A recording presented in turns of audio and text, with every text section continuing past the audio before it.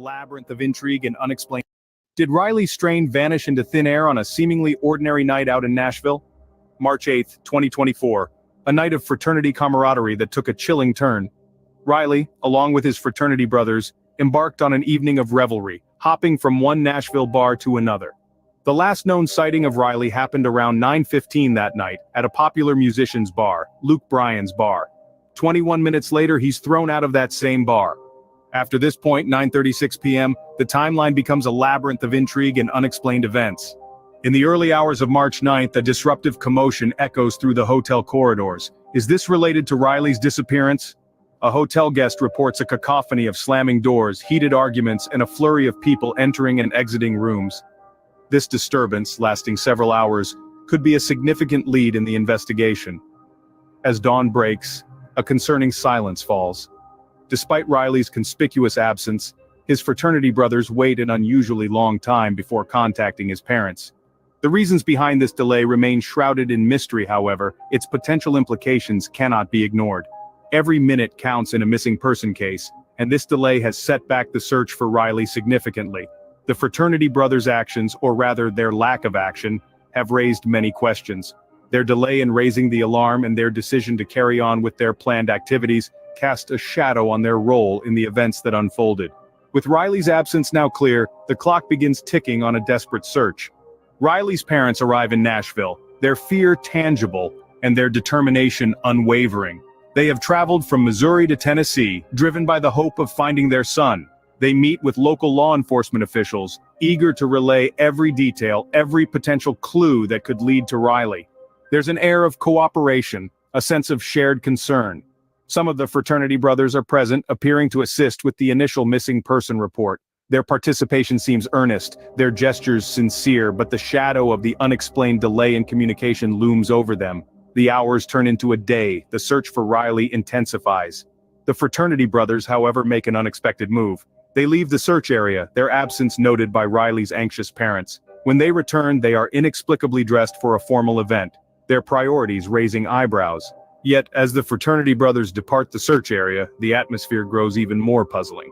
While Riley's parents scour the city, the fraternity brothers' actions cast a shadow over their sincerity. Midday turns into afternoon, and in a move that raises eyebrows, the brothers, who should be engaged in the search, instead leave the area. They reappear hours later, curiously dressed for a formal event.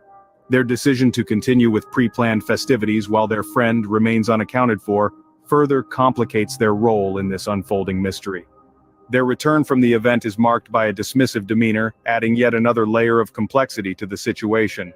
The brothers' seemingly nonchalant attitude contrasts sharply with the increasing desperation of Riley's parents. Meanwhile, a conflicting account emerges from one of the fraternity brothers. He claims the early morning commotion had nothing to do with Riley's disappearance, but was instead related to another brother injuring his hand. The truth of this explanation remains shrouded in uncertainty, adding to the growing list of unanswered questions. Further controversy surrounds a vigil held by Riley's college. In what seems like an inexplicable oversight, Riley's family was notified a mere 3 hours before the event, despite living a considerable distance away. The family's exclusion from this act of remembrance only adds to their grief and frustration. As the day ends, the mystery of Riley's disappearance only deepens. Each unanswered question, each inexplicable action casts long shadows over the search, leaving us grappling with the chilling unknown. 2 weeks of tireless searching of hope and despair culminate in a gut-wrenching discovery. The voiceover speaks with a solemn tone, the words heavy with the weight of loss. Riley's body is found in the Cumberland River, a tragic end to the desperate quest for answers. The narration pauses, a moment of silence to honor the young life lost. The discovery, far from providing closure, only adds to the mounting questions. How did Riley end up in the river? What events led to this heartbreaking conclusion? The voiceover's tone shifts to one of determination. The fraternity brothers' actions come under renewed scrutiny. Their dismissive demeanor, their unexplained absence during the search, their conflicting stories, all are examined in the harsh light of this grim discovery. The voiceover concludes on a somber note. As the investigation continues, the mystery of what happened to Riley remains unsolved. His family, his friends, and the community are left grappling with the cruel reality of his untimely end. seeking answers in a sea of heartbreaking questions.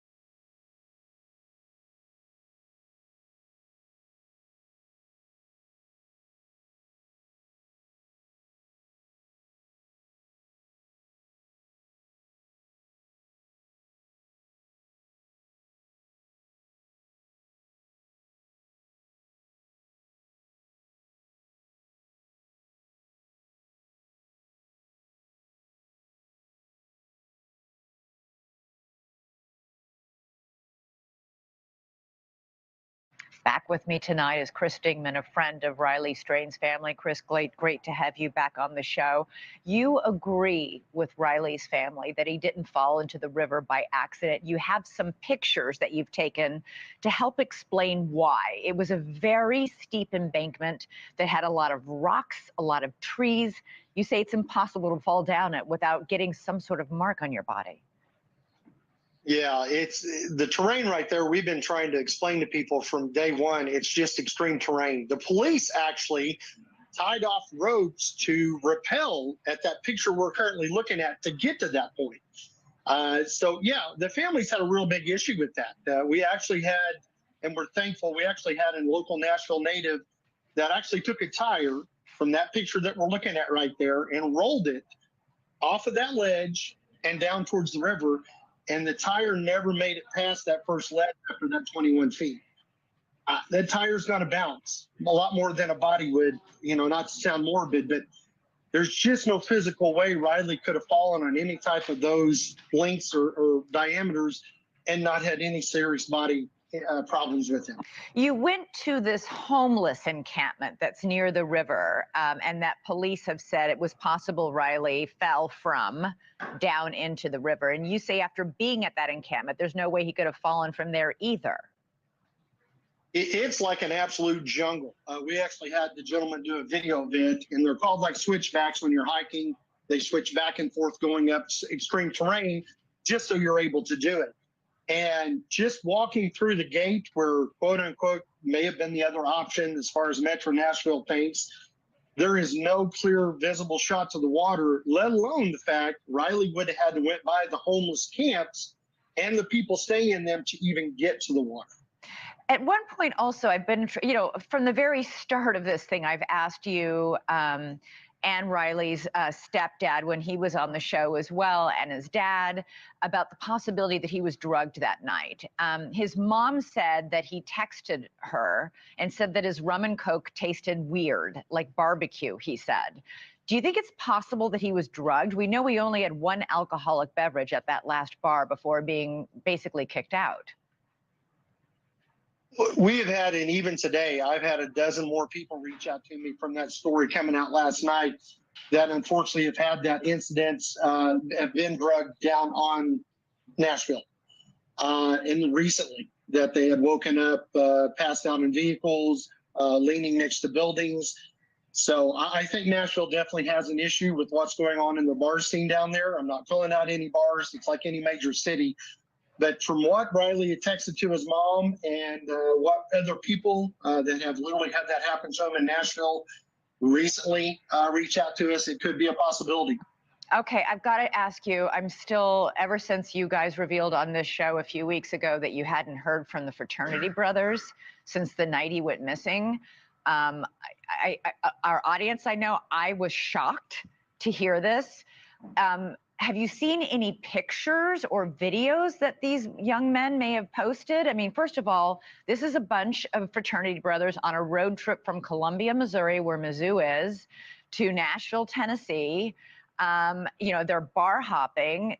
I've got two sons around that age. They're constantly walking around with their phones, taking pictures and videos. Yep. Anything from that night?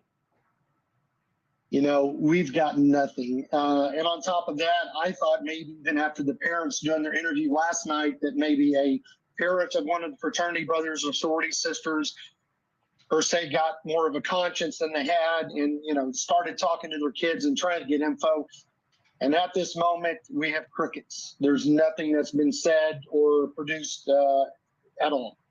Nothing at all. No. And once again, just to put a point on this, while you were at the emergency room and when you were frantically searching for Riley, at some point you saw those fraternity brothers getting home from their night out on the town. Actually, that was Chris and Michelle and Riley's stepdad. And yes, they were sitting outside the hotel in the truck. And actually the kids walked back by and waved at him and made eye contact with him coming home from their party. So it's extremely frustrating. It's probably a good thing that I wasn't there. You know, I'm just old school. I will say this, we've actually had some incredible people in Nashville that has been boots on the ground for the Strain family, for us, constantly trying to find information and leads.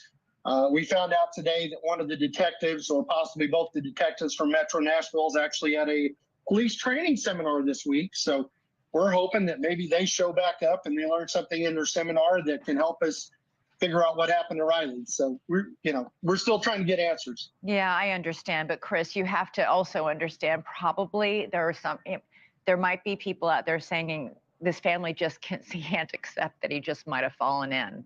Do you know what I mean? Like sometimes. 100%. And, Yeah. if you've not been there and physically seen the terrain or known the kind of outdoorsman, whether Riley was drugged or not, we have no witnesses saying he left the sidewalk and went any farther than that. Okay. We have witnesses up within 10 foot of where he supposedly went missing now.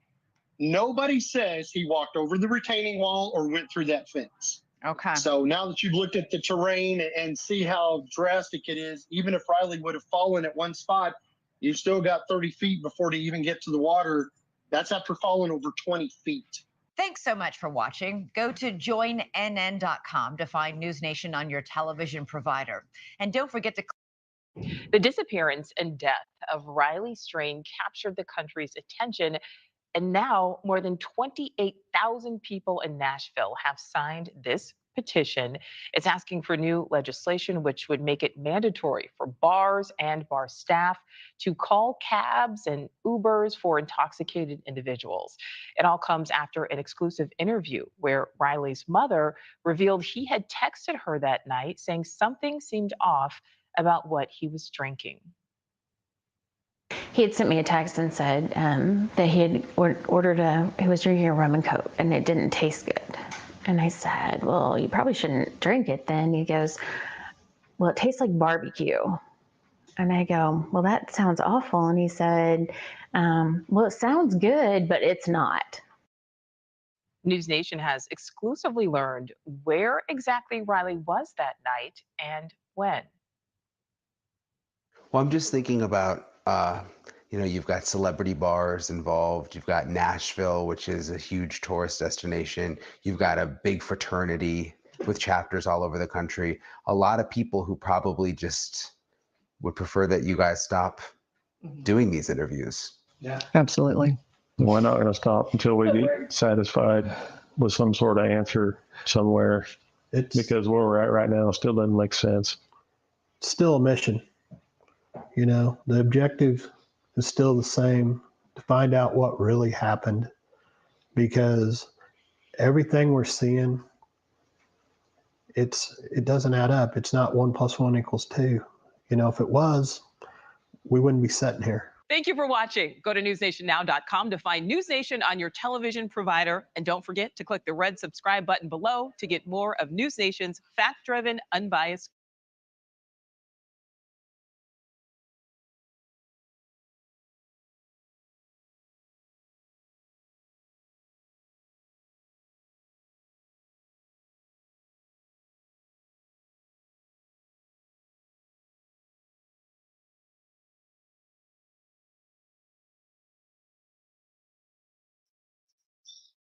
Hello, everybody.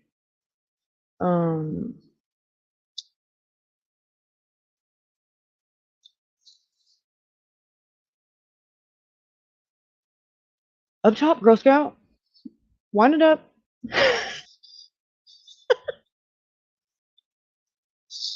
Oh, goodness. Oh, good stuff, guys. Good stuff.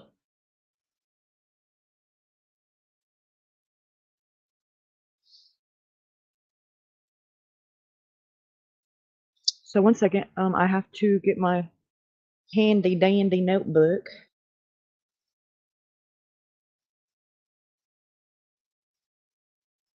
Uno momento, por favor.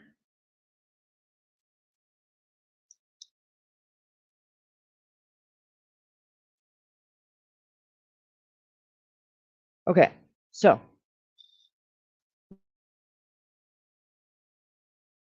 what I have been doing has been lots of stuff. But I've been doing so I don't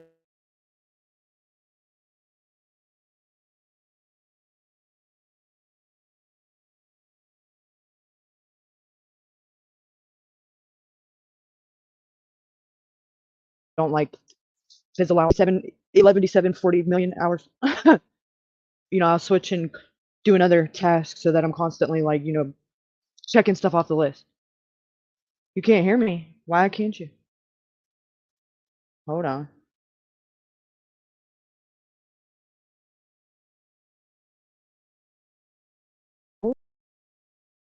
And I get in the chat army.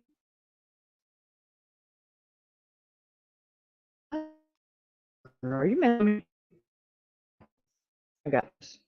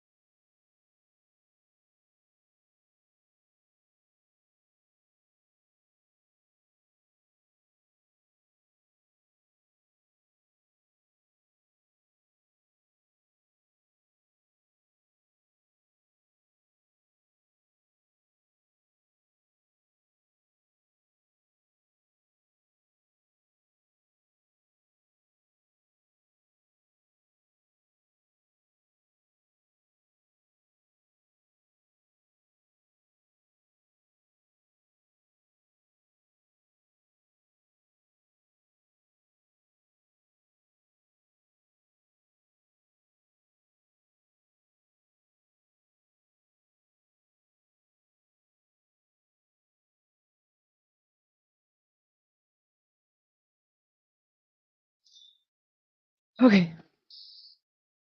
Aha. I see the bubble dancing.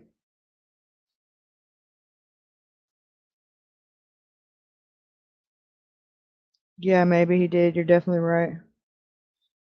He's a chewer.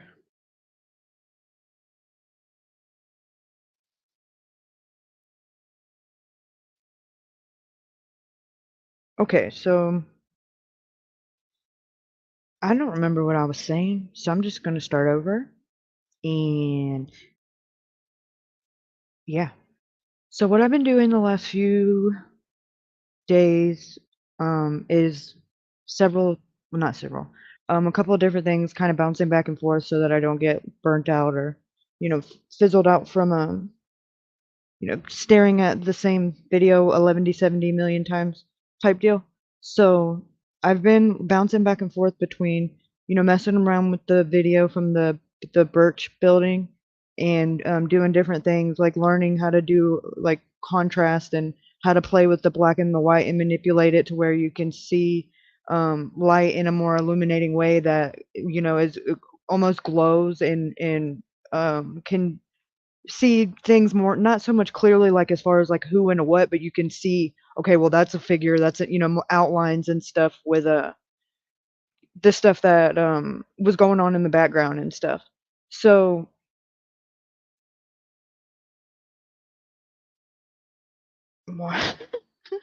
so wind it up. Up top, Girl Scout.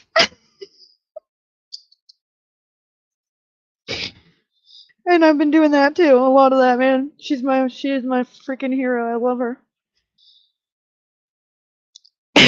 So back to the barnyard. I have been going through and watching every video, like news clip and literally like everything. If there's a creator that's live streamed and talked about Riley, I've watched it and I took notes on it, like avid notes on it. Same thing I did whenever I covered Dylan's case back in the beginning, and then when I first started with Alex's case, like I just it's just how I retain information and it's just the way I process things. And so I started doing that with Riley's case, and man, I think I have like 2.5 well, I have 3 notebooks full, but one of them is, anyways, it's a whole mess. So they're all the same color. So I won't do that again. But anyways,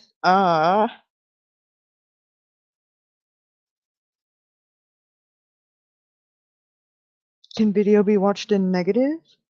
Did I do one in negative? Let me see. Like the whole video? Um, let me see.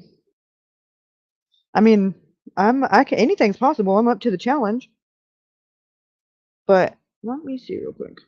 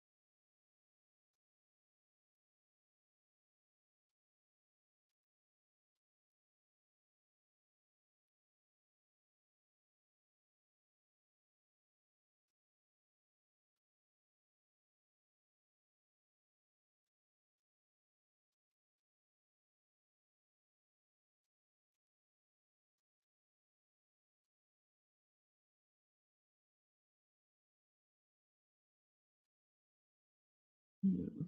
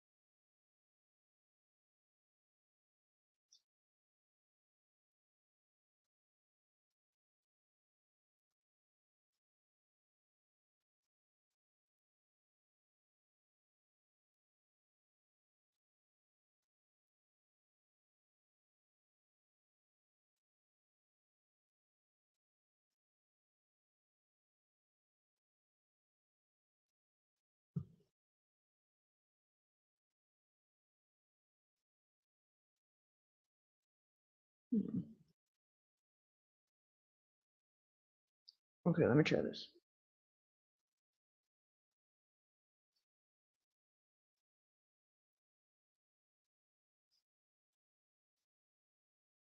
That's weird. Hmm. No way, that was surprisingly. That was almost too easy. Let me not speak too soon.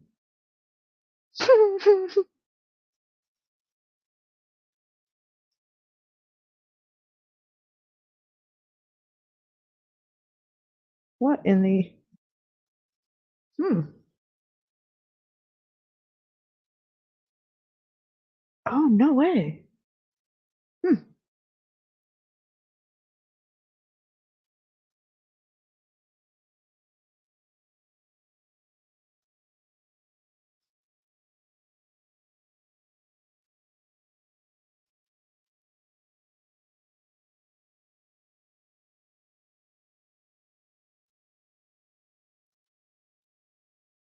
Let me see if it'll let me do that.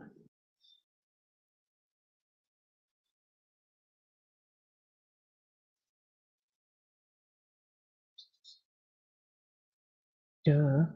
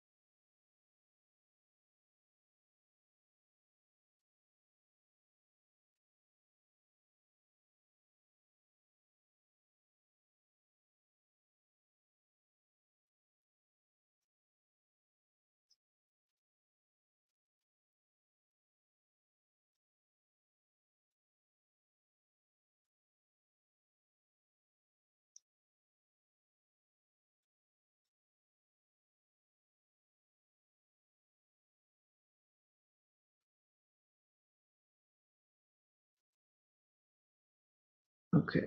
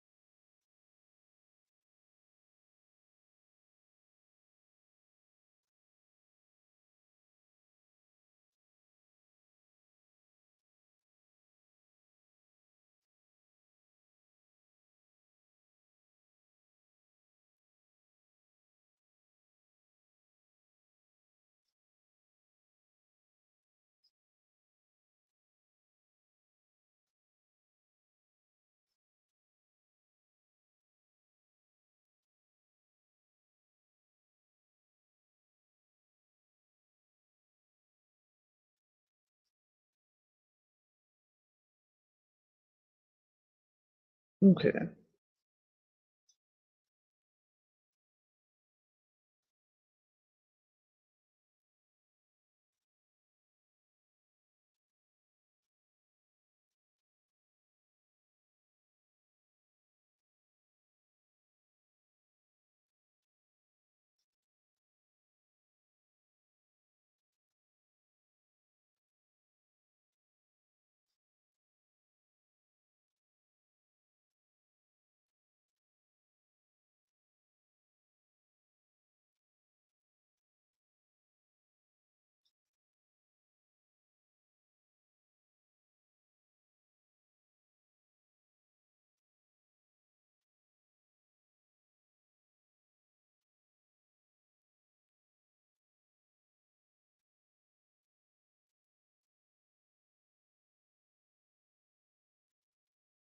I'm gonna switch these.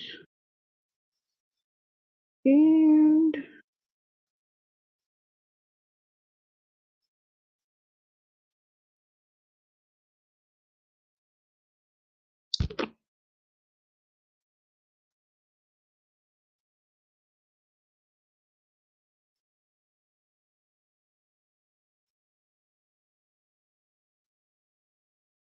okay. Probably as negative as I'm gonna get it. Let's see.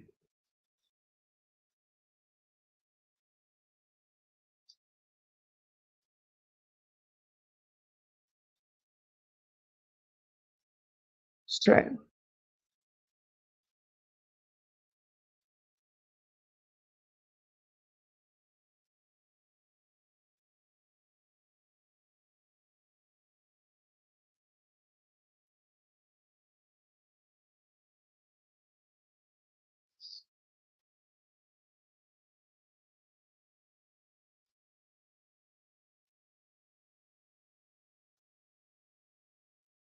Okay.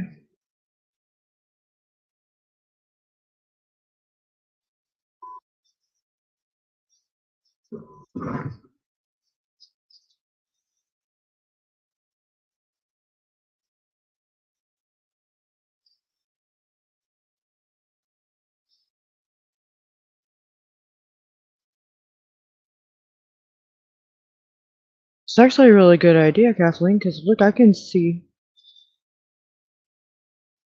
I mean, I don't know who they are. But I don't think with the softwares and stuff that I have, we're gonna have the capacity to know who. But we can focus more on the what, like how many of them, what are they doing? Are they running, walking? Are they riding bikes? Because you can definitely see outlines and shapes, and it looks really crazy when there's movement. Like they almost look like they're in the regular format. It's almost like they're floating and like ghosts. But and for this to be like a security footage for the Justice building, like, and it's 2024. Like, there's no way you're gonna convince me that it came. It they couldn't clear it up before they put it out. I'm just saying.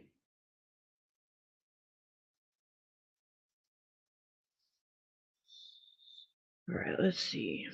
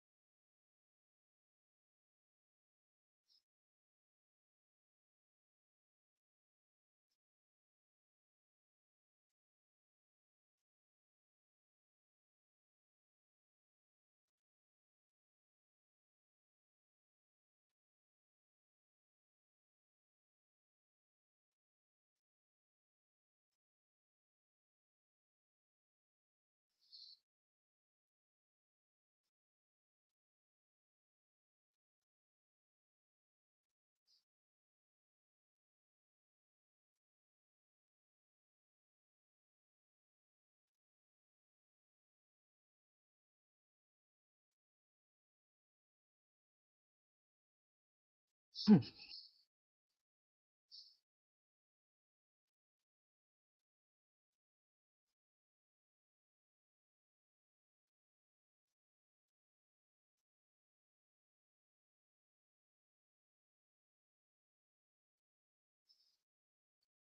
Yeah, he's bullying me, cousin.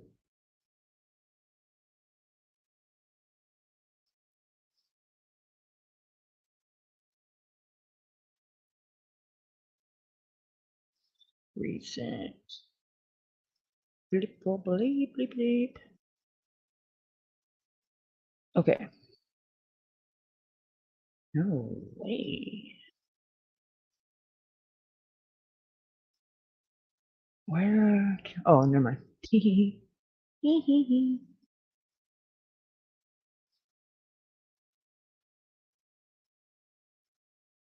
I was like, where the freak did they go? Found them. That's bizarre. Probably not.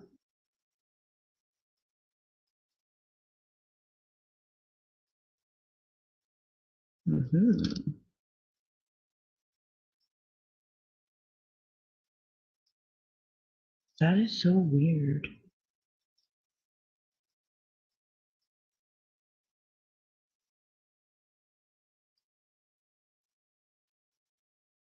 Uh-huh. Duh.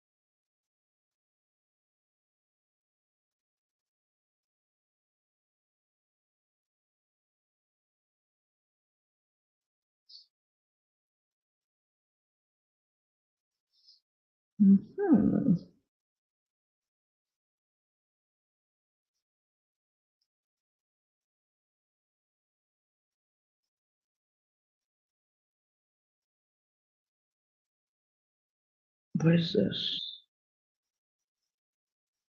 Duh.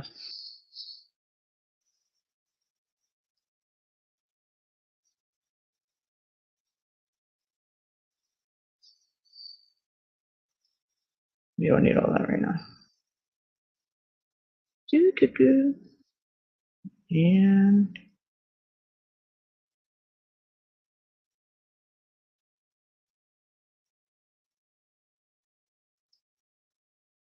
back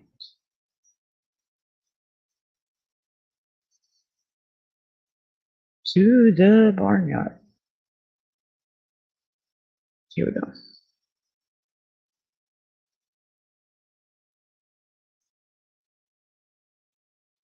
Push play.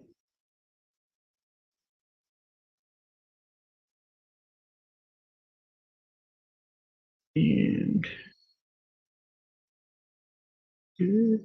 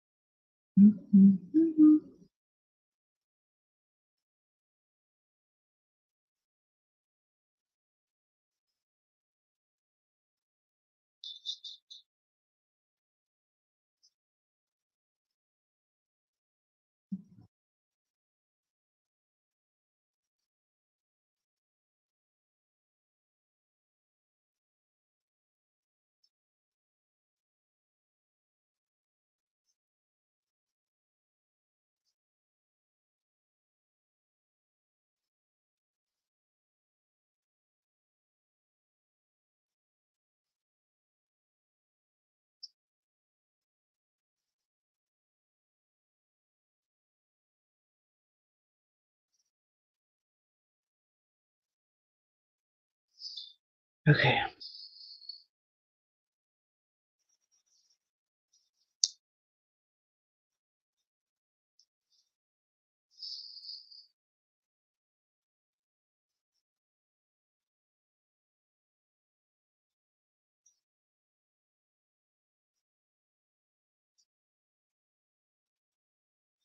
See, I have to do this one the opposite because they're wearing white, so you can't see them like that.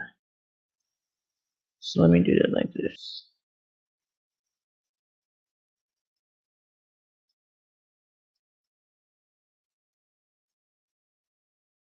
Okay.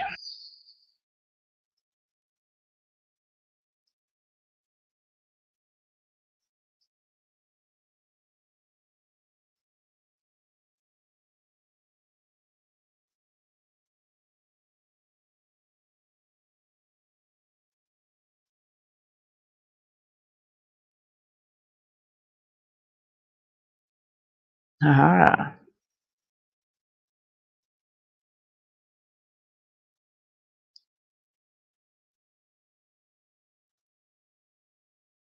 Mm,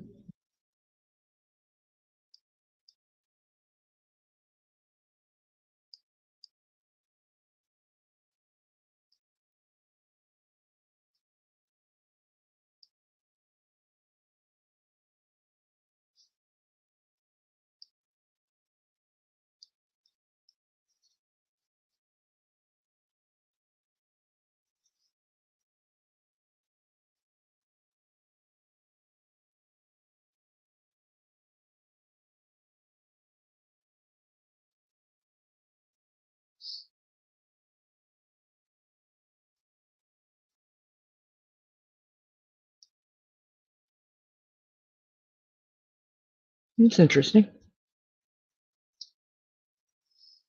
Have to save that for later.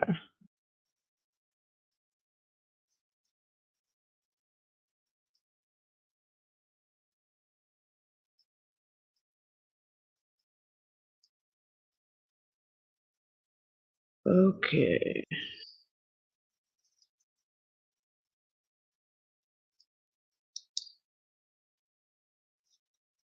Okay, so what bait am I using? Oh, definitely not talking to me. I almost said chatterbait.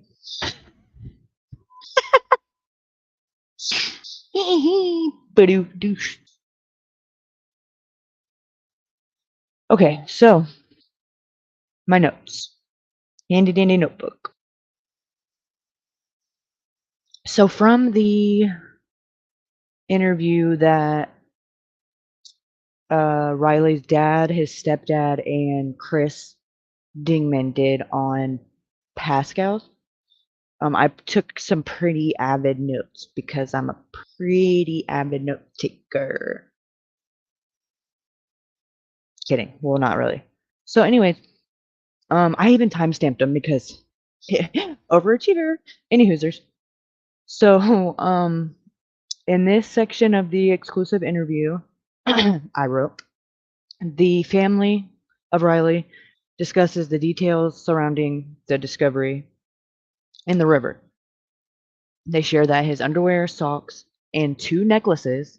Now, this was new, you guys. I have it written in all red, which means if I write it in red, it's important. And I do that because for some reason, if I write it in red, I retain it. Like I don't know. It's a thing. Any hoosers, it's in red. So Riley had 2 necklaces on, and including one with like a silver and black heart cross that he got for Christmas.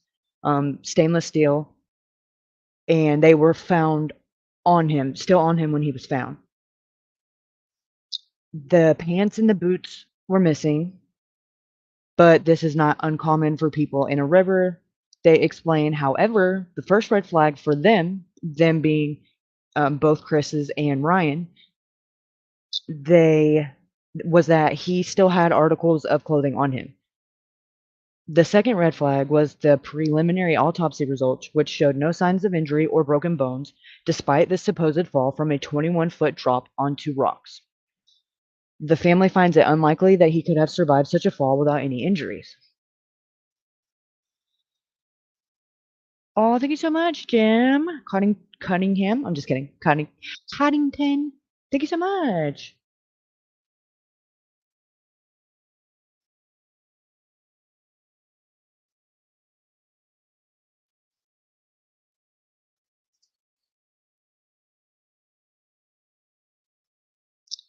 Okay, then we have in this section, members of Riley's family share their initial concerns about the investigation into his disappearance. They find it hard to believe that he had fallen from the area where his body was found due to the presence of rocks and brush between the supposed fall point and the water. Additionally, they were shocked to learn that his pants and boots were missing when his body was discovered. Now, this is another thing that was like I hadn't heard this before, or like this was new to me, and it was something that I found to be very, very just something that is like on my list of, just stuff that's like, what the fuck? Anyway, so um they found this out because this information was leaked to the media before the family was informed, causing a stir and adding to their confusion. They the family's communication with law enforcement started off poorly, with little information being shared until 5 days after Riley's disappearance. 5 days before Riley's parents, both mom, dad, and step parents, were able to actually meet with the detective working Riley's case face to face. 5 days. Okay, and they believed that the investigators were overwhelmed with calls and tips and were trying to make sense of all the atypical missing persons case. However, once Riley was found, the family felt that the police dropped the ball again, as they were not kept informed about the details of the investigation. In the next section of the interview, Riley Strain's family discussed their decision to conduct a second autopsy on their son's body. They explained that they didn't want to rely solely on the results of the initial autopsy and felt the need to seek answers to their questions. The family felt that law enforcement's quick declaration of no foul play raised concerns and wanted to ensure they had all of the information possible. They arranged for a second autopsy the next day, which was done on their own accord to back up or find different results. The family also shares their frustration over the handling of evidence in the case, such as the discovery of Riley's debit card, which was found before the police arrived on the scene. They believe that some events in the investigation were not thoroughly investigated, and there may have been an attempt to cover up the case to avoid a negative impact on Nashville's reputation as a tourist destination.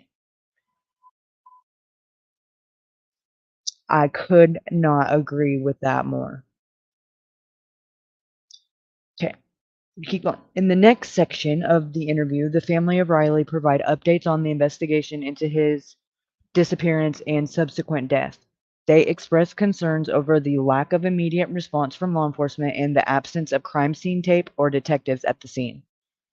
A mother reached out to the interviewers with her own experience of a missing person, sharing that the police joked about waiting 4 days to begin looking for them, which was a red flag for Chris Dingman.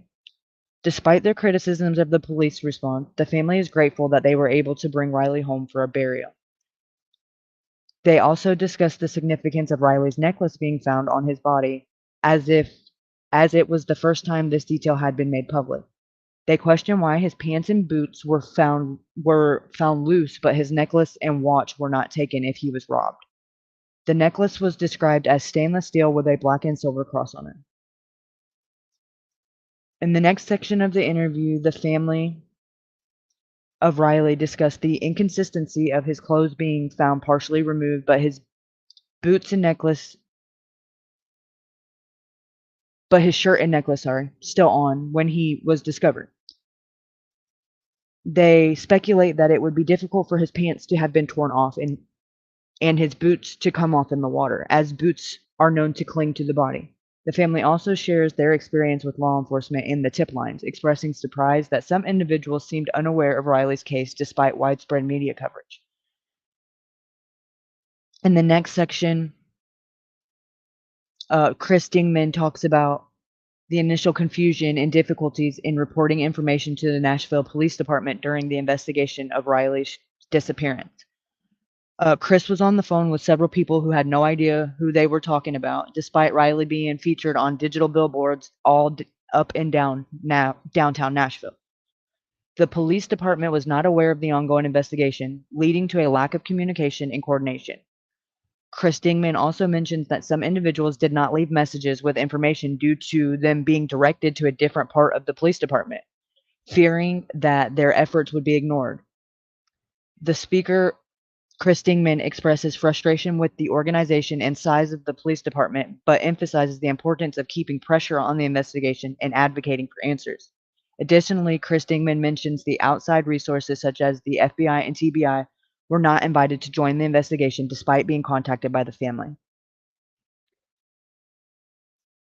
In the next section of the interview, the family of Riley discussed their frustration with the investigation process, specifically regarding the refusal of the United States.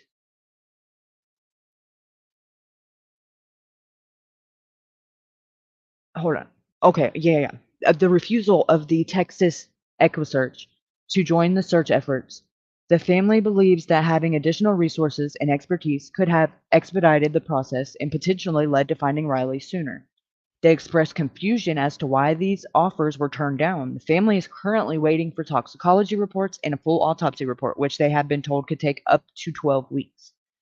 Despite their waiting period, they plan to continue sharing Riley's story and keeping his name in the public eye.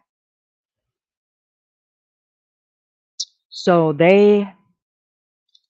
Texas EquiSearch was en route, heading to help with their, to help look for Riley with their drones and their software, and they were going to have the person who wrote the software was going to be the one, going over the footage and analyzing it. Metro Nashville told Texas EquiSearch to stand down. They did not want their help or need their help, that they would not give them authorization to come assist the search, that they had the same equipment that they being Metro had the same equipment that Texas EquiSearch had, and that they would be using their own equipment, and pretty much thanks but no thanks. Sorry, but I have a big freaking problem with that. Like, what the hell are you out here turning down help? First of all, free help from any agency with resources, period. I don't even care what level they are. And Texas EquiSearch is pretty up there with their technology. You're not going to get much better than them. And you're talking, no, oh, okay. Red flag. I call a flag on the play. Like, why would you do that? That's suspicious. Like, the more the merrier. There's power in numbers. All of those fucking things. Like, why would you say, we're good? You're done. You're done. Wind it up.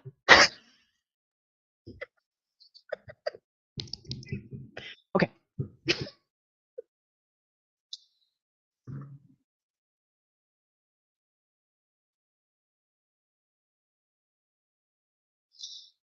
In the next section of the interview, Riley's family discusses the mysterious text messages Michelle, Riley's mother, received from Riley, where he mentioned a rum and coke tasting like barbecue. The family shares that they believe they have a good idea of where Riley was. And this was around 7:15 and 7:30 that night.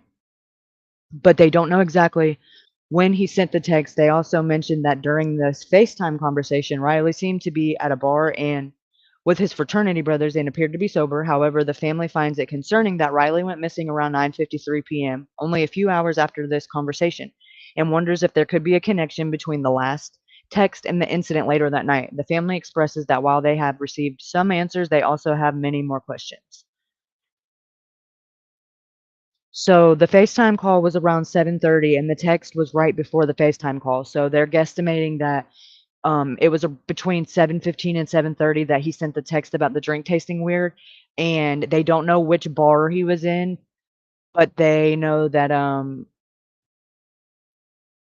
he was with his frat brothers in that time period, whoever, because he FaceTimed Michelle right after that, about 20 minutes after that, and was in front of a bar and was with a couple of his frat brothers, and that was around 7:30. So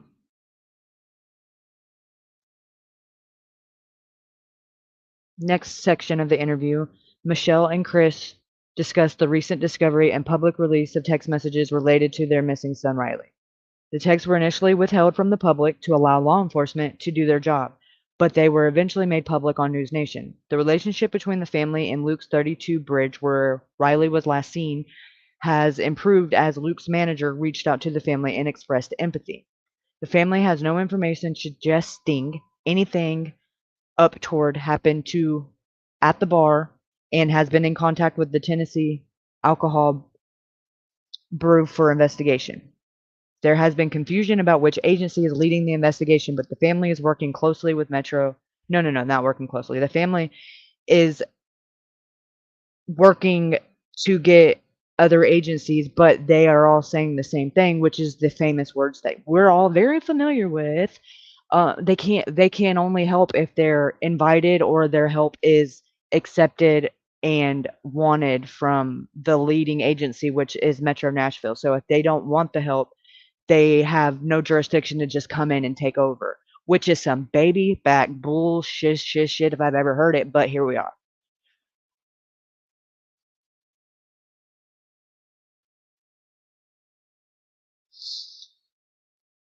They are eager. Oh, sorry. They are eager for the police to provide more information and collaborating witnesses to confirm that Riley's disappearance was an accident. The family has been grateful for the support of volunteers in the community who have been helping with the investigation. In the next section of the exclusive interview with Riley's family, they discuss the investigation into his disappearance and the events leading up. The family explains that they were unable to rappel down to the water's edge where Riley was last seen due to the rough conditions. They also mentioned that they had not been able to start the grieving process as they are still seeking answers.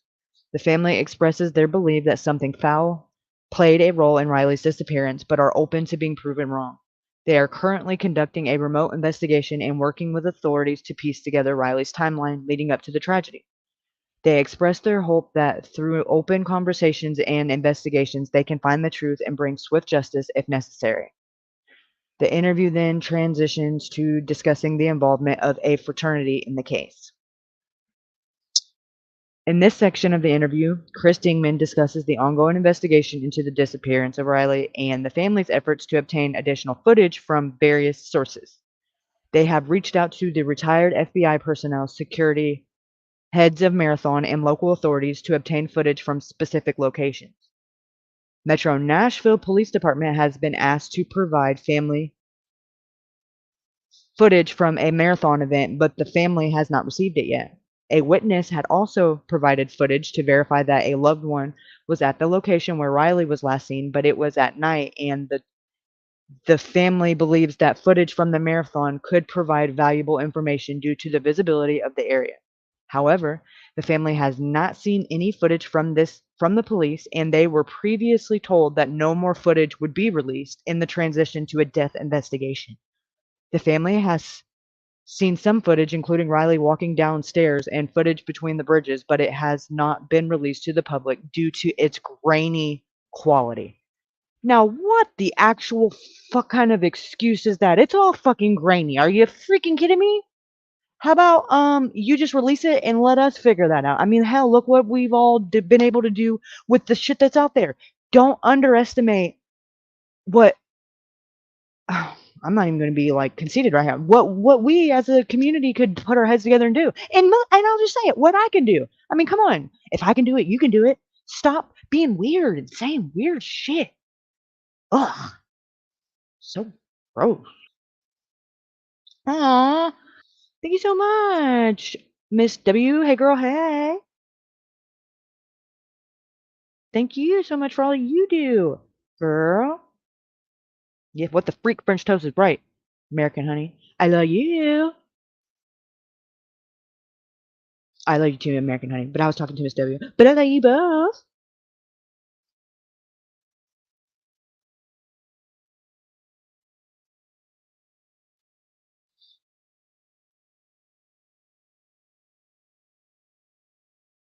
And the person that Chris Stingman was talking about that said that they were able to see their loved one go into the water, that was the sister of Dakota. Oh, God, I had his last name. I was just looking into it. His name was Dakota something. Let me look it up. Bingham, Bingham, Bingham, Dakota Bingham, Bingham. Um,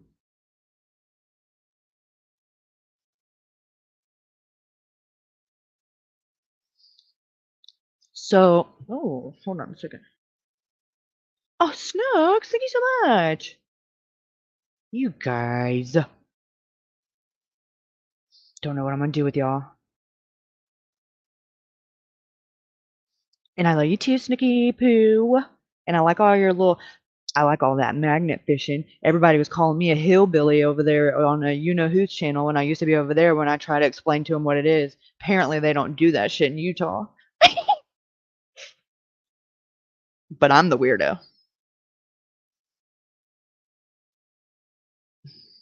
Well, you're no fun. What if I want some tongue, girl? Just kidding.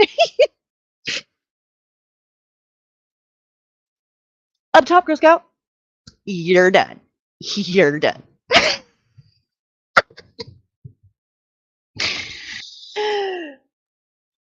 Little baby wiener.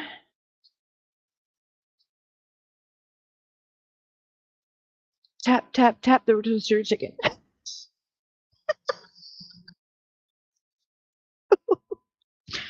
Straight face. Okay. Business. Business. Bees knees. All right. So.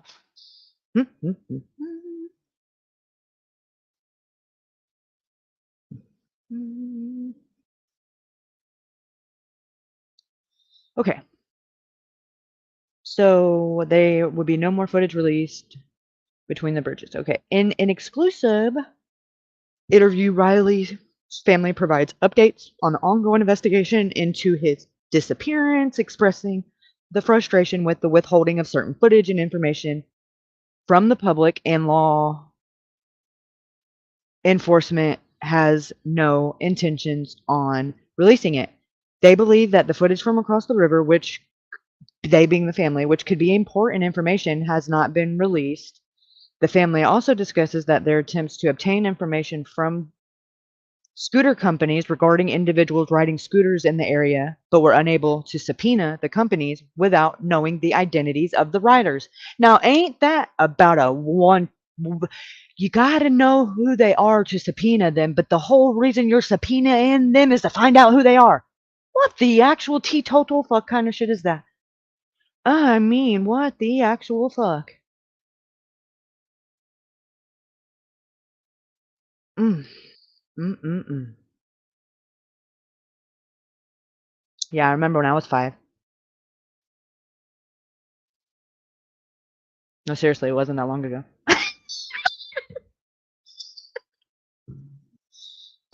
Into you, Hoosers.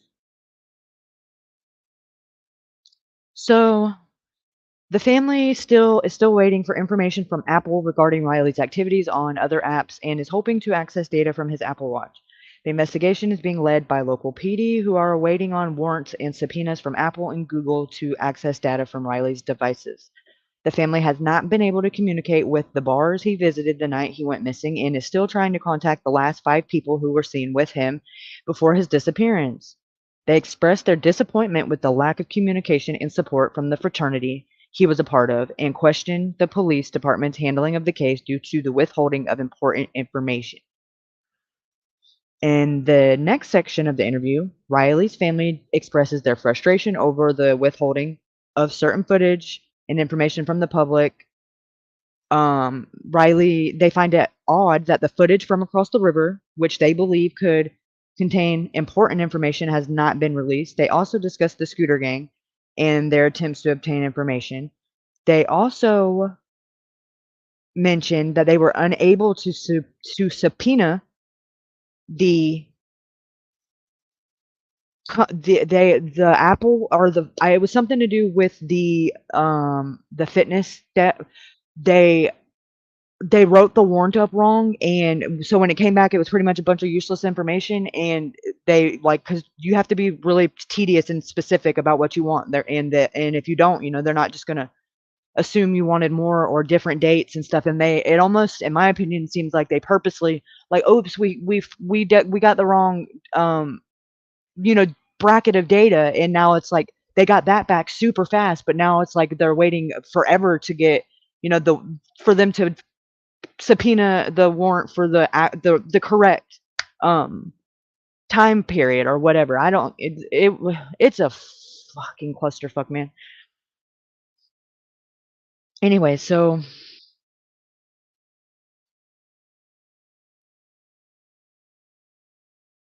they want to know the identities of the writers, creating a dead end in their investigation. The family also mentioned that Riley's cell phone was left behind, and they are curious if there was any activity on other apps or conversations with anyone during his walk.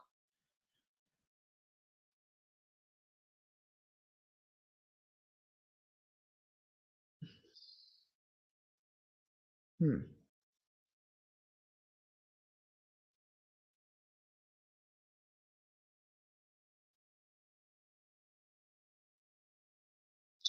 So, in the next section of the interview, the family of Riley provides updates on the ongoing investigation. They share that Riley was using Snapchat and texting on the night he went missing, and that they are still waiting for information from Apple regarding his activities on other apps. The family also mentions that they are hoping to access data from Riley's Apple Watch, which was found on his body, and it may hold additional information. The investigation is currently being led by local PD, who are waiting on warrants and subpoenas from Apple and Google to access data from Riley's devices. No private investigators have been hired by the family at this point. In the next section of the interview, the family of Riley Strain discussed the importance of having access to their son's phone password during the investigation into his disappearance. They explained that Riley had his own phone account and they did not have the passwords. Family expresses frustration and their lack of information could be hindering the investigation, which is now 5 weeks old. They also mentioned that they have received numerous tips and videos from the public, including claims of finding Riley's pants, boots, but none have been verified.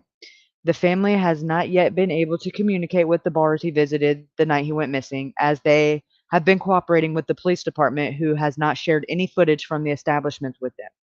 The Tennessee Alcohol and Beverage Commission began their own investigation around the second week of this case, but the family is unsure of their progress. In this section of the interview, Riley Strain's family discusses their ongoing communication with the police regarding the investigation.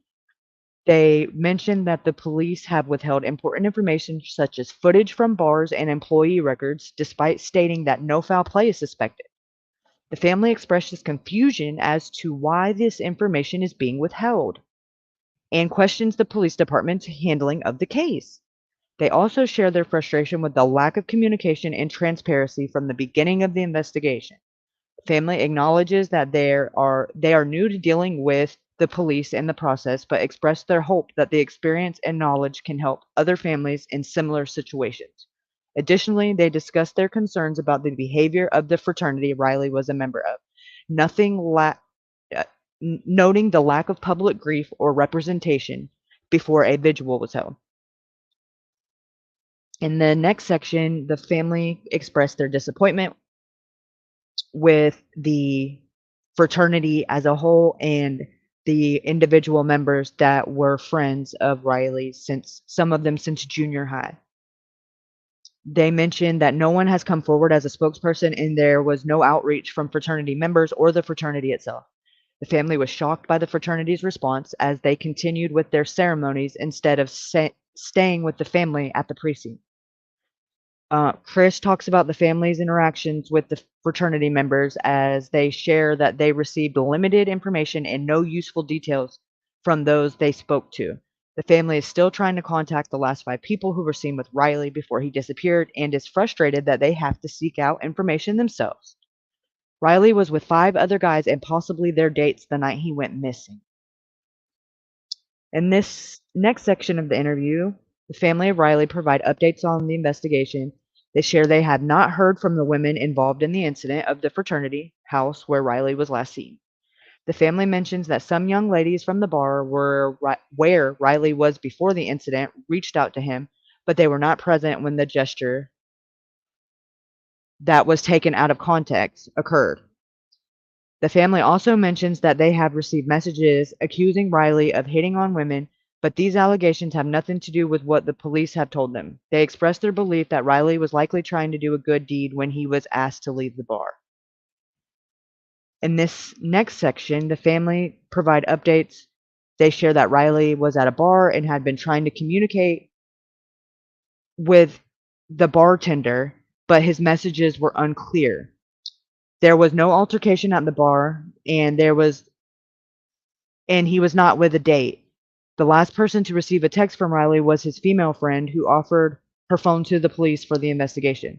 The family clarifies that Riley was not the type of person to be talking to a girl he left at home while at the bar. They also confirm that Riley was not sharing a hotel room that he was sharing a hotel room with a roommate, but they still do not know at this point who that roommate was, or if it was the same one who called 911, or if it was even one of the ones that was in the bar with him. They literally have no idea. none of that has been confirmed or denied. They are still like in the dark with anything to do with this fraternity and what they were doing or not doing and who was where doing what. In this next section, the family of Riley provide updates. They share that they share that Riley was at the bar, had been trying to communicate, and the bartender called security and had him thrown out.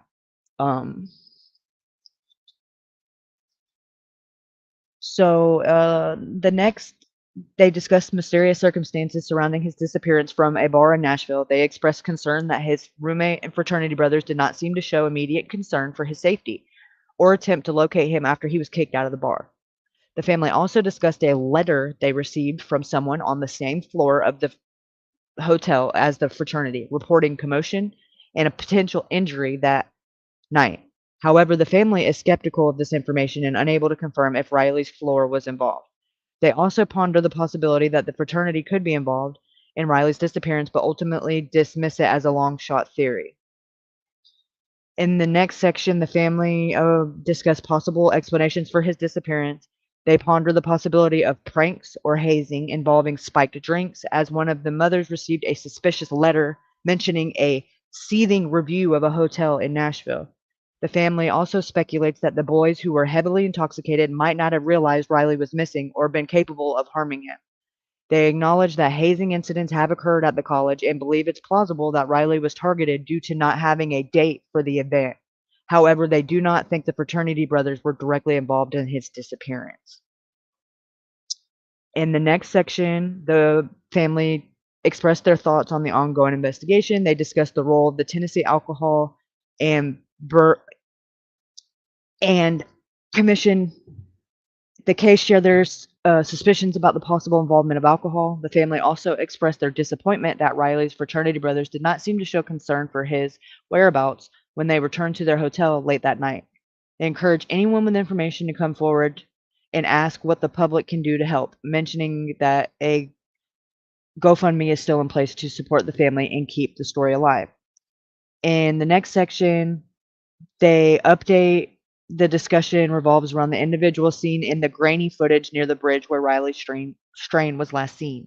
The group referred to as the Scooter Guys are believed to have been in the area around the time of Riley's disappearance. The investigators expressed their desire to contact these individuals to gather more information, as they could potentially have valuable insights in what happened that night. They also mentioned that there are multiple people in that footage, as they believe there might have been as many as 6 individuals carrying someone or an object into the woods on scooters.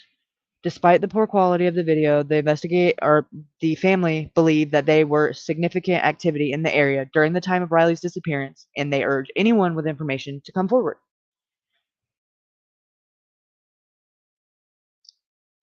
In the next section, they give an update.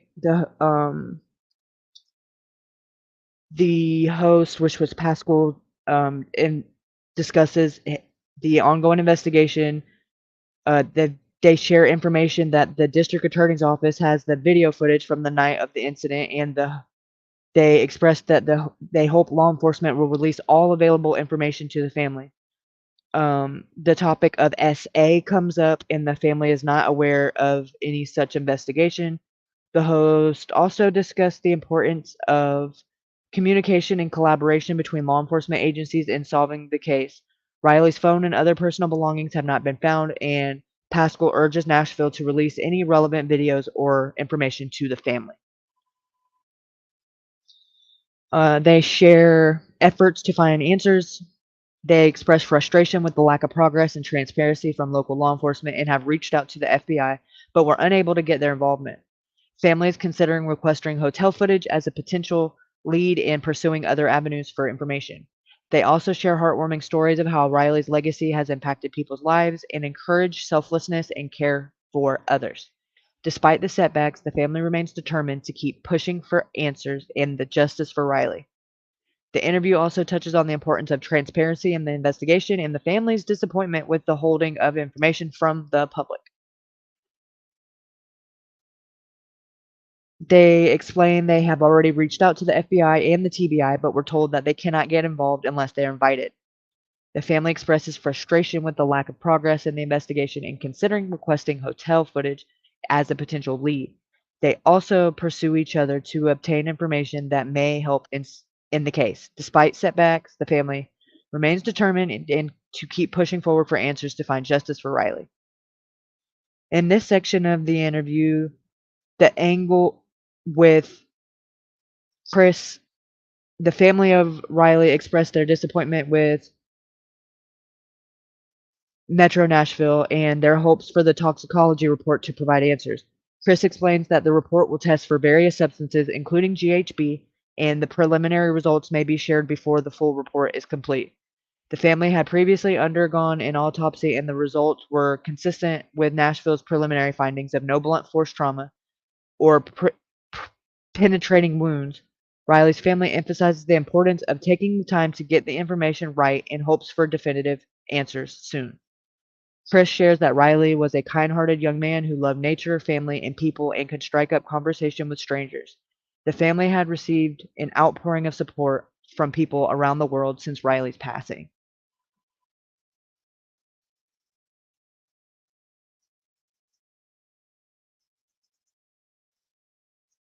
In next section, they share heartwarming stories of how their son's legacy has impacted people's lives. A woman got a tattoo of a green R in memory of Riley, and his story brought awareness to the importance of brotherhood and looking out for one another.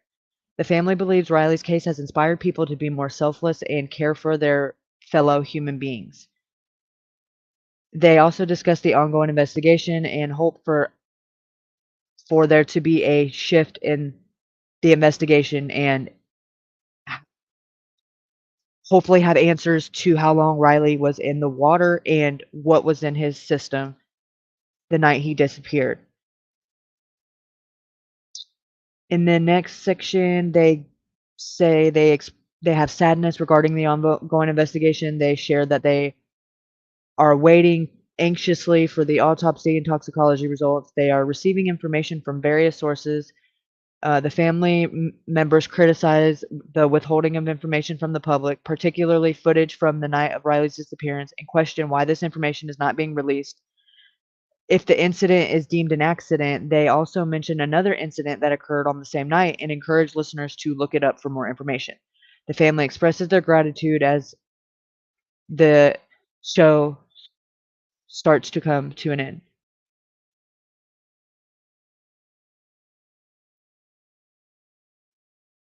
And then they end with they question the boots and how he was found 8.5 miles down the river. The family urges law enforcement to release any relevant footage and to be transparent about their findings. The lack of transparency from both law enforcement and Riley's brothers, quote unquote, is a common theme in the case, and the family finds it disheartening.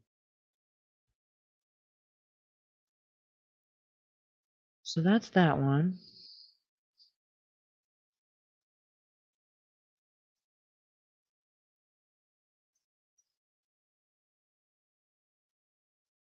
Hey, Racing Stars.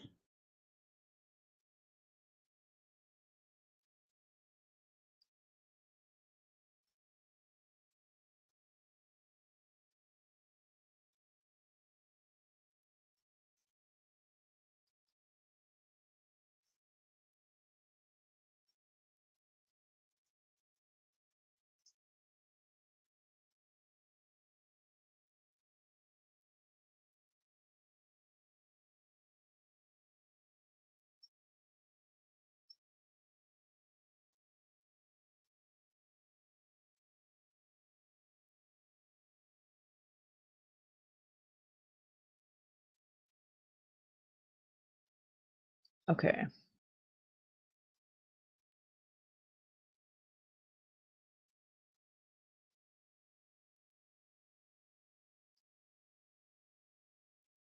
Hey, Camo.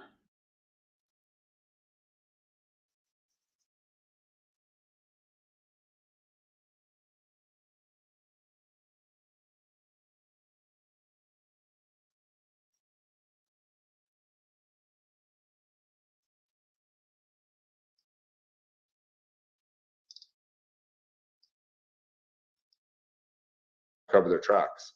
But, you know, Oh, now we. Real quick, Chris just got here. Oh, cool. Bring him on. Yeah. Hey, Chris, you talked out for the night? Wow, what a marathon night. I was like, oh, wow. I just kept watching the clock and I'm like, I got to finish this. But I wasn't sure if you guys were still talking or not. I appreciate you having me on. We just started. Well, because you've not gotten to meet him, but I've talked to Daniel about you and I've talked to you about Daniel. So now y'all can meet. Chris, Dan. How you doing? Hi, Chris. I'm sorry for your loss. We actually met briefly after the vigil underneath the bridge. Yeah. I know you guys are. I appreciate you. Thank you. Yes. Cards. They send the mother flowers on. So, Chris, real quick, while y'all were talking, I invited. They spent more time together than I do with him being roofie.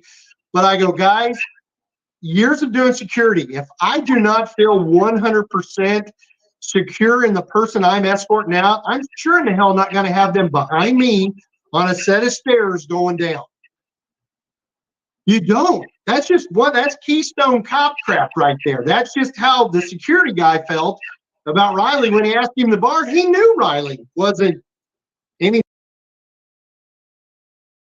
Okay, that's very interesting to me because if he was so, I don't want to put words in the. If he was so belligerent or, acting out, I don't think that the bouncer would have walked in front of him and allowed Riley to have the advantage to be behind him walking downstairs. So that's already a disadvantage to the bouncer as far as safety as it is, because at any point if Riley decides to nut up and say, oh no, I don't want to go out, like most people do get rowdy when they're being thrown out for being rowdy, you would want to be behind them so you can maintain control of the situation, unless you felt that Riley ultimately was not a threat, which is more probable than him acting.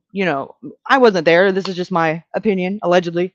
But that just Chris, not this Chris, the other Chris, Riley's stepdad, said that the video that they were shown of him, and they didn't get to see footage in the bar. They got to see a very short clip that had audio supposedly, but they could not hear the audio because the speakers were not working.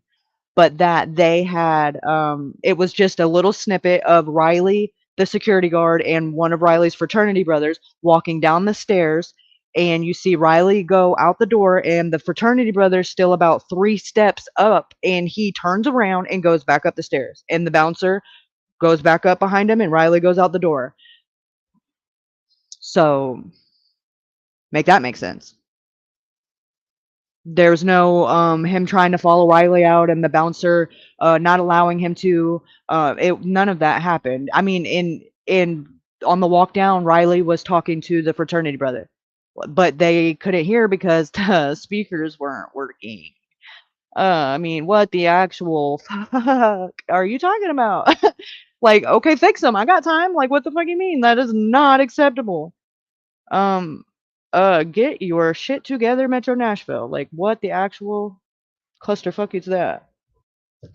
One of the many things. But, CJ, what's up, my guy?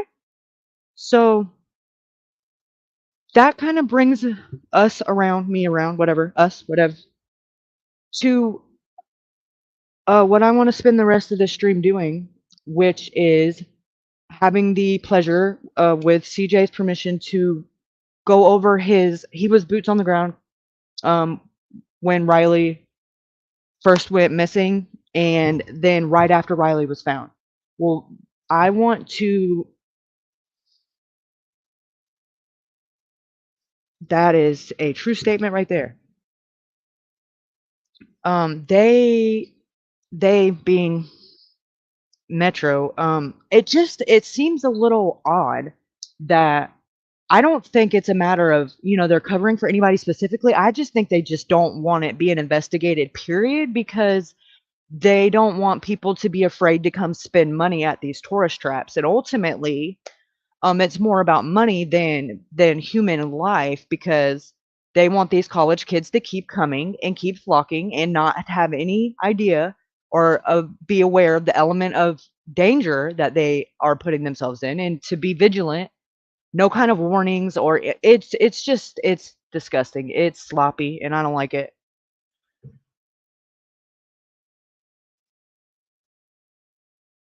And it's not like Metro or downtown Nashville, Broadway. Let's just keep it specific. Is they're not hurting for money. They're literally grossing billions of dollars. I mean, stupid amounts of money. I don't know why they would be concerned about. It's just sad because that that is sadly way more common than I realized. It's not, however, I have a very great sheriff where I live, thank God. And I do thank God every day because the more I read into these cases and how some of these police treat some of these cases and these families and these victims, it makes my sheriff look like a freaking uh, scholar. I mean, I said what I said. It's a Any type of a you took an oath to protect and serve. You didn't take an oath to protect and serve your pocket. You didn't take an oath to protect and serve the local businesses' pockets. If that means shutting some businesses down because they're not operating in a safe manner to where these people are making it back home, then so fucking be it. Excuse my language, but it is what it is. That's a fact, Jack. Not to mention, let's just start with I'm CJ can tell you, I know I've only done it on like Google Maps and Google Earth, but I literally counted from Luke's 32 to the end of the corner right there on Gay Street where the Justice building ends, like where that little parking lot is and the abandoned building is. I counted myself 27 cameras. No, hold on, let me look. It might have been 37. 27 or 37 that I counted off of Google, like just doing it on Google Earth. Like, and I'm not talking like, oh, I wonder if these are working. Like, these are flash and blue, and they're clearly like Metro Nashville 360 HD 24/7 live feed cameras, and most of them are on freaking the crosswalks in but a lot of them are on businesses. And we know from the ones that did release the footage, the cops weren't asking these businesses for the footage, and I'm sure if they had, they'd given it to them. So now it's like if the family goes, sniffing around now, like sometimes the places like that tape over it. Like it's very, very frustrating because there's at no point from the time Riley walked out of that bar until he ended up wherever he ended up. There was never a point in his walk that he was not on a CCTV camera. And I can say that with confidence. Period. The end. So there's no reason why we should wonder what happened and where it happened and how it happened because it's on one of them fucking cameras. Yeah. It's crazy. And it makes you wonder.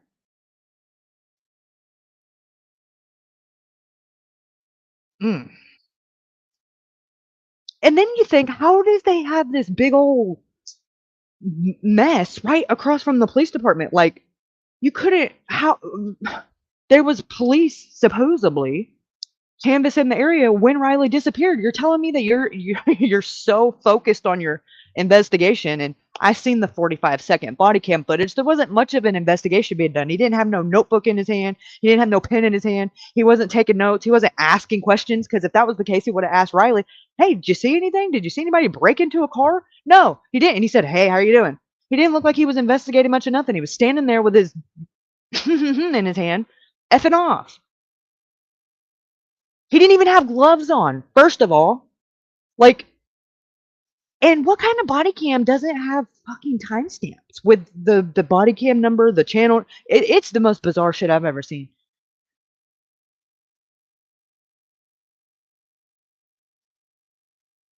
Sorry, Cricket Day.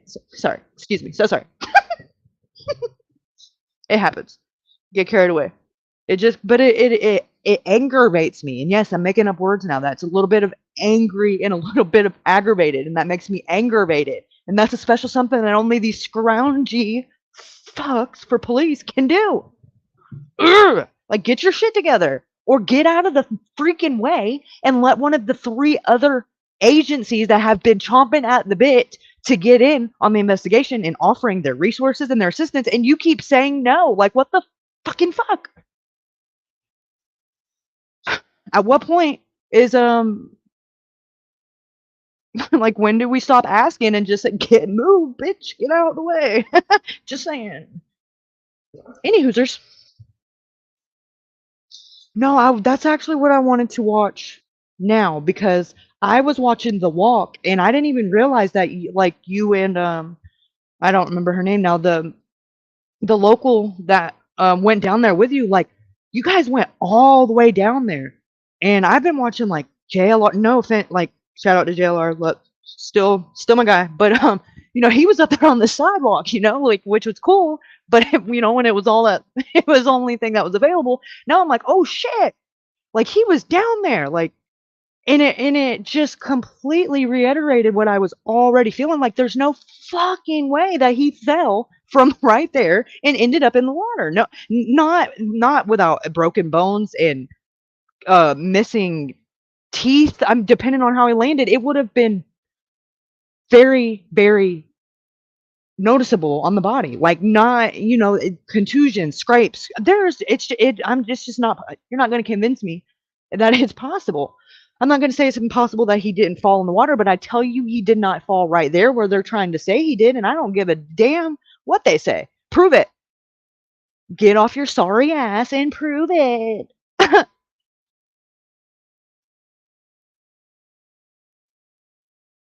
Me? Sorry.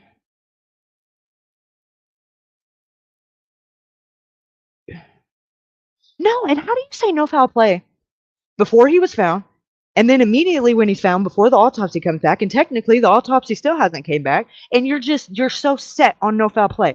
I have been screaming since I came across this case.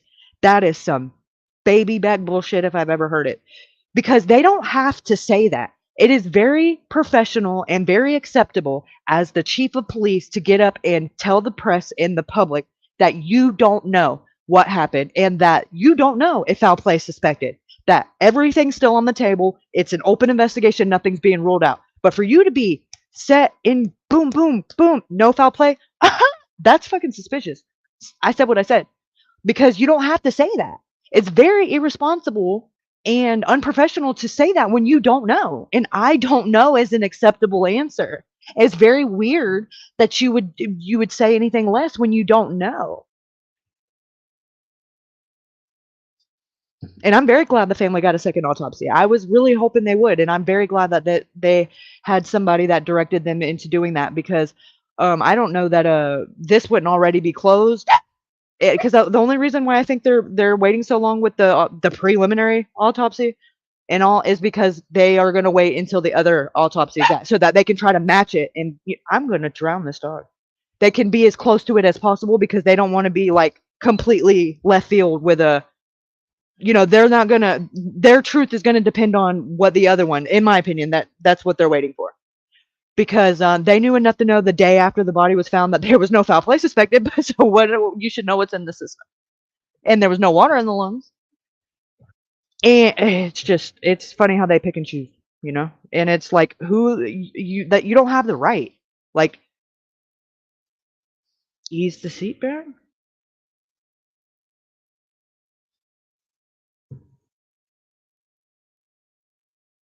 Hey. Hey, what's up? How are you? Good, how are you? I'm good. Thanks for bringing awareness to this, because they're just trying to get it forgot about. So I appreciate you bringing awareness to this. Hey, I appreciate you being boots on the ground. Heck, I'm just sitting up here running my mouth. You were the one. You were the one down there. Yeah. So what was it like? Sketchy as hell. As soon as I got there, I was there for like a week and a half a few weeks ago, and as soon as I got there, there was locals coming up.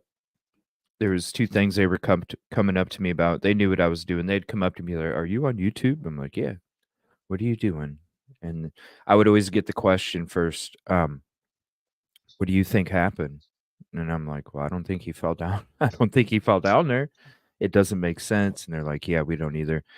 And each one of them, and I swear when I mean 100%, I mean 100% of them were coming up to me telling me how uh they want to come out and bring awareness to this because the locals, and it was all local people, the locals are scared for the tourists that come there because the tourists don't understand how dangerous this road is or this area is, and it's just a couple blocks away from the bars. And um they were they were saying how Riley Strain, uh that case, and what was taking place, they had enough. The locals had enough of tourists getting attacked and having crimes against them because nobody knows about how dangerous it is down there.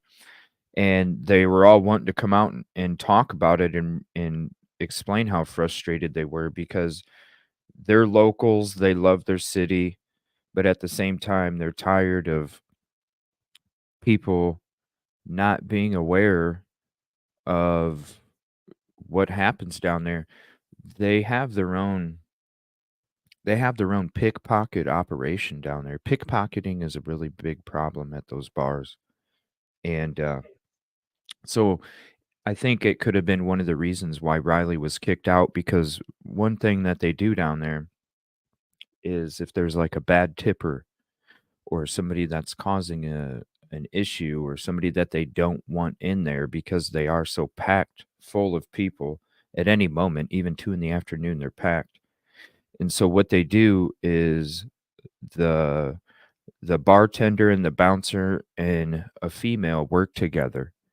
And so if there's a bad tipper or somebody they want to get out of their bar so they can have somebody else come in, they will pretend that female will pretend to get bumped into. And as soon as somebody gets bumped into, because the pickpocketing is such a problem, they get booted as soon as possible out of the bar. And they have their own, there's people that sit in these bars, local. Most of them are homeless, and trust me, the homeless, there's a lot of them that don't even look homeless. They'll sit there in these bars, wait for individuals that are overly intoxicated and by themselves to leave the bars, and then they will follow them and then rob them and such. And so it's like a huge crime area, and every local, when I was down there, they were telling me, "Don't come down here by yourself. Don't come down here at night. You know, bad things happen." And it is sketchy because even when we went there at the end of last week to prepare for my trip coming up, because I'm going to be going down there looking for the boots and I'm going to be getting into the homeless camps because I feel like the answer is there. Um, Absolutely. I mean, if the police aren't going to give up the camera footage, that would be the next best place. But I mean, it's on one of the fucking cameras. It has to be. And when after I went down there to the riverbank, because that show, I was exploring all the different scenarios that they wanted to claim had happened or people had thought maybe it happened. And so that's why I went down there. And then after that part, I went back up to the top and went into that grassy area with the green fence. Do you know the area I'm talking about? Where the debit card was found? Yeah, but on the Mhm. actual walk where the bridge was at, Yeah. where The gap in the foot, where the no beware the dog sign was yeah, mysteriously. yeah, Okay, yeah, yeah. yeah, and there was because right after I went down to that riverbank, I came up and went into that green fence area because I was gonna rappel, or I did, to kinda show, like, different angles because that was my view for that was my focus for that day was trying to collect all the different views so that people could actually see the truth of how this isn't possible. And when I walked in that little green fence area, I had one of the homeless people yell at me to get out of there. No And way. yeah, you can hear it JLR did, on my and stream. then one of my other friends, Spall Guy, another channel, he was down there doing his own filming, completely separate day. before Riley was found. I think it was the 21st. And that same spot, he got to where that beware of dog is, and it was a female. She starts yelling and immediately like distracts him to where he wouldn't go down there. And I didn't hear Yeah, no dogs barking or nothing talking about, oh, I don't want you to get bit. Well, pit bulls bark. I have some. Like they bark at every freaking thing. Like that. There was no dog. There might be dogs that live down there, but they weren't down there there is. then.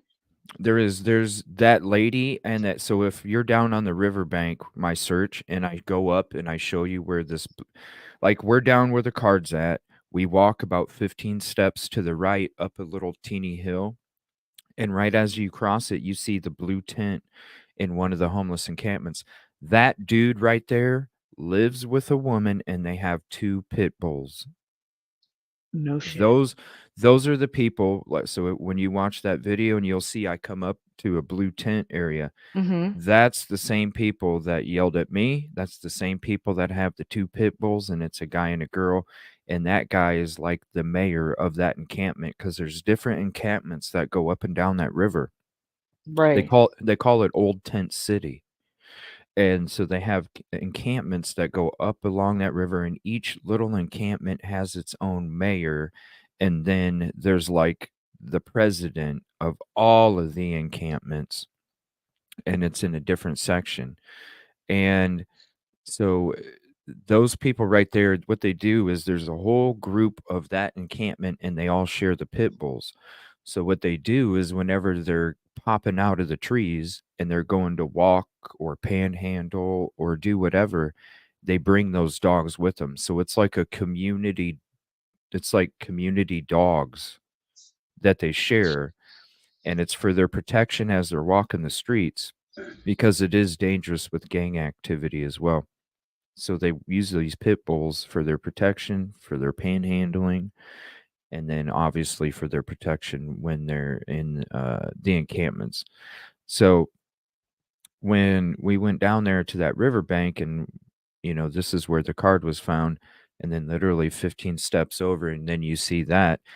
I go up there. That's the same people that yell at me when I'm up there talking to my partner, Najee, and I asked her if she heard it, because you can hear it on the stream. She heard it too. And then I'm sitting there going, I wonder if Riley came in here to to relieve himself, and then the same thing happened to him, and maybe he did get attacked from one of the dogs, and they needed to cover it up, because the last thing that you want to do, just like when you had people talking about, yeah, I was wearing the shirt and he kept walking down this way. You got all these different stories, and it's like, whatever Yeah. story it is, let's get the attention away from our area, because Right. the more Exactly. Not attention. right here. Yeah. And Right. and I heard you saying in one of your videos they were even trying to have the vigil, down at the other bridge, the first bridge. Like trying, that's That very that's odd to me. that's where they wanted to have the vigil there. They wanted to keep us media at the other bridge. Like that's Right, how. which is so Right. bizarre. Right. They didn't even want Because us it would be close. different if it was taped off and it was like, because it was being Mhm. investigated, but this is just, like it was just they didn't want you over there, like the homeless people. No, no, no. Well, yeah, they didn't, but even LE, and one of the Which is connections so I have. bizarre.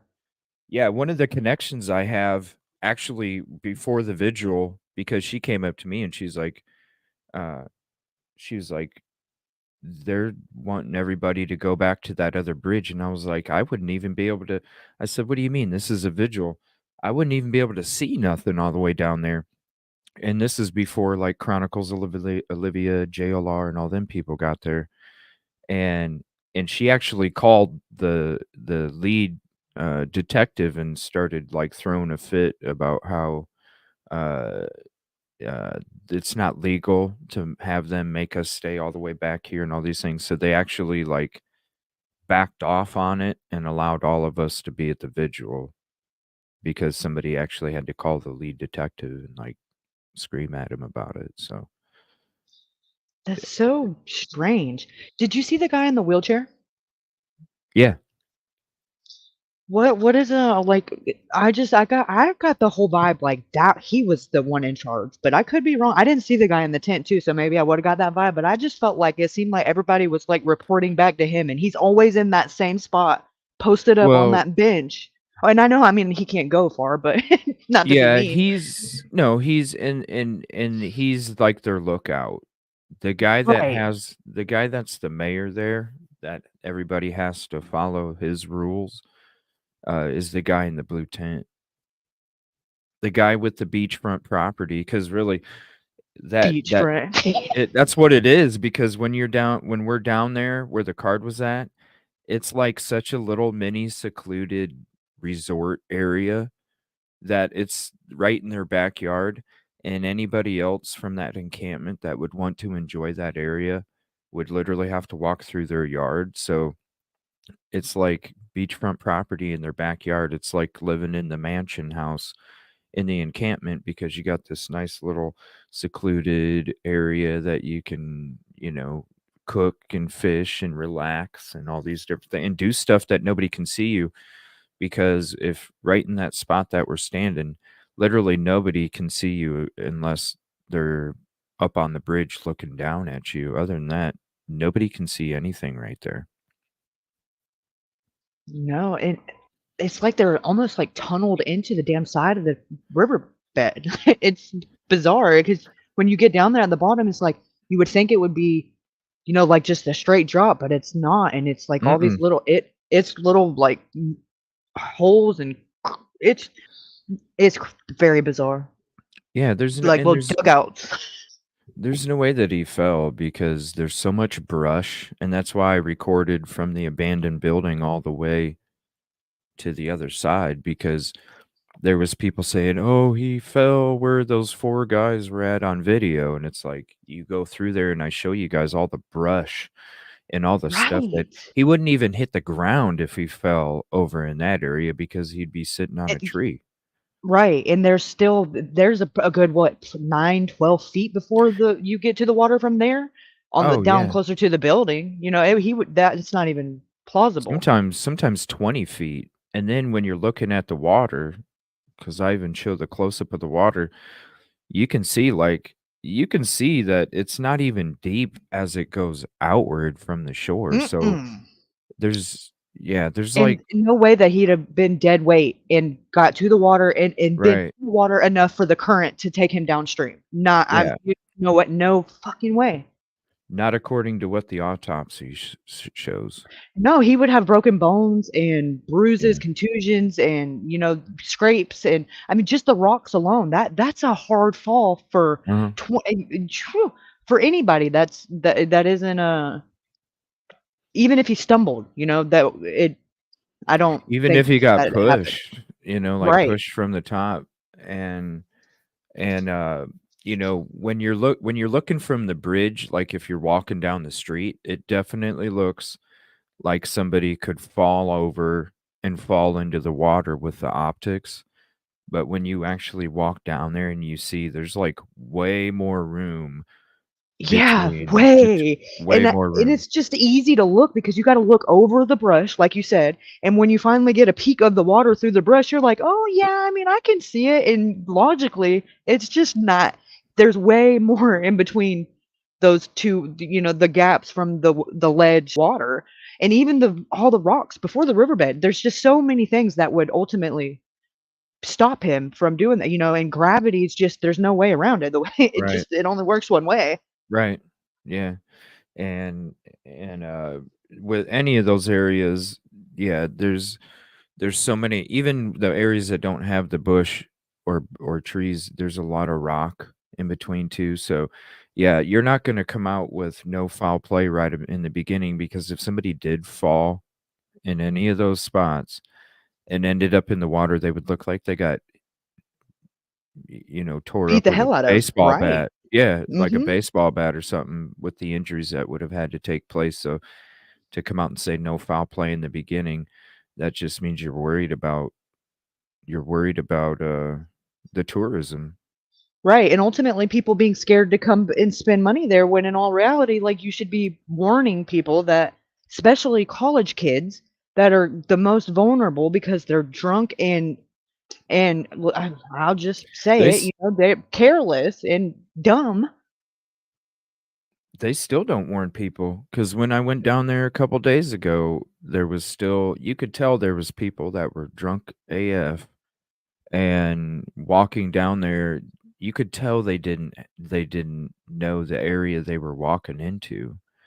And No. so everybody, they go walk a couple blocks off from the bars and you'd be amazed how many people still go down there and walk just to walk away from the bars, and you can tell that they don't know about that area because of how they're like, their personal belongings are just hanging in weird areas that can easily be taken. I mean, it's you can tell that they're clueless and oblivious to the Right. area.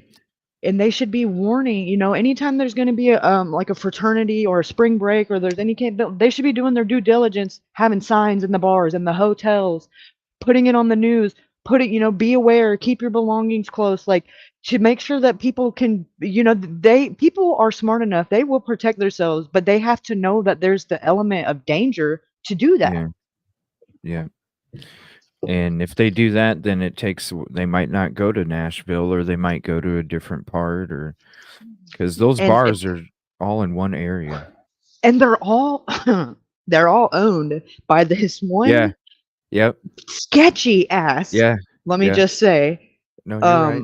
LLC in Ohio that is infamous for tax evasion and ripping people off. I mean, they were Yeah, you're right. bankrupt 5 years ago and they're billionaires now. Yeah. Yep, you're right. And that's what they do. They like one waitress told me that she'd be working at Luke's 32 one night, and then she'd go back for the next night to work at Luke's 32, and then she'd have to go to Miranda Lambert's bar, at the Right. last minute. They Yep. interchange all of the staff too. Yeah, Right. it's And the all bouncers connected. it's all interconnected. And Yep. listen, the fact that you've got the same results being boots on the ground that I've gotten from just doing like clerical research on what I could find, like doing public information searches. I scoured through like 5,000 um, reviews on Google reviews and on Yelp for Kid Rocks and for Jason Aldean's and for Luke's 32. And I found so many of the same thing where they got pickpocketed and their Yep. iPhone stolen out of their front pocket because they're so close body to body in there that Yep. they're brushed up against you, and before you even realize it's gone, boom, there's 150 cameras inside Luke's 32. There should be no wondering what, who, what, when, where, but they get no Mhm. help from the bar. And they say in the reviews, they feel like the staff is involved on it. Yeah, And then there was they a are. couple of girls that said that they got their IDs taken by the bouncer, that said that they didn't look, it was a fake ID, but refused to scan it and took their ID. And then a couple of months later, they had credit cards and their identity had been stolen. Yeah, they have their own operations. It's not a lie. And I mean, what you're saying is real because And I've heard it. roofie, that's a big thing Yep. too. Like, Especially Luke's 32 is the main one. yes, it's mostly girls though, but it's not impossible to happen to guys. Right. Especially if it's one that out of the whole fraternity, Riley was the only one that his date wasn't there, so he was the all ball out anyway. So he could have Mhm. been being messed with by his brothers, and I say that loosely. They could have been pulling a prank on him, or that could Right. have been seen by these goons, and they could have zeroed in on it. But hey, he's by himself. He's the only one that doesn't have a date. Let's go ahead and the bartender is going to get annoyed with you, call the bouncer to see you out, escort you out, and now you're by yourself. Boom, you got a big problem. Yep. And he was getting directions from the fraternity brother and leading them the wrong way. Well, I Which think the is directions came from the Google phone. right. The My Tempo. Yeah, that is that I 'Cause I that's why I tend to showed think it when that I was too. walking it. I was showing it when I was walking it, and I was holding the phone out with me, and you could hear the Google lady telling me where to walk, like you're Well, driving. Chris Dingman, the family spokesperson, I spoke with him, and he said that Riley's phone records that the little bit that they did get from the detective confirmed that Riley was actively on the phone with his fraternity brother at the crosswalk at on going on to Gay Street, Mm. and he was getting directions like whatever, the couple that said that they heard him getting directions or whatever and had it on speakerphone. Mhm. But I don't know if like he was Mhm. talking on the watch or whatever. But according to phone records, the last time his phone pinged, so this was at 9:47. He was talking to the frat brother, and then again at 10:15, which was the last time the phone like did a ping from whatever they were talking on Snapchat, and Yeah. he was in front of the Justice Building, right, like as soon as you come out from underneath it, right there, and that he was talking to fraternity brother. Yeah, it just doesn't. None of it makes sense at all. No, not at all. And the last thing they want is attention or negative attention because it'll affect their tourism. And it is true, like it is body to body. It's like a mini Vegas. If anybody's been to Vegas, it's the same Yeah, environment, just in that that looks like feedlock area. hell. I could not do it. And that, how does that is not a recipe for disaster? You got people on top of each other, and then alcohol, and then you mix that together, and it's like, what do you expect? It's a miracle that people ain't just fighting 24/7, because that's usually what Yeah, happens when you start bumping into each other and they're yeah. drunk. You know? Oh, and it's bad too, because even when I was walking down at 2 in the afternoon on my last trip there a couple days ago, it was, you know how like when people are so drunk, you can like smell, it's that certain smell that comes out of their pores. Oh, Uh, it was as soon as I started walking into the construction area, and then you go past where the bombing took place, and then you start to get to like some of the bars, Coyote Ugly and things like that. All of a sudden, that stench just hits you, and the whole time you're walking through from like Coyote Ugly all the way to the other bars, and then going like a block away, you have that stench of alcohol coming through pores, and it's so strong. You see the people how liquored up they are, you know, that you can tell in their eyes and how they're walking, and everybody is just so hammered and so yeah. It's intoxicated just, on it. I don't see how they don't have like what fire marshal. You know, how do they not have a? You know, how are they allowed to have that many people in those places and it be safe? Like, what do they not have like regulations and shit like everywhere else? I know we do where I live. I live in Florida, and it would not be happening like that there. Like you got to have like a body count, like capacity, and at a certain point stop letting people in. And I don't feel like these places have that. Yeah, I mean, it's one of those, it's more money, you know, and I think that's one of the reasons why they have that little operation where they get people out of there that aren't tipping good and things like that. And, you know, when it comes to the regulations, there's got to be regulations. Um, Right. but they probably have a special permit considering And what they are. or And they pay off the guy that comes and right, fills checks the boxes. I right, gotcha. Yeah. right, Yeah, because when it's you have more that much money. money, the rules just tend to stop Yeah, applying to you. yeah. Like, tax evasion and not doing time in prison. Yeah. Like anybody else would be doing Fed time, like day for day. And they're like, oh no, slap on the wrist. Just go ahead and sell your liquor license to your son-in-law. We don't know you. Right. That's awesome you're doing that homework. It's real though. Yeah, and I found that on a simple Google search, and I'm like, how? Yeah. There's no way that why are the celebrities like attaching themselves to it? Yeah. Like, it's very weird. It's the image. It's the Yeah, image I and get, and you know what? I tell you what, I don't think I would. It's not what it's all cracked up to be, because it's not real. It's paid for. it's so expensive down there anyway, you know, Overrated. Yeah, like yeah. you're gonna get treated like shit, probably get your stuff stolen, and maybe even get beat up, or even worse, roofied and God knows what, Right. and overcharged for it, and have poor ass service because you're gonna get treated like literally you're an I mean, the reviews for them places are like literally. I could get better service from the friggin' Goodwill. Yeah.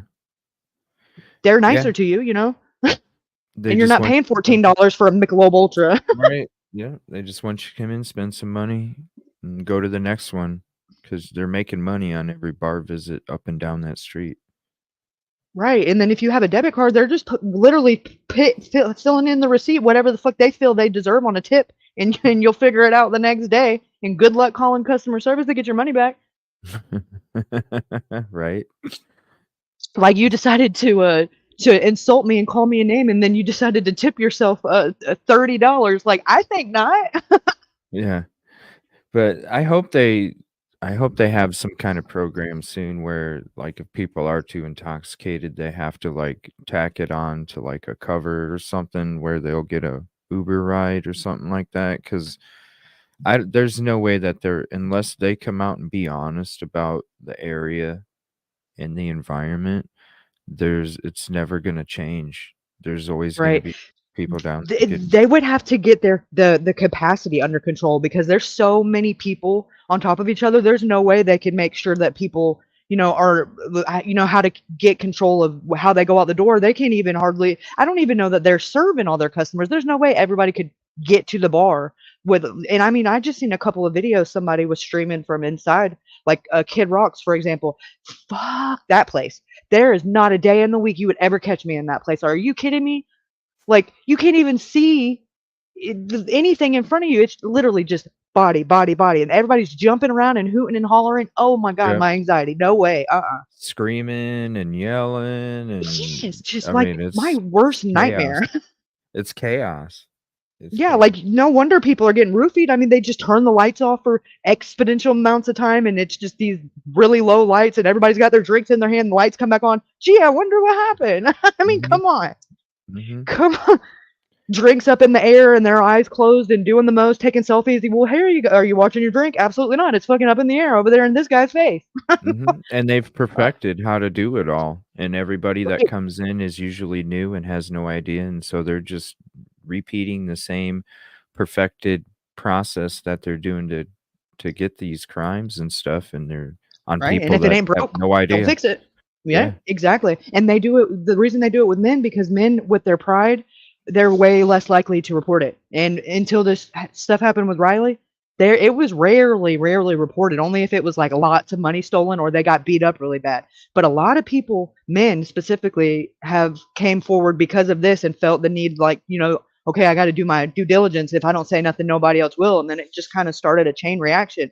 I read so many Reddit posts about people being roofied in those two bars specifically, Yeah. Kid Rocks and Luke's 32. It's crazy. They don't have police at every freaking corner of that place, and they don't even. I didn't see any. Not much. Not much will I've drive. seen I the mean, security, but I don't think it was actual Metro Police. I think they worked for. I don't know what they were security for, but maybe I don't know. Is there a school or something near there? 'Cause what's the difference between the ones that say police and the ones that say security? Like, do they work for the bars or like I what haven't are they mall seen cops? security down there. I've only seen Metro, and I See, barely see I've seen the Metro. opposite. Right? Yeah. Really? Yeah, I haven't seen security. When I was They there, were in I kids did posted up see in something. Kid Rocks. That's where I Yeah, seen them. I haven't gone into the bars. I don't care to. I seen it on a video. There's some guy, which don't even get me started on that. I feel like he's in on it. But Yeah. he goes and he tapes like all these places, and I think his name's Pierre or something like that. Cricket Day. We've been kind of digging because it's weird. His hashtags are all like people watching, and he walked the path that Riley walked that night that it happened at, but it was like 2 o'clock in the morning instead of the whole vibe was super eerie. He walks the exact path, goes down there like underneath the bridge, and he's talking about highway to hell. Like what the Huh. fuck? I mean, we walked down there at 9 o'clock at night, and I walked there to the Your Tempo, and that was sketch as hell. I had my hand on my pistol the whole This was time like I walked. 3 in the morning.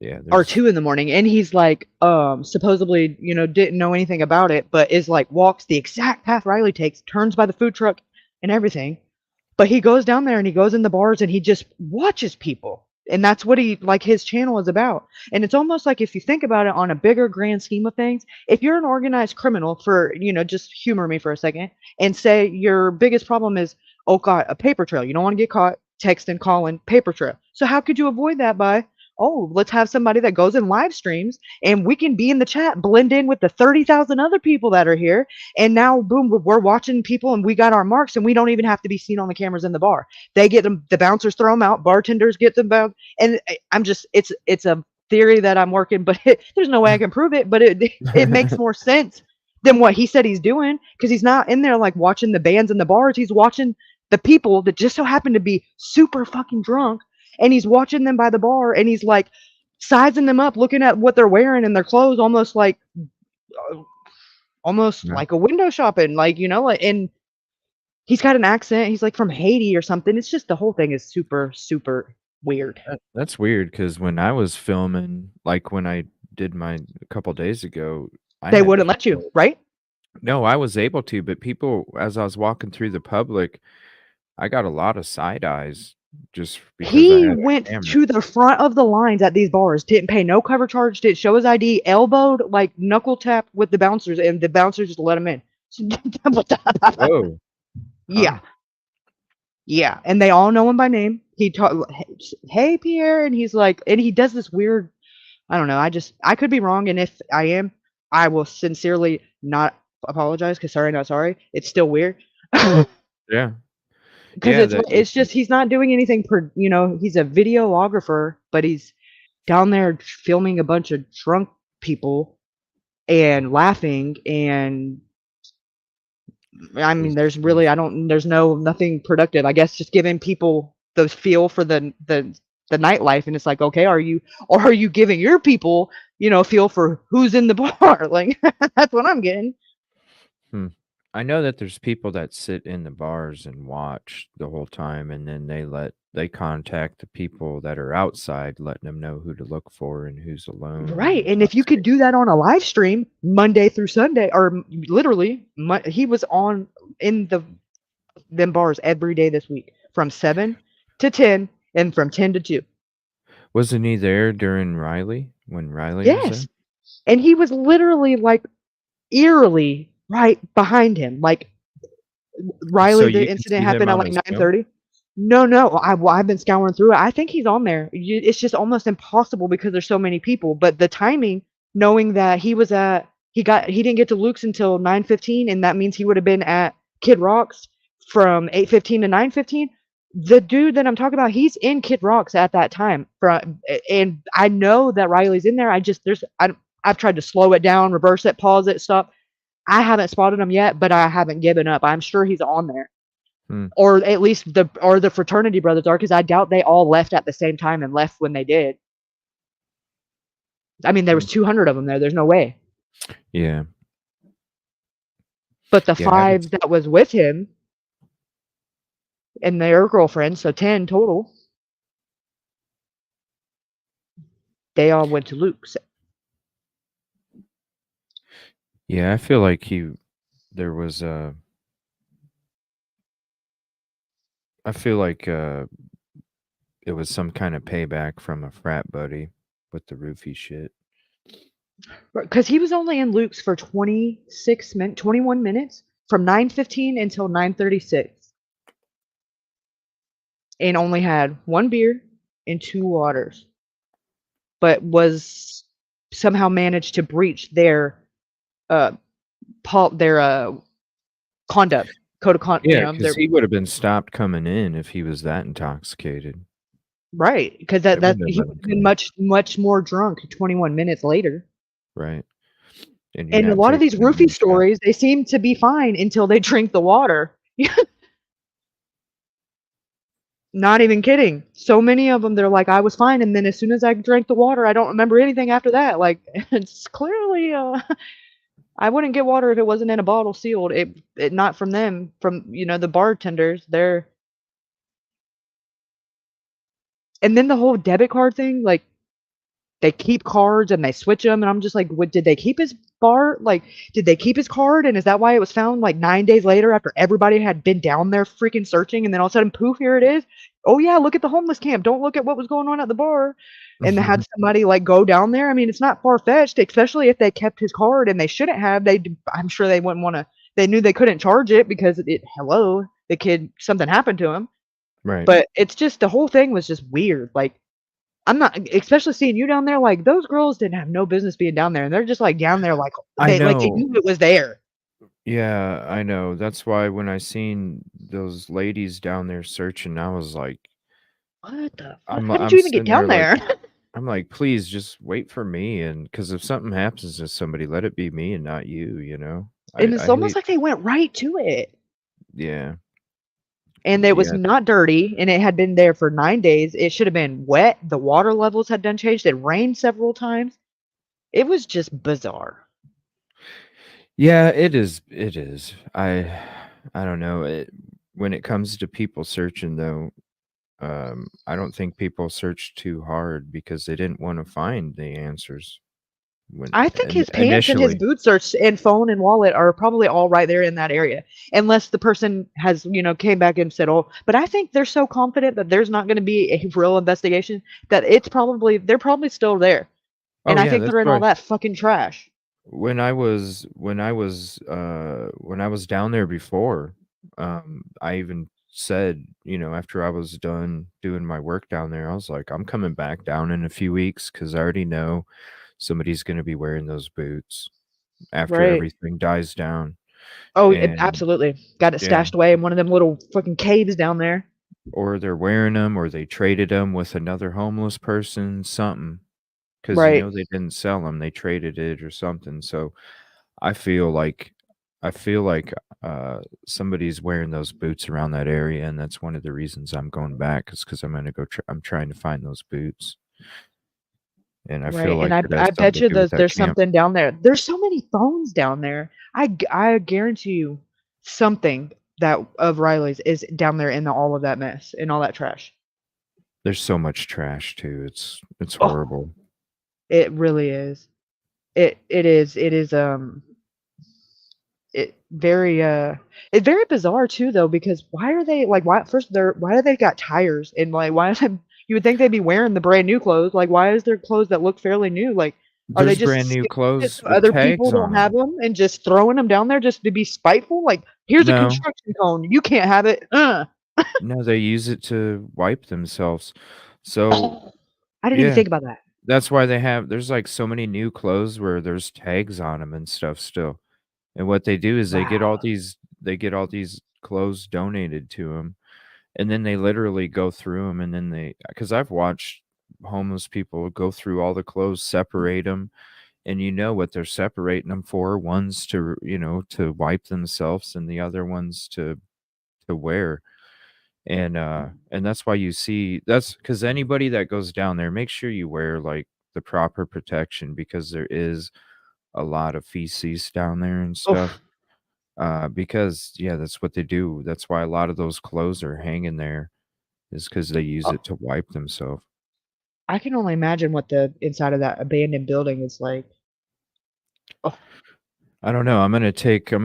It's you can't trespass, and the last thing right. that I do is trespass. So I'm going to, I So have who like a owns that? camera stick I'm gonna shove through there.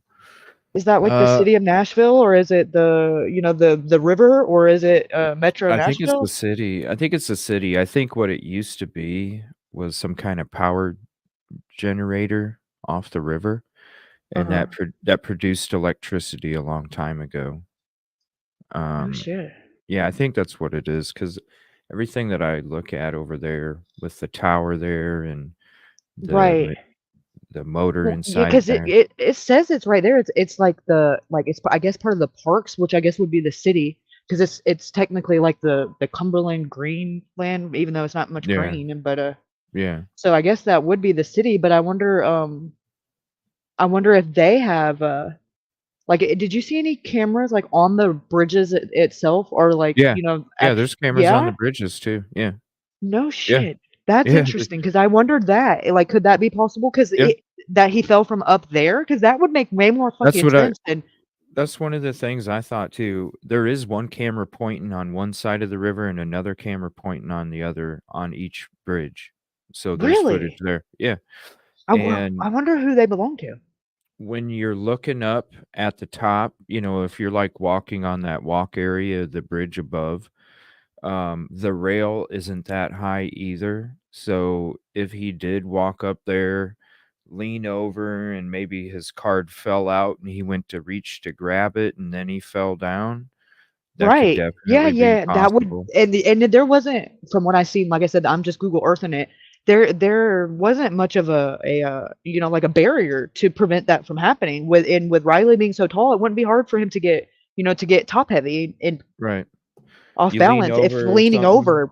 your Mhm. card comes out of your pocket and you're like, "Oh shit," and you go to reach for it. Next thing you know, you Oh, fall you're over. right. That would make sense for the card being right there too. Yeah. That I didn't even think of that. That is actually a plausible theory.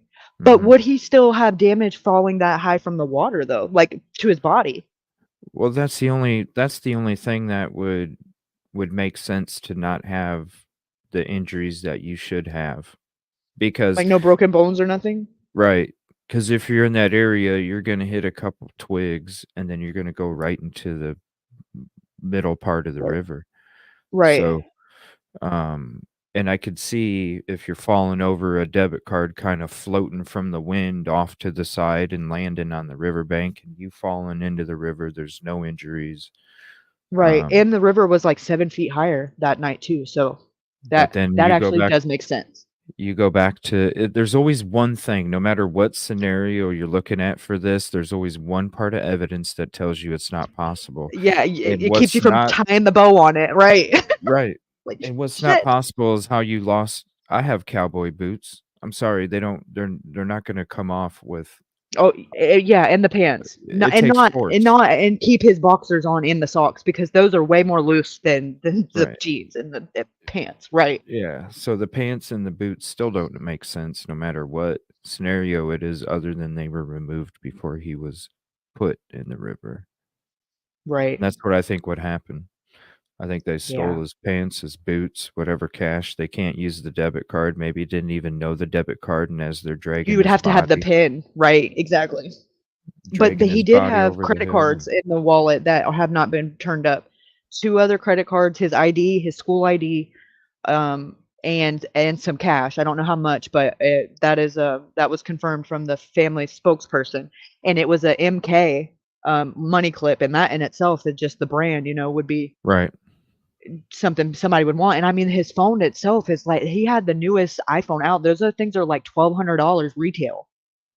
So, and there's a big Mhm. ring in Nashville too that you'll lose your phone in a bar, lose it, and I say that loosely. It's somebody will steal it, and then before you know it, it'll be on its way to Shanghai, China. Right. No, To it's true. they sell them on the black market, dark web, whatever, for a said price, and China will like part them out because then they don't have to worry about the iCloud or getting it. They don't need it when they're parting it out, and they don't care if it's a $600 loss. That's still a $500 gain to them. They didn't pay shit for it. Mhm. And that's a big problem too. iPhones is like a big, big, big thing that's like guaranteed. If you go and get buzzed down on Broadway, you're gonna lose your fucking iPhone for sure, no doubt, It's out of so your front pocket. dangerous. Yeah, it's so dangerous down there. I don't suggest I mean, go down there if you're gonna go down there during the day. I wouldn't even Right?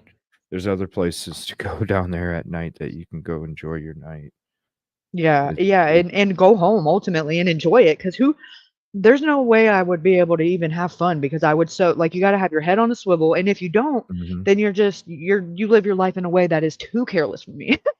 You're an easy target. You become an easy Yes. target, and that's what Mhm. and And there's I think easy that's targets exactly all what up and Riley down. was, and I think they all, you could just see it in the way that he was, his lingo when he was crossing that crosswalk. He had no idea of the fucking Mm-mm. shark den that he was walking into. Yep, and once you make that curve after you go that construction area and you start making that curve along Gay Street, that I mean, even in the daytime, every time that I go, I mean, hell, the last walk that I did, because I had another one of my buddies out there, Busby, we ended up splitting up for a little bit because I was going to get the walk from Luke's 32 with the Google lady, the whole path all the way down, Gay Street, and he ended up going back to his car, and he even had a homeless guy following him to his car. He's in a wheelchair, and so even at, I think, 3 in the afternoon, he was already being targeted Wow.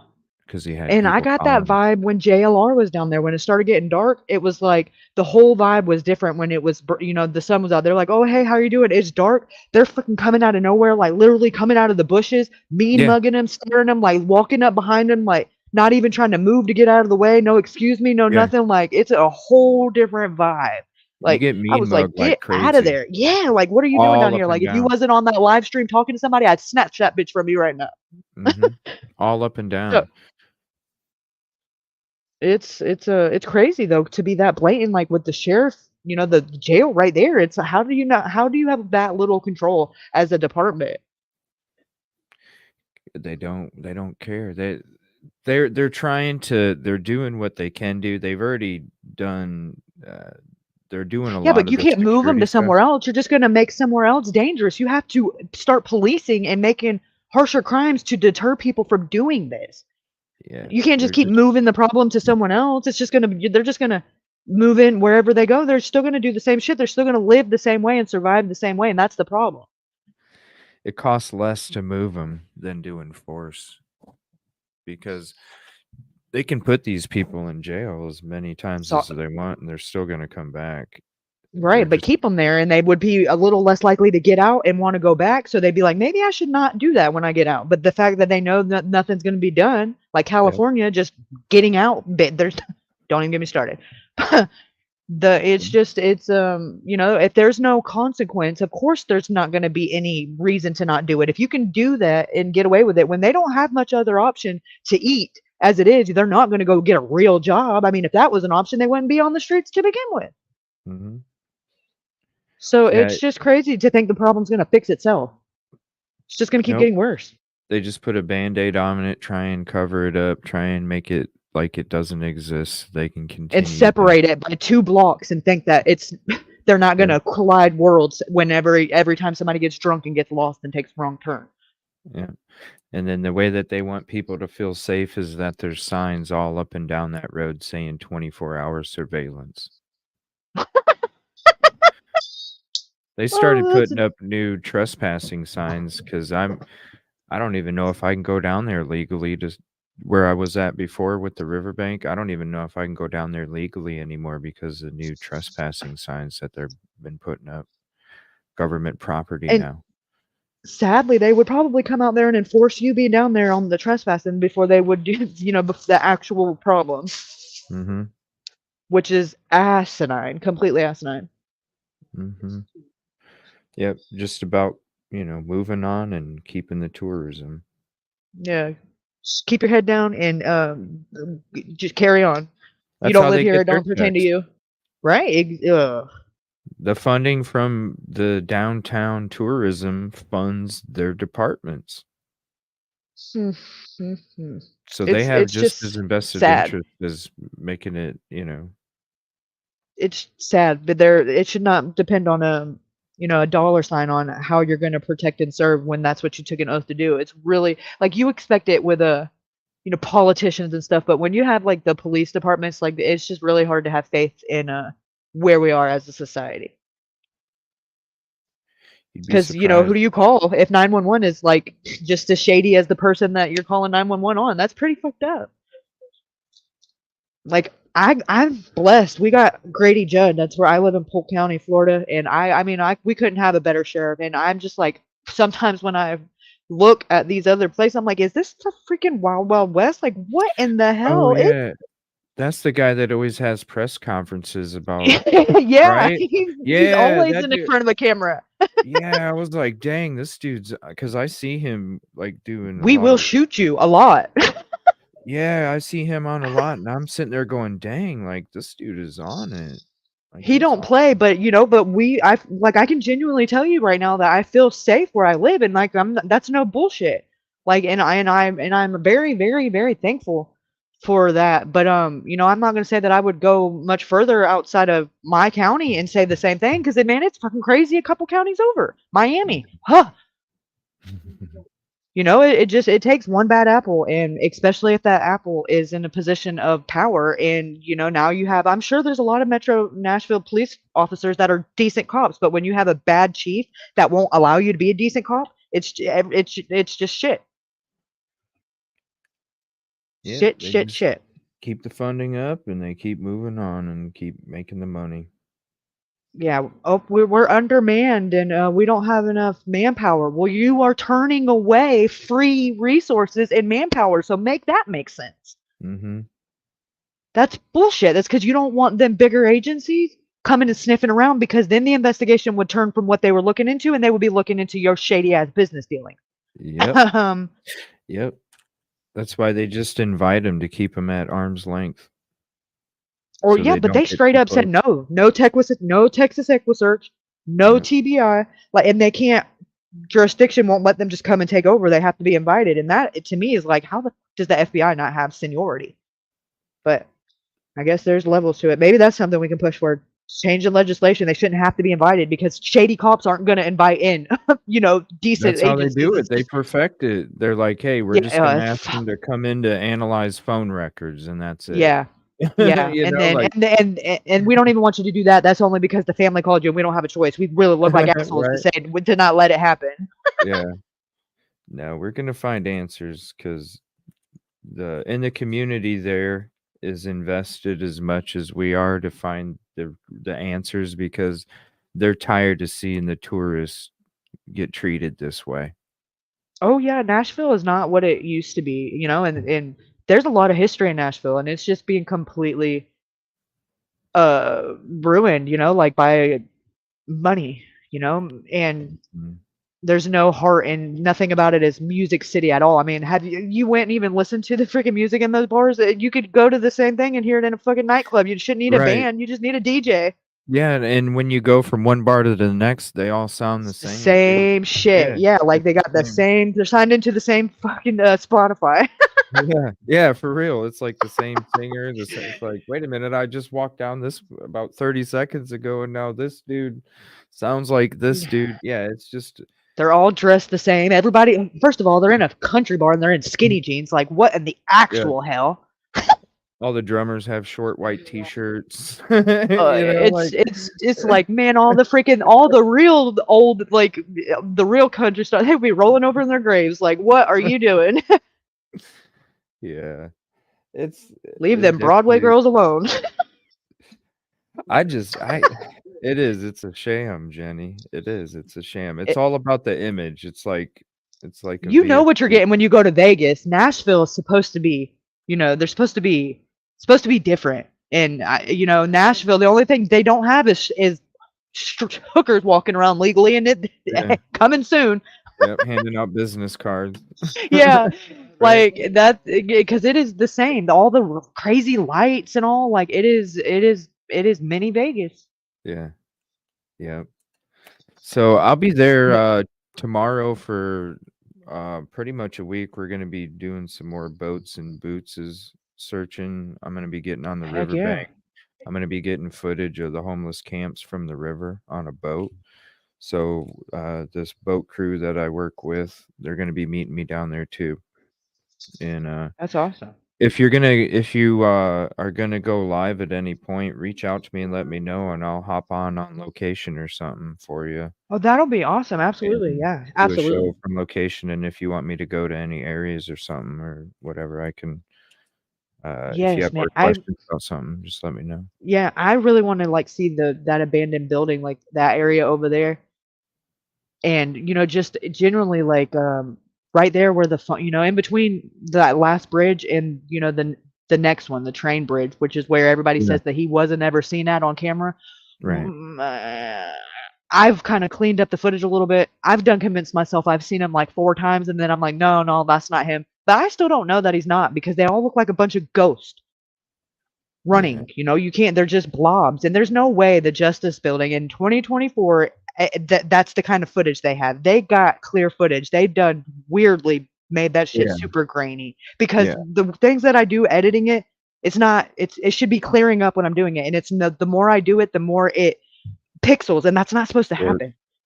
Yeah, Yes. and it's not that far away from the camera either. It's not like it's No. 2 blocks away. This is literally like 40 feet And when there's from. headlights and cars coming by, they get more blurry, and the light should make it more clear.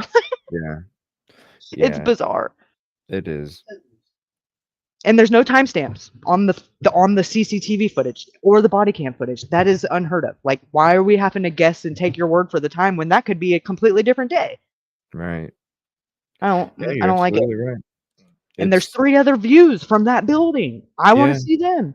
and there's cameras. Like when we were there the first day, That's why I was like, why is this camera on this red brick building a topic now? Because when we went down there the first day, and that's one of the first things I do whenever I go to these locations is scope the security. Right. Yeah, because we're in a surveillance, there's nowhere, especially business, like where everybody's got cameras, ring doorbell Mhm. cameras. It's just it's the reality we live in. Mhm. Yeah, And it's it most should of be them the are, case. willing to give the information up if the police ask for it. Yep, The it should businesses be and on shit, point. they're very, very forthcoming. They just haven't been asked. Yeah. No, I mean, they've even asked for the footage and it's never been produced. And there's more like you said, there's so many cameras Yeah, that are there going I up and counted down the street. 27 just in that little how many miles is that? You walked it from Uh, Luke's to the Justice Building? I don't Like know how 2? many miles it is. Is it really? It was a I think long walk, so. I'll tell you that. It's a decent walk, and then the terrain also, because when you're 'Cause it's leaving from the bar, uphill you're and then going downhill. uphill and then downhill Yeah, and could then you up, imagine being drunk? down. Mm-mm. That's probably why he was stumbling a little bit because he probably Oh, got he exhausted. rang his bell. He rang his bell though when he Yeah. fell. That's another thing too. Well, and Like, here's the thing, like, well, when I walked that path and I zoomed in on that pillar, that where he like fell. mhm. And there is no discoloration whatsoever on there, and Really?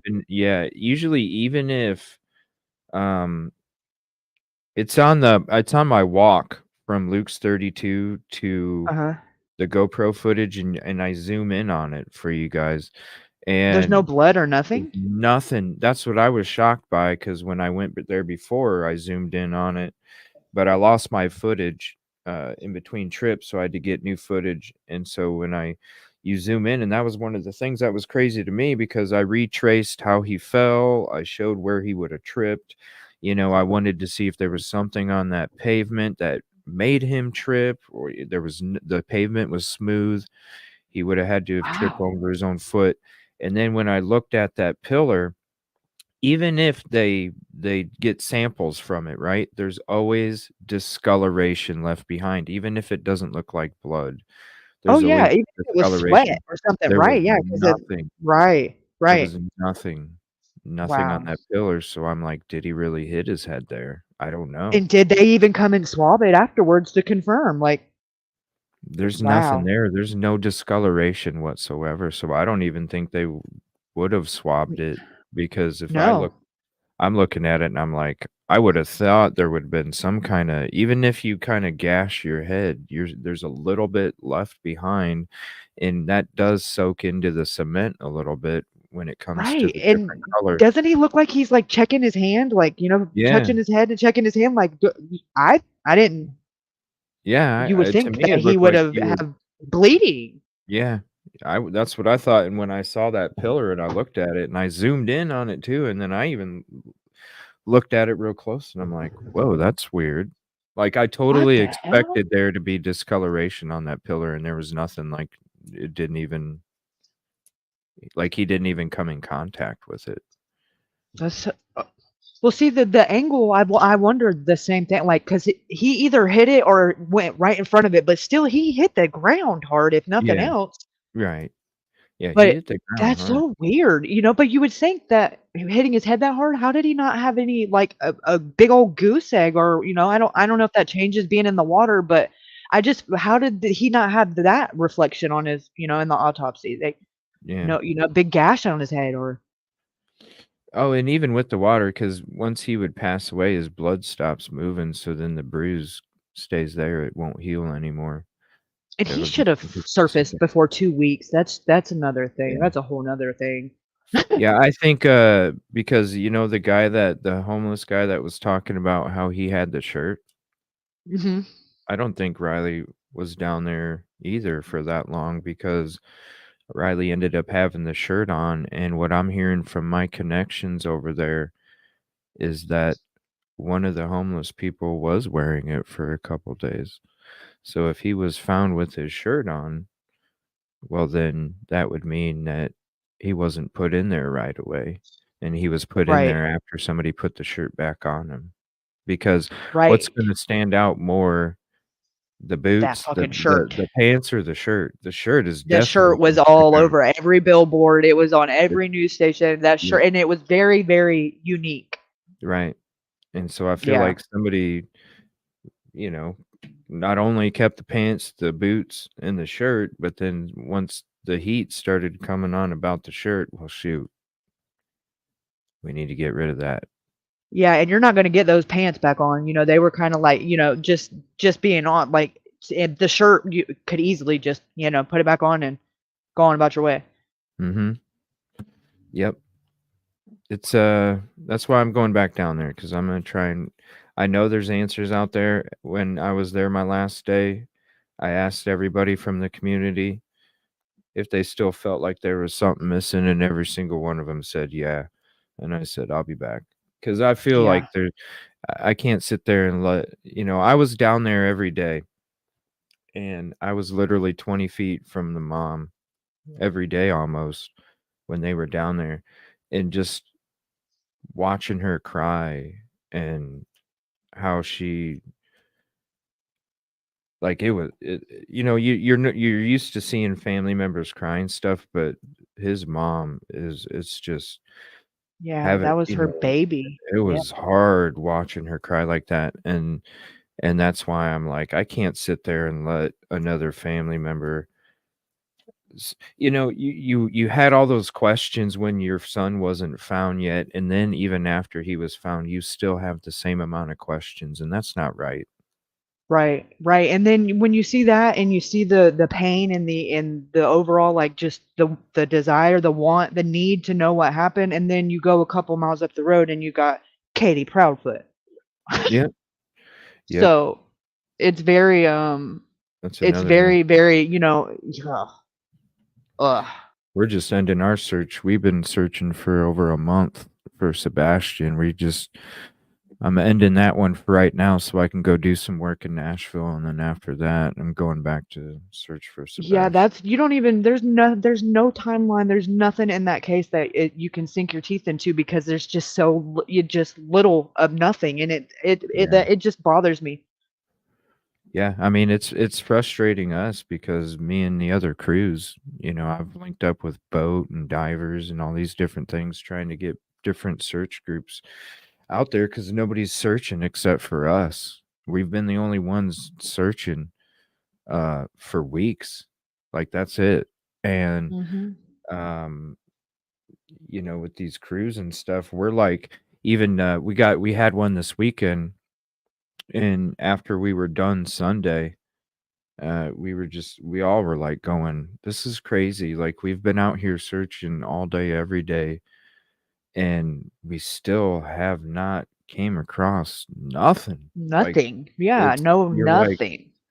it's like, we understand that the whole area is, it could be Tennessee, it could be the United States, who knows where else it could be, but it's like, man, if he really did walk away, we woulda came across something, whether it was on the Something, water right. or out in the woods A or footprint, a shoe, or a piece of clothing. something.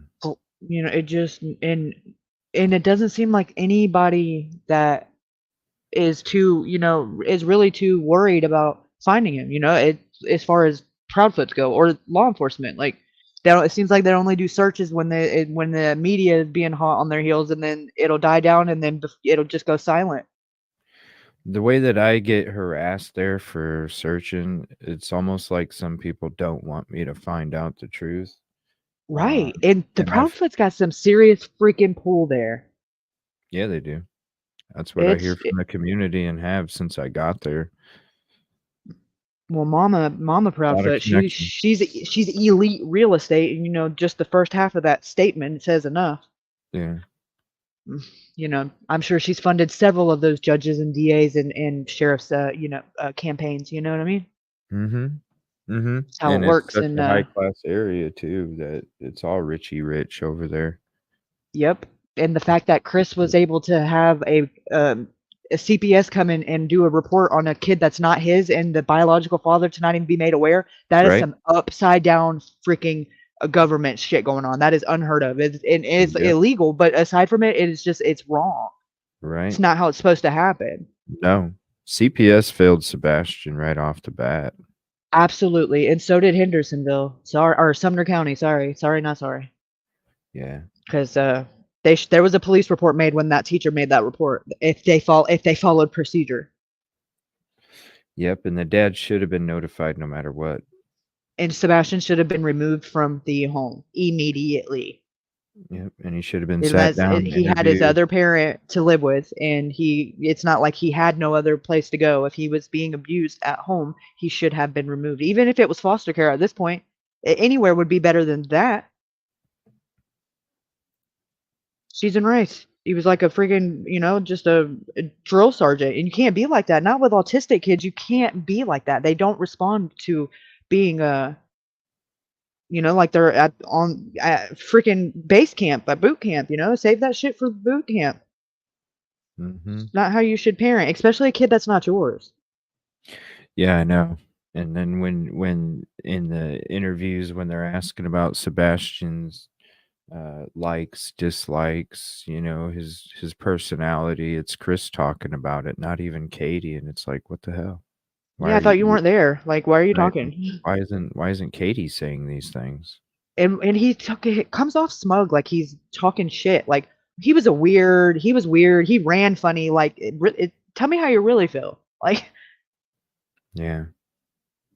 Doesn't ever talk about him like a good thing. Like, oh yeah, he's temperamental. Like, just everything they say is like almost like blaming him for why he's not here.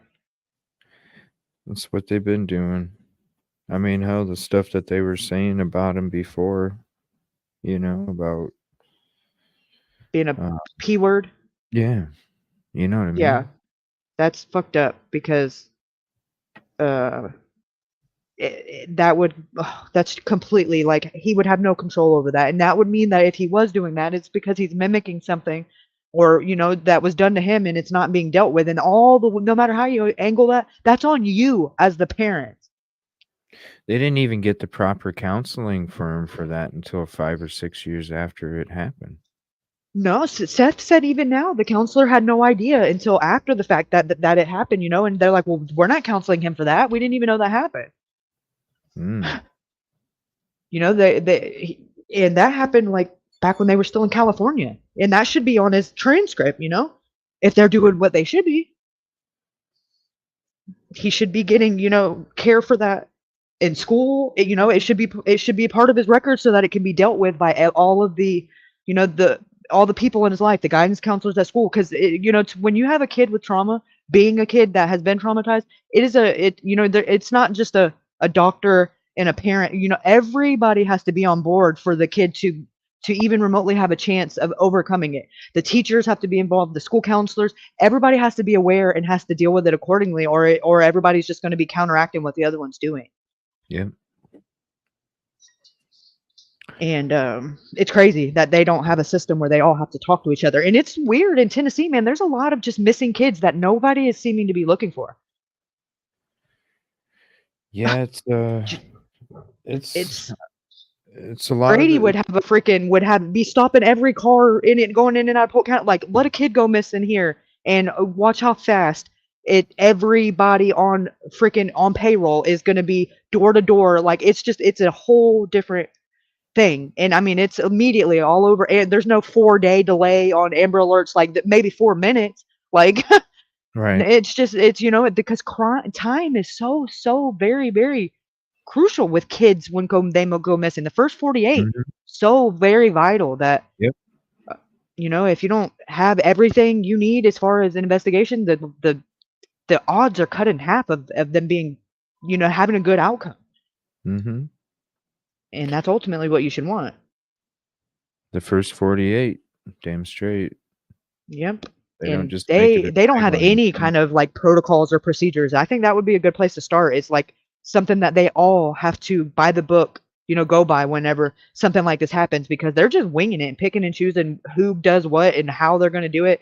And it's a clusterfuck. Unprofessional. It is. It's sad because these are people's lives. These are people's brothers, cousins, sisters, like, that are Just no foul play. Just line them up. Mm-hmm.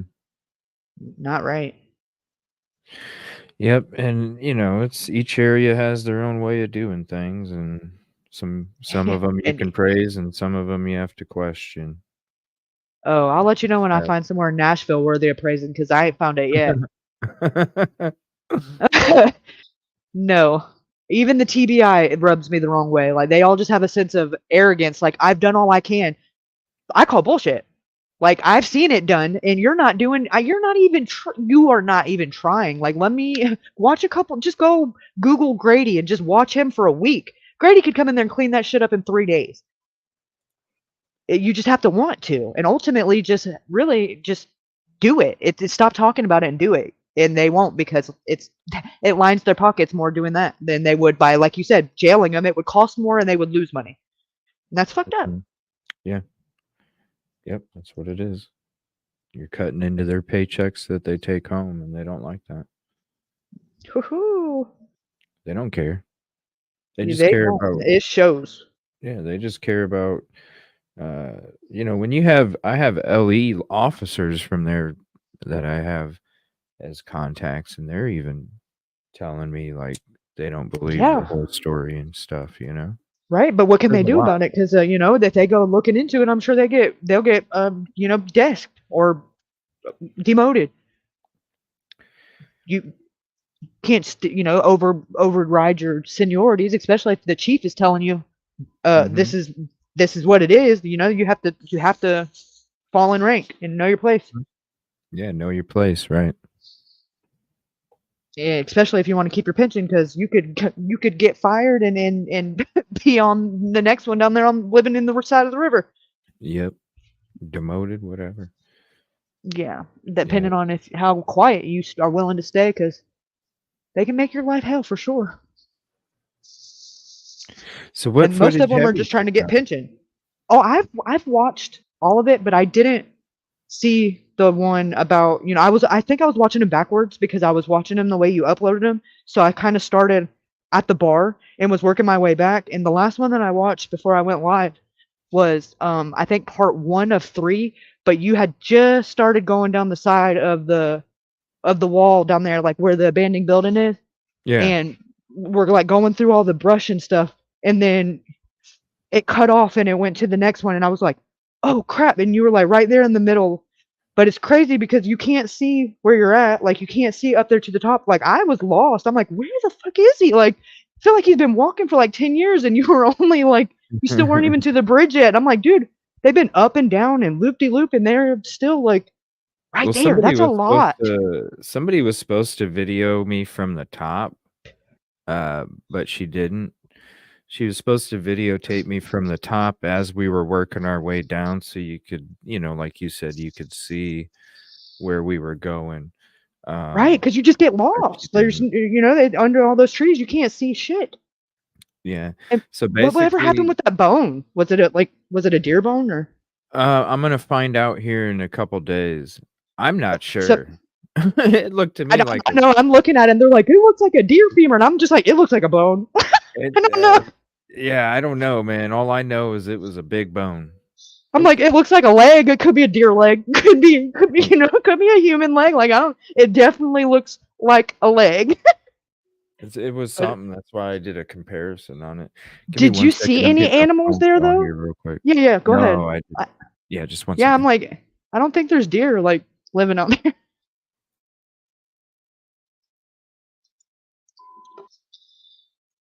While he's on the phone call, I'm gonna pull up that footage we're talking about. Yeah, I was only like 4 minutes into it.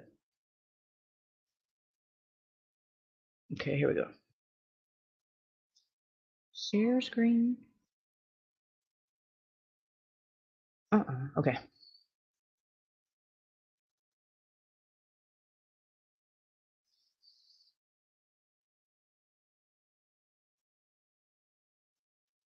Board.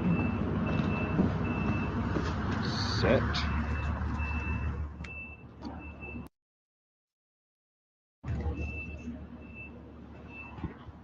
Running off no nicotine today. Yeah, I hear you. I'm trying to go without it. My brain isn't working properly. But we're gonna trek on. I don't need it. Yeah. So has the mood changed a little bit now since he was found? Tell me more about what you mean by the mood. Like, do they?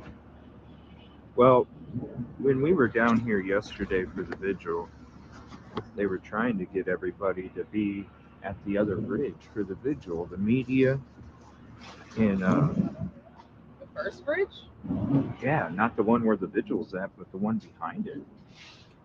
They were trying to say that media wasn't allowed past that bridge, the other one. Huh. Yeah. Okay, GoPro is I set. wonder why that is. Yeah, it didn't make any sense, but all right, Silky, is it okay if I leave this stuff right here, or do you want me to move it somewhere else? No. Are you coming back to right here? Yeah, we're gonna have Yep. to. Because the way we got out the other day is like we're not doing it without my partner. Just don't ask me to carry it up that hill. No, you're good. I'm just gonna carry it like this, and I might be off for a few as we're kind of climbing down. So let me flip this. All right. And we got the GoPro. Okay. Let me just put this on. All right, gloves.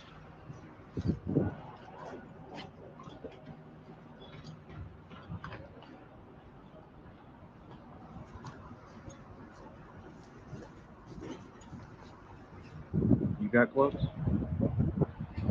You good? Oh yeah, I do. You good? Okay. I do. But they're like I have like dish gloves today. I forgot my gloves at home and I was like, I need to grab something. And You want one of them? Do you have any more? No, I don't have any. Do you have any gloves on you? I got some dish gloves. You're fine. Well, I'll take the dish gloves if you want these. I'd rather you. Trade? Do you care? No, I don't. I'd rather have you protected more than me. Here you go. I've definitely done worse things and You're good. you know. Glove swap. I was prepared to go without. As long as they don't smell like Dawn, we're good. No, they're new. I just bought them. Yeah, I think it looks good, don't it? The green, better than the red. Looks good. All right. All right. All right. I'll go first. Okay. That way, I'll be down there. You know you're what? gonna go over there, like follow the bend of the fence. So and go then down. there's gonna be like a slide down. You'll see it when we get around there. You gonna come with me? Am I gonna come with you? Yeah. Yeah. All the way through. All right. Let's do it. All right. So. Oh my God. Be careful, CJ. How y'all gonna get down there?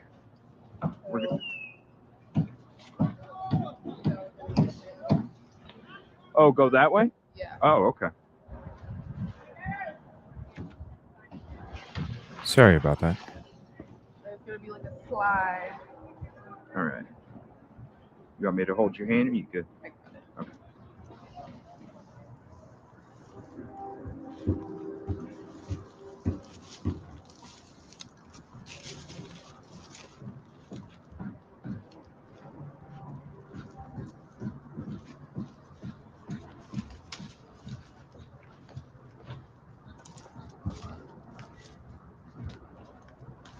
All right. So far, so good. Yeah, we're good. Yeah, man. It's just wait. Okay. Yeah. I don't understand it at all. The trash, or? Just the whole concept of him getting in the river. Right. It doesn't make any sense.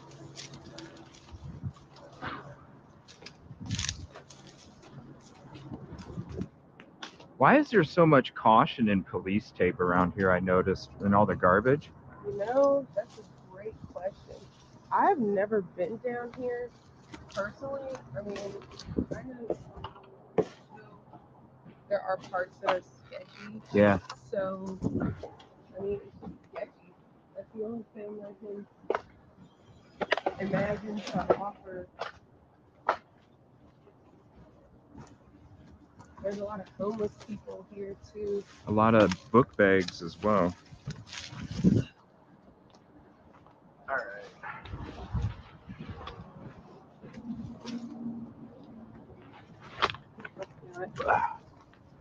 Oh, we're good. I just got my gun in my lap.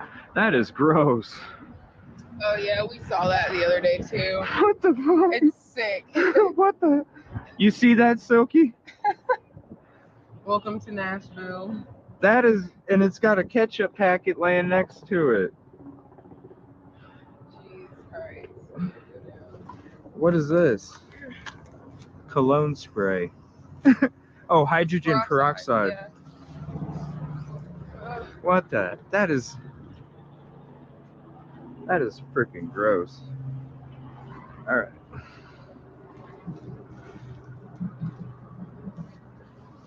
Thank you. All right, here we go. Oh, okay. Whoops.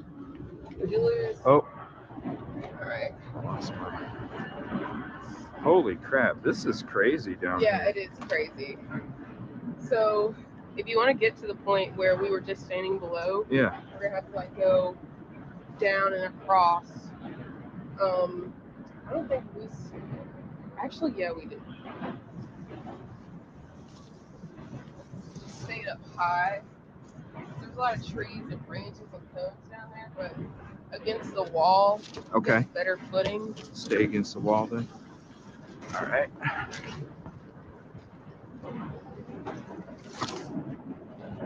Look at all these construction cones. I don't get it. What do they do? Like get mad at the construction cones and throw them off to the side? There's just, it don't make sense. Nothing does. Ugh. Thank you.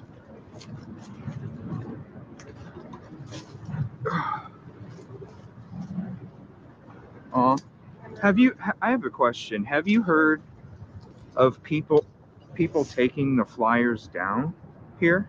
I did see Yeah? a guy. I saw a news reporter taking some. No way. I did. A news report, like I did. I saw him hop in a white. I don't remember what station it was, but it had the symbol on the side, and I was like, "There's no way." No way. After Yeah. he was found, or No, before? this is before. Seriously, because somebody, Yeah. there was locals coming up to me telling me that they, because I was walking by, and I was talking about the flyers, and I'm like, wow, there's a lot more flyers today. Yeah. And then somebody was like, no, they're in different spots because people keep taking them down. And I was like, oh.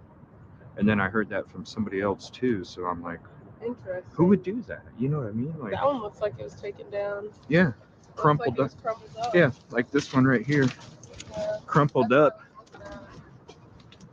Crumpled up, and exactly, because the wind don't do that. That was crumpled up and tossed over the side. Yeah, That's so sad. it is. That's sad. Oh. Thank you again for going down here with me. Yeah, this is. My mom would probably kill me doing something like this, but this is also something that she could probably picture me doing. I just really enjoy Yeah. running around in the woods, doing stuff. I mean, obviously, I have a background in criminal justice. So Yeah. Like, you know, that's a nice picture.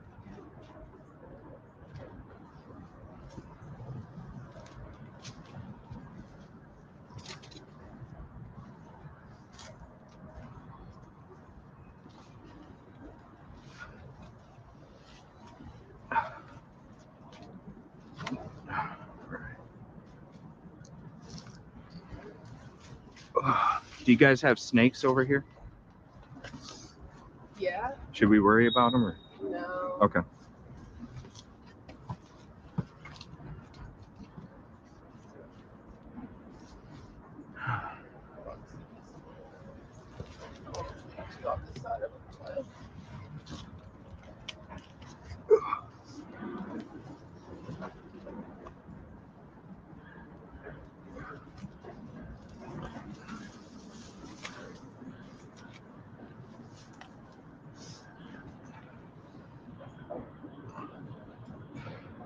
That's how far down we are so far.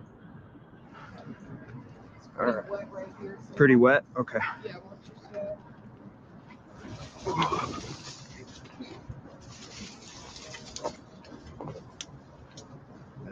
Hold on 1 second. All right. We're good. Oh, 1 second. These damn cords. Oh, there we go. And I have this on GoPro too, everybody, so you will actually be able to see it as we're There's going. just so much trash. Yeah. And you can't even tell, like, some of it that I was passing the other day when we were down here. Yeah. It looks fresh. Yeah, it does. Like, it looks new. Yeah. That's and a lot of like I even saw like a sweater that was still folded like it was from the store and had a tag on it. I'm like, don't you think that's what's confusing to me, because I'm like, why is that? Wouldn't that be somebody's Yeah. wardrobe? But Yeah. I don't know. I don't understand it. Just like the construction cones, and there's this construction sign right there. Yeah. Right? Detour ahead. Seriously. Yeah, like this. Look.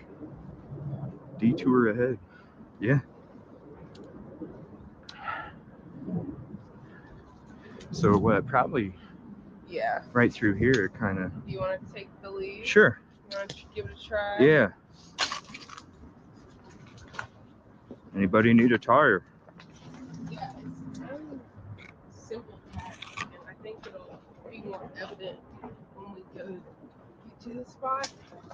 But should we go down kind of like this way, or should we go over more to the side? No, just keep going this way. Yeah, just keep going over. Okay. Because the further you go down, like, it's not gonna, like, you'll see. You'll see. Oh, it doesn't always have a shoreline? Yeah. Okay.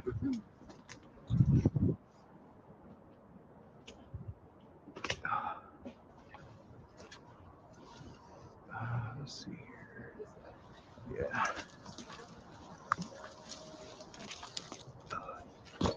Oh.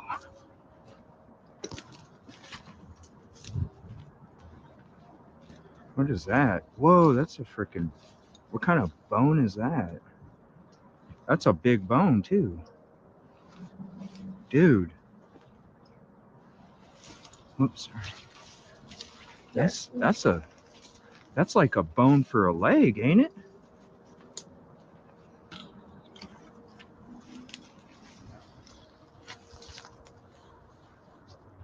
And then here's my hand, so you can see the Size comparison. Yeah.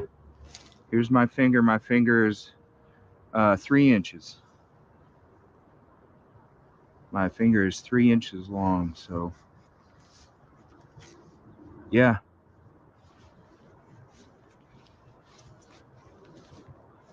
If I can get some sunlight here.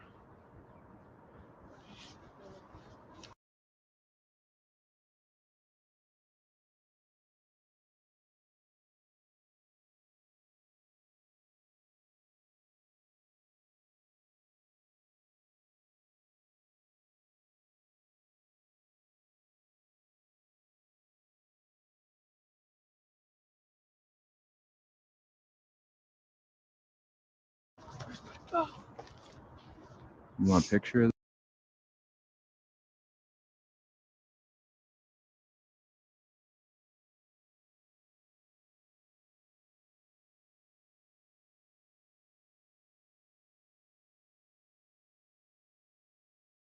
this? Yeah, that's... Okay. Where was it? Right here? No, it's here. Right here? Yeah. Because, like, what the heck? Dude, that's is like this? for your what's that bone in your leg? Crack it in half. Femur or something? Is that what it is? That's what it looks like. But I don't know. I don't know if it's human. It's That is the bigger question that it poses. That's about a foot, right? 10 inches to a foot?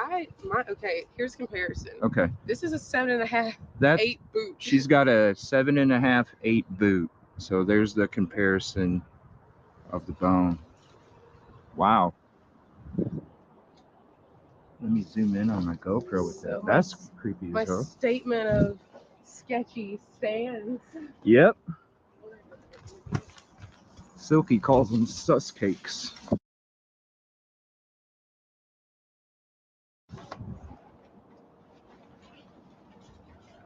And I keep getting my cord attached to branches. So have they like? Do you know? Do we have like a map of the exact location where the card was? Yeah, I'll found? show you. Okay. It's right off of the. Is it right off of it? Yeah. Okay. There's that ledge that has that green fence. It's on that side. Okay. Ugh. Ugh.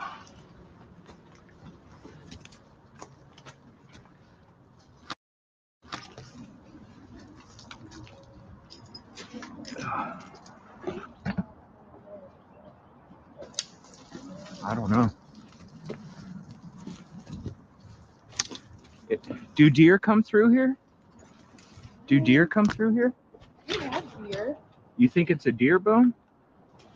To me, it looked like a freaking leg bone. I've never seen a like because yeah, I think a deer's foot, Right. deer bone. We're good. You good? Yeah. We're good. Okay. Yep. Thank you. Yeah. Jeez. So like, there's usually like that dangly part, Yeah. and then you have like the hoof, and it kind of like goes like that type thing. Like what part of? I don't know. That's. I need to look at the anatomy of a deer. But I did take a picture of it. Yeah, we got pictures. Yeah. And Silky, let me. And it was aged too. Go across the. Do me a favor. You can see us from here. Go across the stone wall. Look for us, and can you get like a rock or something that you can put on the stone wall, and then we can have a exact location of that bone. Because we can leave a marking when we leave.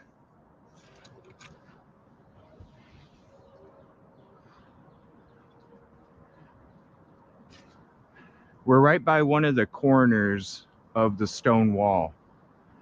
That's actually, if I'm not mistaken, that might be the corner that we climbed out of. Oh, what? Because when Here. we came back up, we didn't go all the way around. We climbed up the side of the. Yeah. But I'm not doing that crap. You'll see us if you just. Oh, you can't see over it? Because we'll be able to see. There's. What's that gray thing right there? It's a building. That's the police station, building. The Justice. So we can see the left front corner of the Justice building, and we're right by. Okay, so you got to come closer towards the bridge. You got to come closer towards the bridge. Yeah.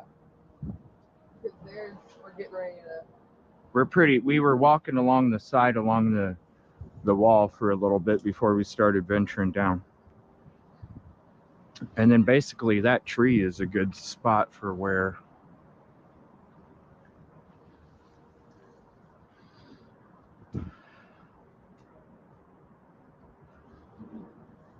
Oh, I understand. I'm sorry.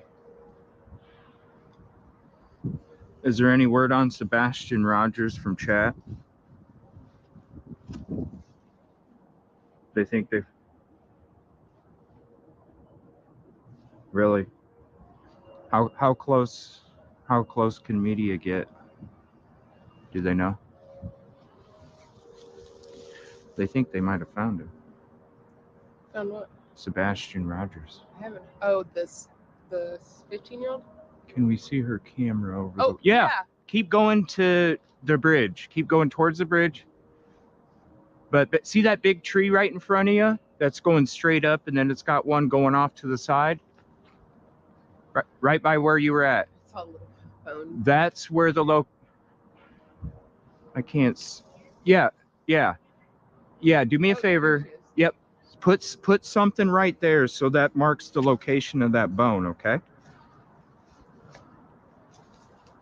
Thank you. Okay.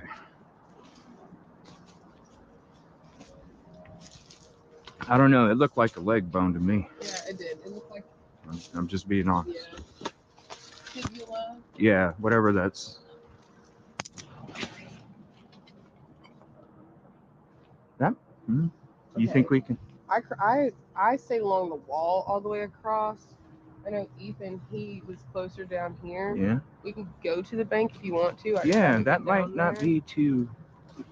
That might not be too bad right there. All right. You want me to hold your hand? Here, I'll get my footing here. Yeah.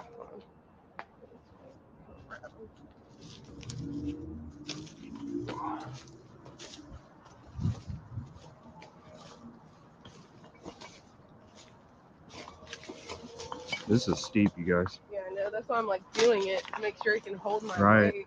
weight. That's a good way to test it too. Good thinking.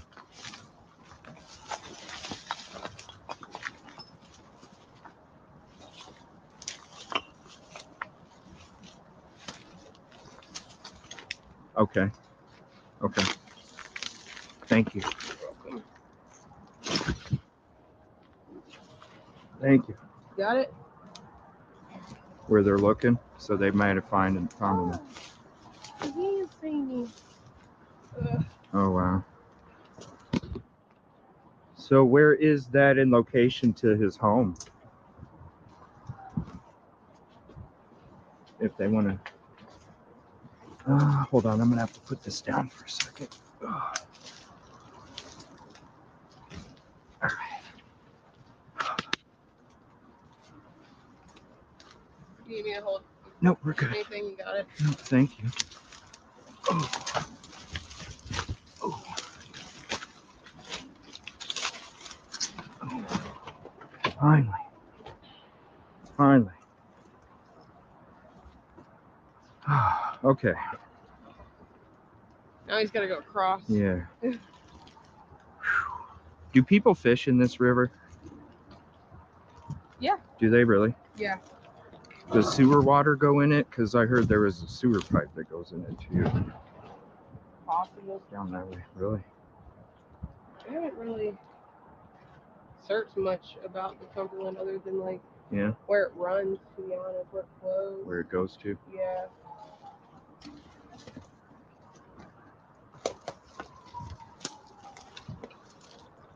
There's like weird. Have you seen this? I've seen like so Like a many. cave. Yeah. I've seen so many You of want those. me to go look in and there? I just don't know what animal here Let me go look in it real quick. would do that. It's got to be a homeless person, though. There's like back in that wall that I showed you I walked along. Yeah. There's some even in that wall. Oh, really? Yeah, I walked pretty much this far into one. Or so up.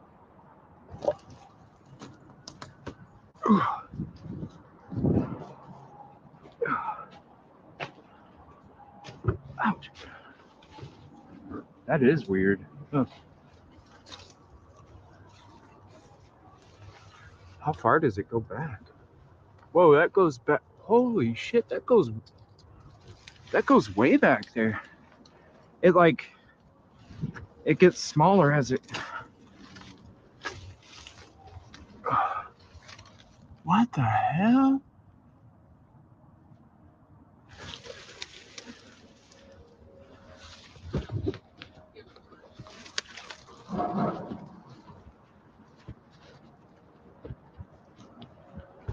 Oh, so they think he might have been buried because of soft ground? Wow. Wow.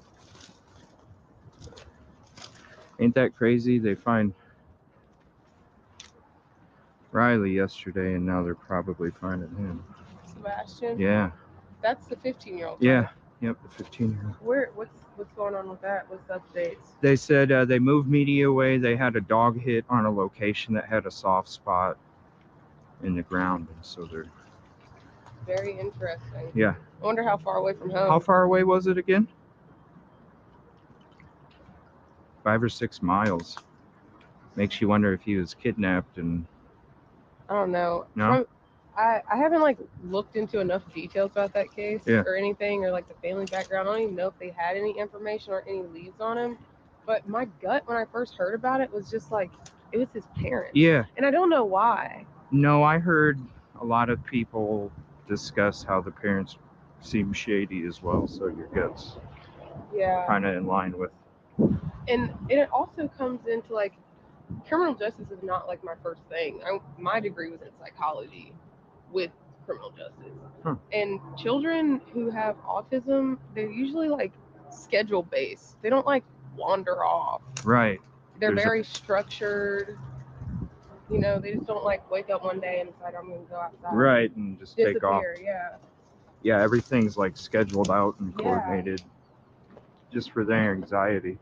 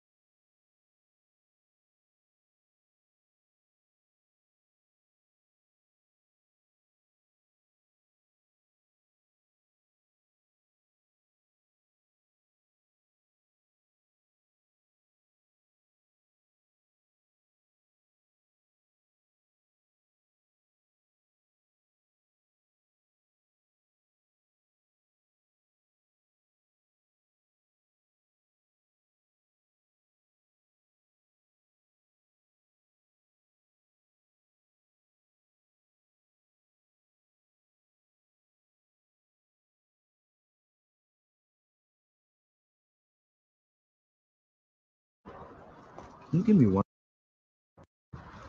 Sorry about that. No, you're fine. Snake runs away. Post here? Ooh. All right. We're back. What's up, Rosie? I'm glad it started working. No, you're good. I know StreamYard's being buggy today. Have you been able to see kind of what we've been...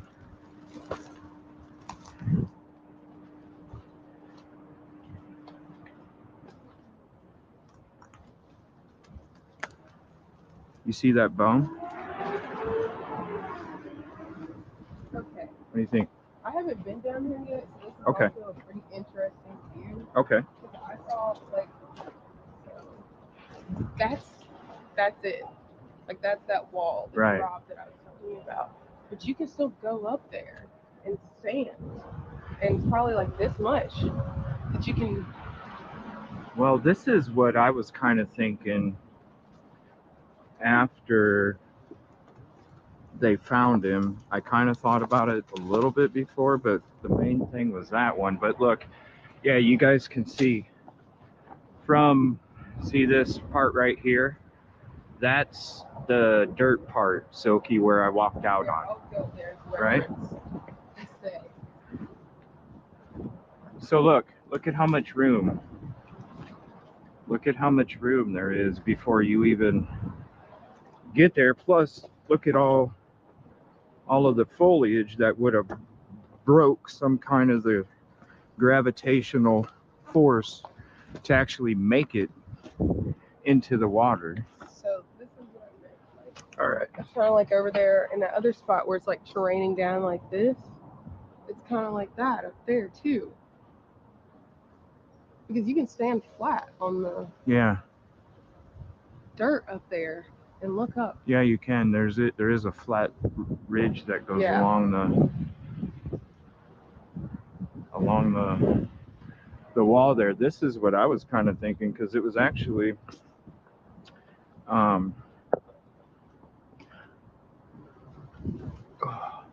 no parking.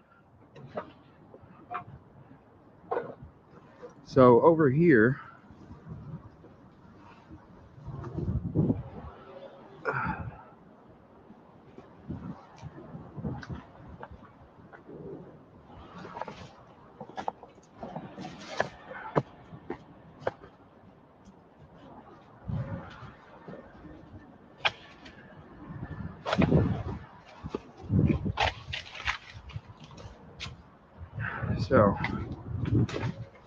right here is if you fell. Well, see, you still got the brush right here, though. Yeah. So even if you did fall from that corner, I guess there's a clear area right here. Maybe this is where. But then again, could it have been down more that way that he would have? Well, here, let me climb up this way. It'll probably be better if I go this way. So, all right. So right here is underneath, right directly underneath that corner. So This right here, maybe, but I don't know. That's still. Say you fell right here. Right? Say you fell right here. That's still quite a bit of distance to have to roll into the water to actually be taken downstream. at a height of 6'6" and what, Right. 165 pounds. It doesn't. It's almost like if you fell, you might land here, roll a couple times, and you'll be by the shore. Caught. Yeah. Yeah. Even over there, like, there's no way from the. It's just, and then all of this stuff. None of this looks like anyone fell. No. Or Yeah. broke or crushed. Yeah, that's a good point, Silky. If you look at all this brush Winery. and the vines, The trees. that doesn't. Where would he have fallen in? And there's like a path here, which is interesting. So right down here is where they found the car. Right here? Yeah, right here. Before the. Yeah. Okay. Right around here is where they found it. Okay. I don't know. It doesn't. So what's directly above us here? So I guess if we look between, because I got ratchet straps too, I'm going to climb out there and try and get over the edge.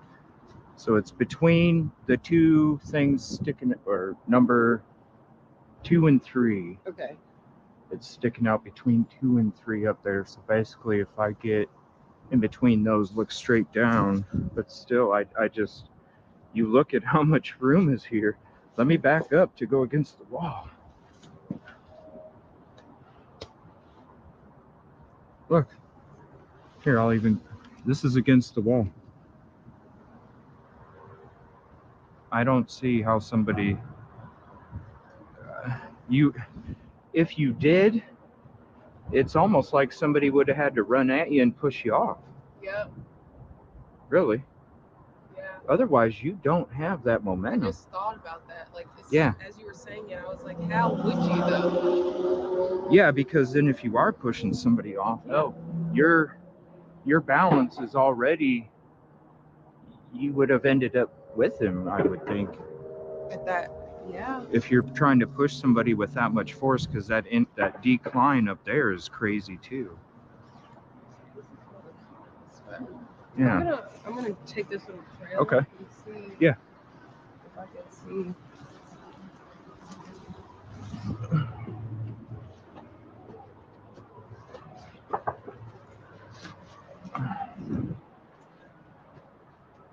What's up?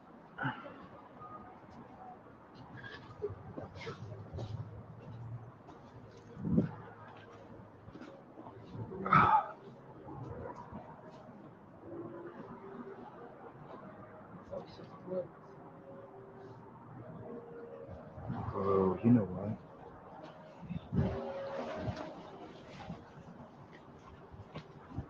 You know what? You know what? With how close it is to that camp right around the corner, and how easy it is to come down here and go down there.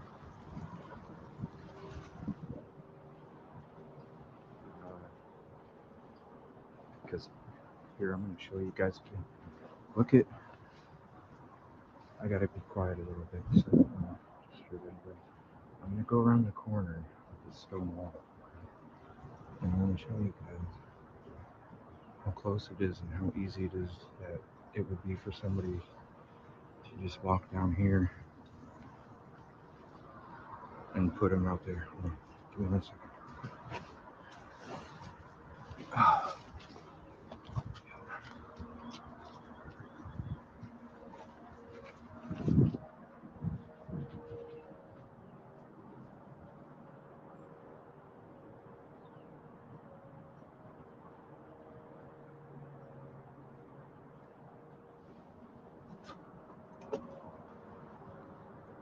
See what I'm saying? You guys see what I'm saying?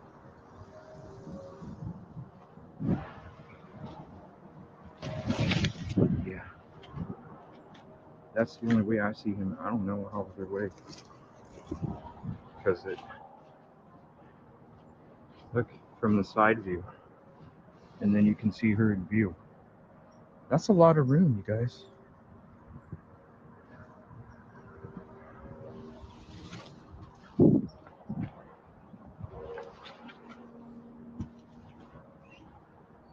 Because it is, yeah, this ain't nothing. This is not bad at all to walk down and then really open area.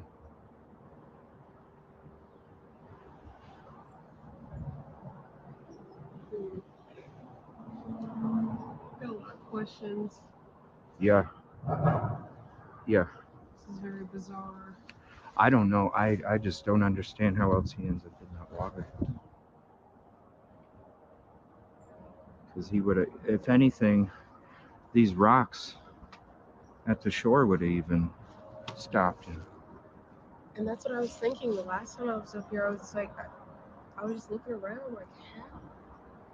Trying to ask myself more questions of like what the possibility could be. Right. It just doesn't. Being down here, like from up there, it makes it appear like it's just a few feet. But being down here, it's way. And It's I think way it's bigger than important what. for people to see this. Yeah. Because when you're up there, it just looks like Yeah. a straight drop into the water. Yeah. But that is not at all. No. There's way too much room down here. Thank you very much for coming down here with us.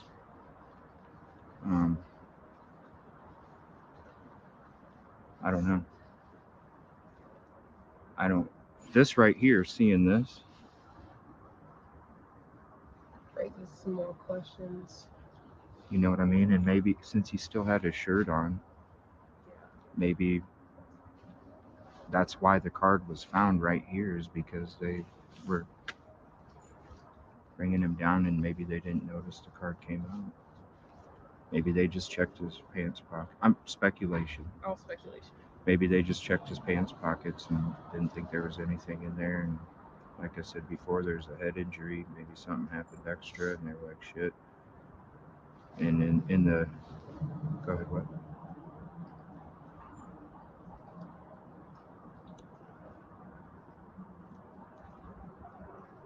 Yeah. Did they find his wallet? All of his belongings, including the phone, the watch, wallet, as far as they've released, Right. as far as what they've told us. Phone, watch, wallet, and clothes were still on person. Really? So, that's interesting. The wallet too, because the family friend did an interview and he was talking about how he told all of the boys to put their stuff up front. And so when he said somebody sent him a picture of the shirt Riley was wearing that night, he was proud because Riley listened to him and put his stuff in his front pocket, but his wallet was with him. So that's not a sign of any robbery, because then you would take the watch and the phone and the wallet. I mean, the watch Right. and the phone still being on him, and then the bank card being on the river is just proof that, Maybe it was not a robbery. he just, Or it could have been a robbery gone wrong. Wouldn't they have taken his wallet? Yeah. Unless there was nothing in the wallet except the one Right. card. Which I highly doubt.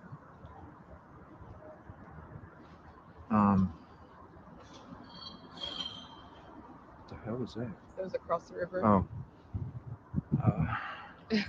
It doesn't make sense to me. Like that, Now that doesn't make sense, because if he was found with all those items, then with this card being here, he would have had to. I just don't. How do you fall that far? I mean, because you got to have what, another 4 or 5 feet from the shore until you actually probably Touch the water. right before you can So really you're even like what? Probably if it was flat, maybe a couple yards, 1 or 2, right. 1 or 2 yards. So I just don't. And even okay. So I speculated, he fell in. Right. And then I like came to my conclusions after I came over here, and I was like, dude, he didn't just fall into this river.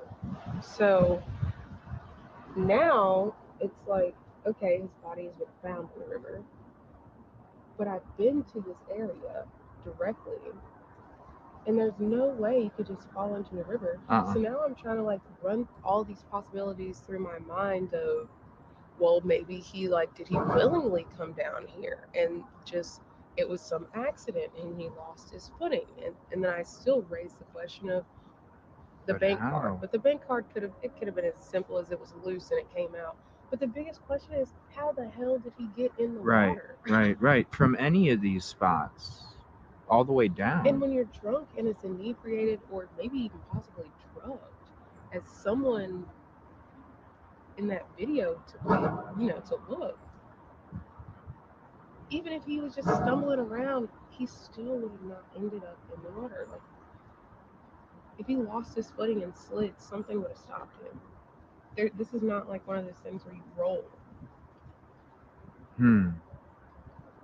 Yeah. And I don't know how, if you do lose your balance, how you lose your balance that much to create that much momentum to get you all the way that far in the water where you're being taken off. Yeah. Unless, could it have been like this? Maybe he did fall from up there. He fell here. He landed right here because he had a previous injury.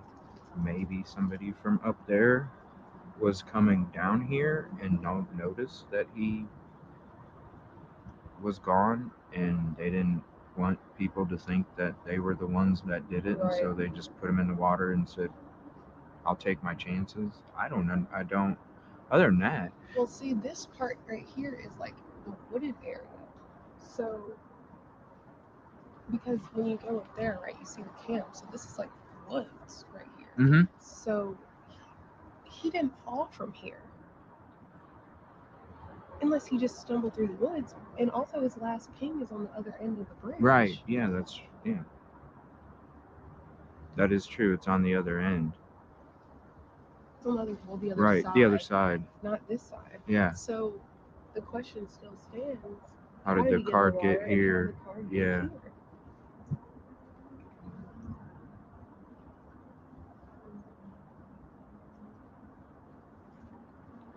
Off the bridge? I was thinking that earlier. I was just brushing my teeth, running scenarios in my head. I was like, what if we tried to monkey bar across the bridge? For real? You never know. I mean, and I say that because, and one thing I noticed that a lot of people have been talking about is the video where he was running through the parking lot. Yeah. As a 24-year-old, that is just, and I'm sure anyone else, maybe even older than me, can contest to this. You just want to be active when you're drunk. You run around, you do stuff, like you get, too ahead of yourself, you fall, whatever. And you just, I grew up with brothers, so whenever my brothers would drink or just do something, they always wanted to do push-up contests. And these are like frat guys. So it's like, maybe, I'm not ruling anything out, like, you never know, but I also don't know how low those rapids are to do that. Right. And if that was the case, I'm gonna go ahead and cancel out my own thought. He would have broken something if he fell. Well, this is what I wonder then. There's the barge. This is what I wonder. What if, because he was pinged at the other He was pinged on the other side, which is where the stairs are at to get up to the bridge. What if the reason his card fell here was because he was walking across the bridge, looked over, maybe it came out? That's possible. Kept walking down that way, wanted to look over again. Yeah. Would he be, with how tall he was, is that ledge up there on that bridge going to prevent somebody from falling over with him being that tall? I mean, Do you think maybe he might have fallen over probably. by just looking over the edge? I wouldn't be able to answer that question until I saw an autopsy report or heard the autopsy report. Because I also feel like if you're falling from that height, You would it's have like damage. smacking concrete. Yeah, Right. You're gonna have damage, and it's not just gonna be like water in the lungs or anything like that. Right. It's gonna be more. I mean, with this height, it was possible. I feel like. And maybe the wind might have picked up the debit as it was falling. Because what if the debit card fell out of his pocket as he was falling and the wind kind of, Yeah. pushed it over to the leaves when he ended up, maybe he looked right there. I wonder if there's any broken branches or limbs hanging on that tree or something. Right? Ooh, there is. There's a fucking snap branch right there. Yeah, you see it? Yeah, it's snapped. Hold on, and that's a big one too. Right? See that snap branch right there? There's that big one over there that so it's like this. Yeah. And there's one that points out. If you look on that second one there, that one's broken too. It's hanging down. You see? Yeah. Yeah. Holy shit, look. Hold on, let me get rid of this.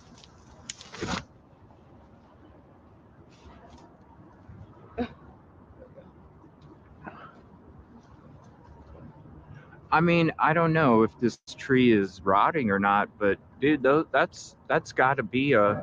Let me look at my hand. It's got blooms on it. That's got to be like a. Oh, it's got blooms on it Yeah, too. you see the green? Yeah.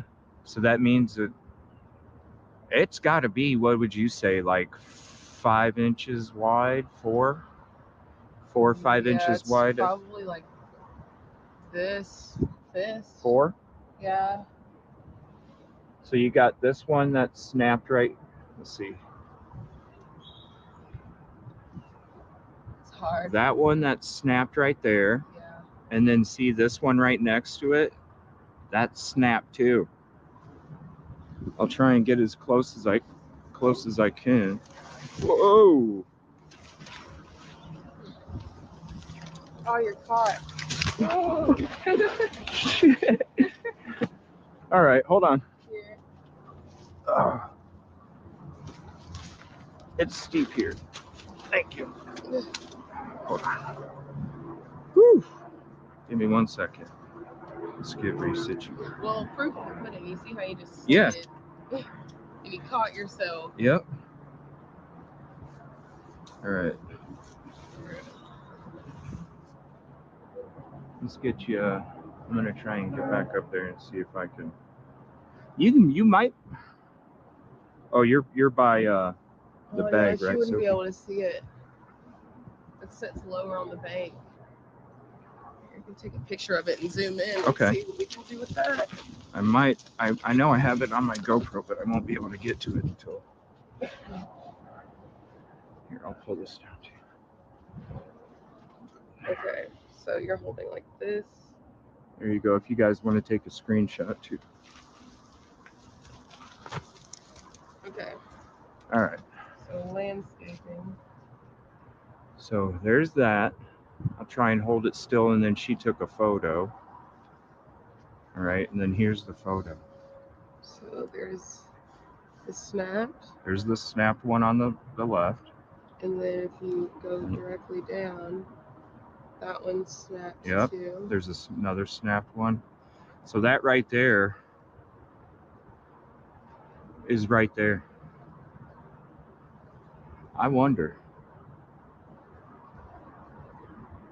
Because then if you're falling forward, maybe your debit card does come out as soon as you fall or shortly after. Or maybe the in a reason gust why you of went wind over is because you're You know, you're looking over and your debit card fell, and you're like, oh shit, my debit Yeah. card.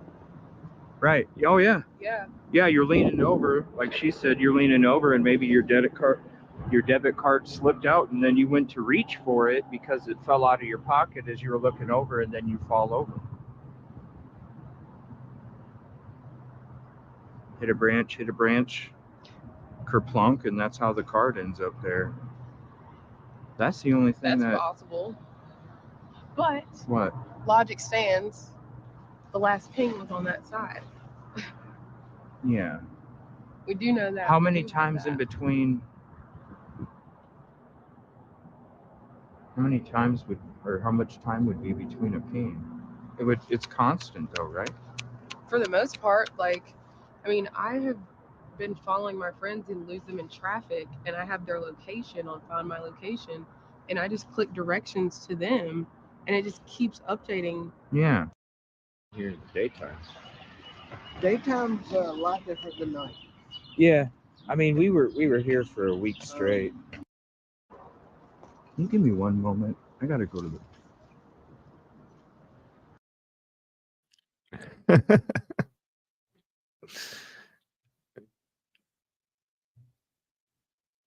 Thank you for showing these. I appreciate it. No, man, I appreciate you, man. That's freaking awesome. I can't like I said, no offense to the other ones that were down there, but JLR was like, oh, I ain't going down there. I wouldn't have done it neither. The police wouldn't even go down there. Yeah.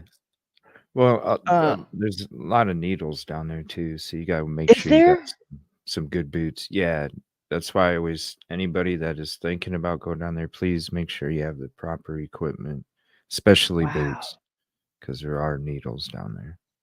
And feces, lovely. Yeah, yeah. Sounds like a big hepatitis whirlpool. Ugh. Yeah, be very careful. Absolutely.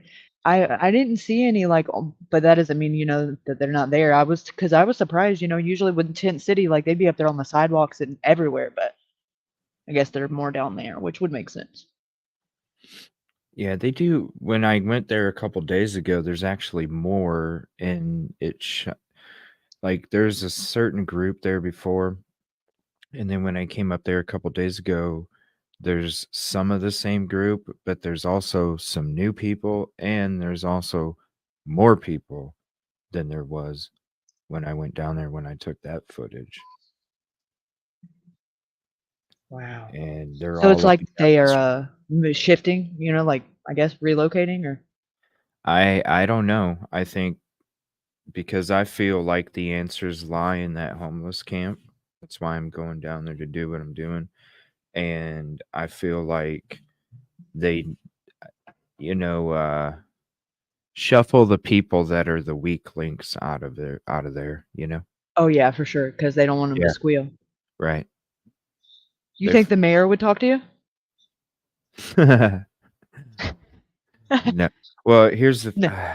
I can't say too much about what I'm going to do. I feel you. Yeah. Or how I'm doing it. Right. But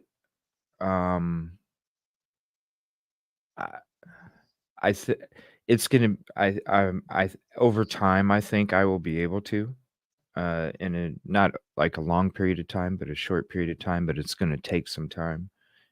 I'm gonna have to go in there. I usually always live stream because that's my protection when I go out onto these locations. Everything's on film. And it's going to be one of those situations where I'm not going to be able to do that. So, because there's no way that I can do what I'm doing having any of those devices with me. And so I'm going to try to talk to him, but the only guy that was talkative was the homeless guy in the wheelchair that slept on the bench. He was the only one that would talk to people. Everybody else, Really? they just gave you a dirty look and Yeah. followed they wanted to. you or Yeah. yeah. Yeah, they don't want you around. Because not after the Riley Strain case, and when I went back there, it died down quite a bit with people that were there. So before we weren't as much of a target, even though they knew, because you can see the equipment. But this last time when I went, it was stuck out like a sore thumb because nobody else was really down there. And up and down that street, side eye, I had a homeless dude that was following me with a rolling suitcase, and I seen that. I was like, what the hell? mhm, yeah, It was very bizarre. it's a dangerous street. It really is. But um, there's answers, and somebody has to find them, and I'm willing to do it. So Absolutely. So, and sometimes you just have to ask the right questions, and they're not going to go volunteering any information. But if you just happen to ask them and catch them at the right time when there ain't a bunch of other people around, and they'll say way more. well, and that mayor that I talk about, I'm gonna try and talk to the president. So, Oh, well, and I think the president,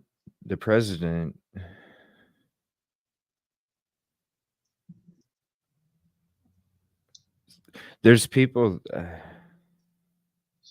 Yeah, I don't want to say too much. yeah, I wouldn't either because they're probably who knows, they're probably listening. I mean, Well, if they got Wi-Fi. they mostly watch another platform. I'm not going to mention what it is, but Yeah, ik-ok. yeah. Oh, I don't know. I'm not going to mention what it is, but Yeah, I feel you. I try to stay off that place. yeah, I'll Guilty be all pleasure right though. because whenever I do this stuff, I have disguises, so I'm totally. I'm sure you could find an interesting way to blend in. I do. I have interesting ways to blend in, and so it's going to be one of these things where I'm going to be a different persona. I really mean I'm going undercover down there, so I'm going to be a different person, different persona. Um, Better be careful. No yeah, doubt.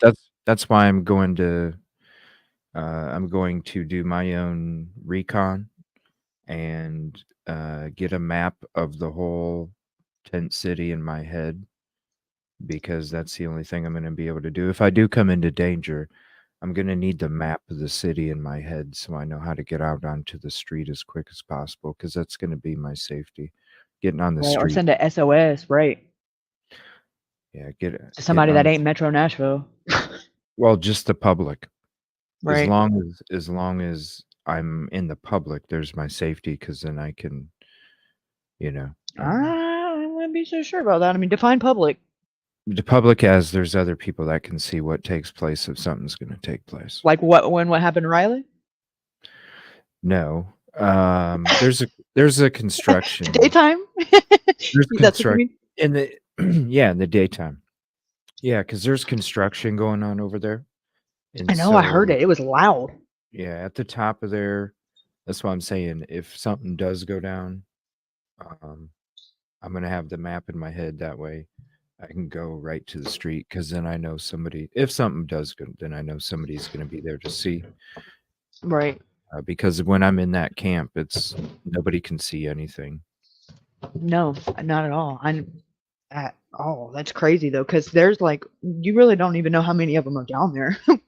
Yeah, As because long as right they're up still, there's that line of bushes going, and this is one of the things I'm going to show you guys when I go at night again, because I lost all my footage because of the Sebastian. I didn't get to transfer it all, and I had to dump some in order to have some. So, but there's like when you're walking up and down, there's like a video you can see where there's like a line of bushes that go up and down, and literally it's just a line of bushes, and at nighttime you can see everything.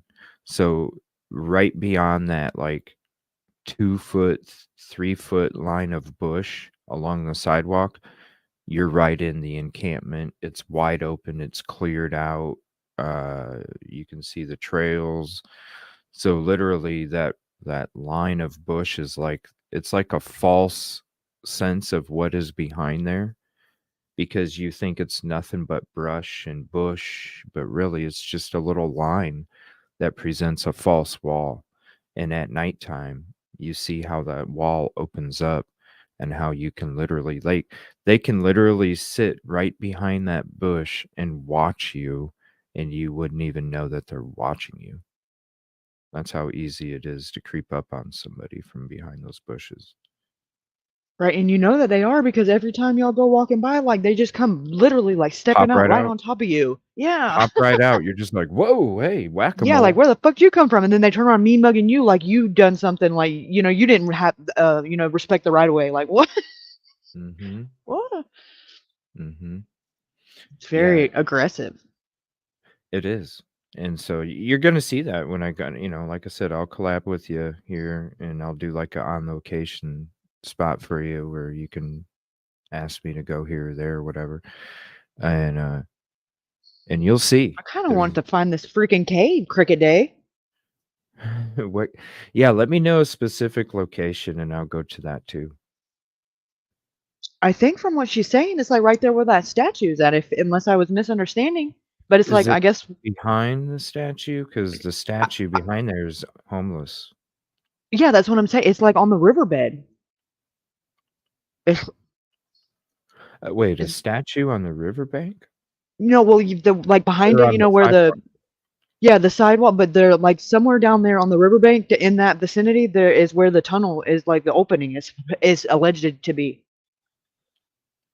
That's but I Interesting. seen some guy that on that platform that I said I didn't go on the ICOG. He, Mhm. it was like a year ago. He was hunting and looking for it, and that he went in right there, like on that same opening, not the one like where the Beware of Dog is, but the next little opening, like right before the where you start going up the bridge. Yeah. And it like he's I didn't he got scared before making it all the way down there, but there was a local leading him, and he's like, yes, it's just right down there, and supposedly it goes like halfway underneath, like right there to where the parking garages are at. I was like, what the fuck? He described it as like a tunnel more than a cave, and I'm like, Oh, what? yeah, it's like a tunnel, yeah. Is it by, it's by kinda behind the other bridge, right? Yeah. Yeah, it's actually, yeah, it's not a cave, it's a tunnel.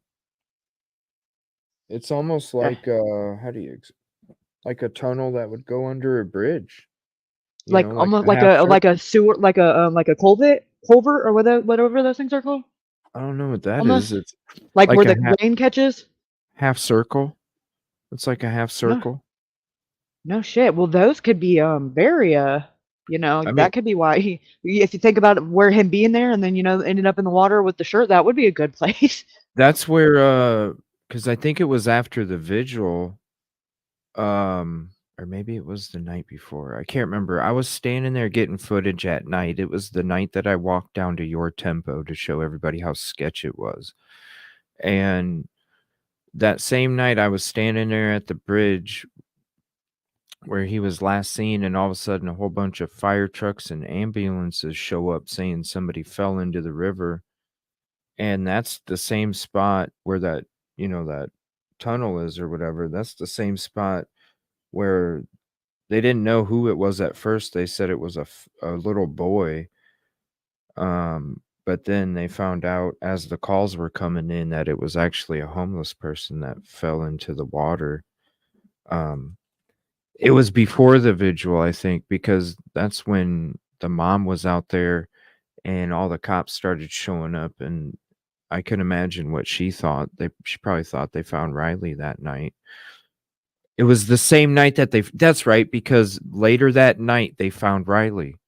So it was whatever night they found Riley, it was like a couple hours before they found him in the morning, I think. Early hours. It was earlier that night before, or the same night if it was that night, where they found him, that all that stuff went down. Because we were actually live streaming that when everything was going down, and we walked down to that area, and that's where a homeless person fell into the water. So there was, I know when I walked over to there, there was somebody living down there, because I took my camera, and I'll do this with the GoPro too. I'm gonna take it. I have this stick that extends, and I'm gonna like hold it around and try and get better footage that way. But you can't go down there now because they have a no trespassing government property sign there now. So you can't You're not allowed to go down there. But you would almost have to walk through the homeless camp to get to that spot. And if you're walking in there, you're opening up yourself to their world, and you don't have any protection because nobody's going to see what's going on.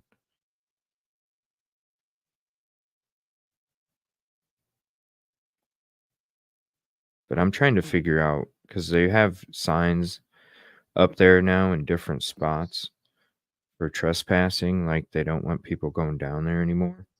I have to find out if I'm able to even go down there anymore because of what they're trying to close off now. Right. Which is bizarre. Like, how how are they going to enforce it when there's people literally pitching tents up there? I'm glad I got the footage I did when I went down there, because I think they're trying to make it so nobody can even go down there now. Sounds like it. But are they going to enforce it with people that are coming in and sniffing around, or are they going to enforce it with with everybody? Because it doesn't seem like there's any, it doesn't seem like they're getting ready to move camp. As far as the river people, I guess is what we could call them. Yeah, I don't know. I'm gonna try and find out more. I just feel like the answer lies in those camps right there, and that's where the truth is gonna come. Wow. What in the Otherwise, hell? just be guessing. De- Somebody knows. Demon Broom Cave? How the hell do you say that? What is Permanently that? closed. Hold on, let me. This girl done got me on a damn rabbit hole. She knows what she's doing too. She knows I'm a sucker for a rabbit hole. You ever heard of that? No. Me neither. Sounds No. evil. Says Demon Bruins Cave is a cave in Nashville, which is listed on the National Register of Historic Places listing in Davidson County, Tennessee in 1979. The cave was named after a fur trapper named Timothy Demon Brune. Address 218 River Hills Drive, Tennessee. 37210. Where's Davidson County? I don't know. I'm gonna have to go check that out. Huh. Permanently closed. Huh. Oh, permanently. Well, how in the hell?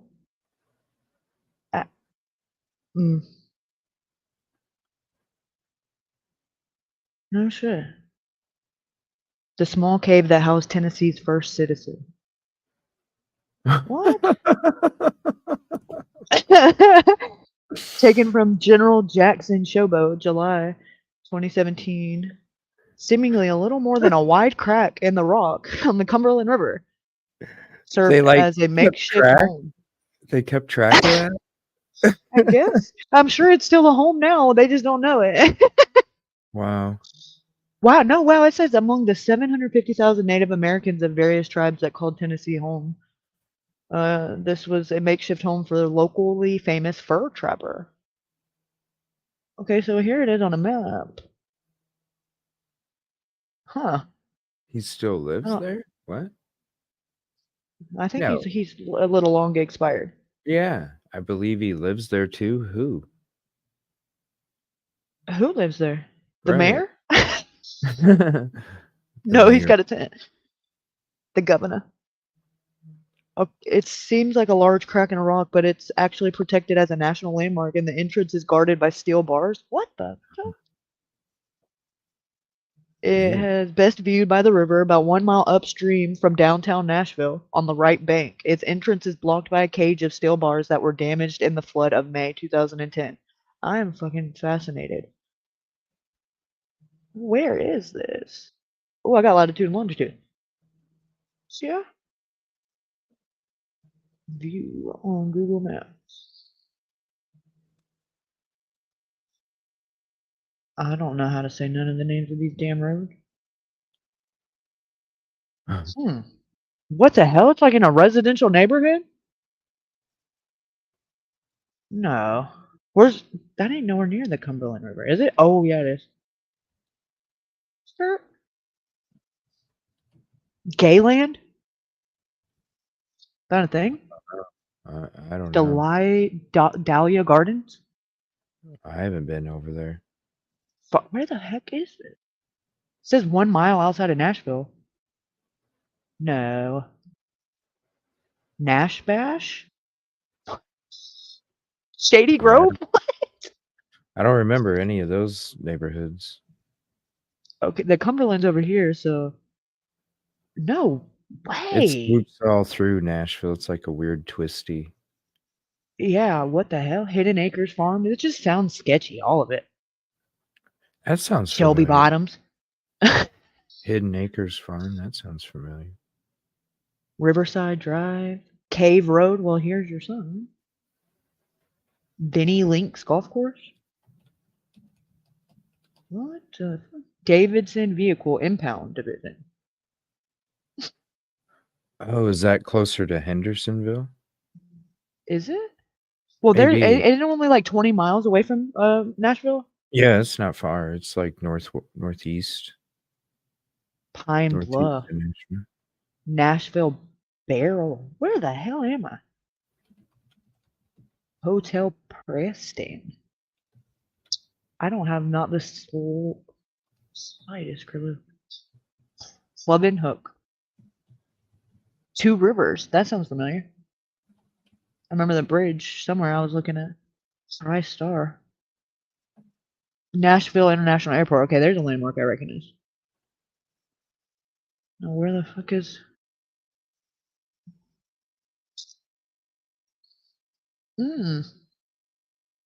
That's so bizarre. I wonder if it's like underneath. Oh, that's the Nissan Stadium, isn't it, right there? No shit. Nah. Oh, yeah, look, downtown. Look. D.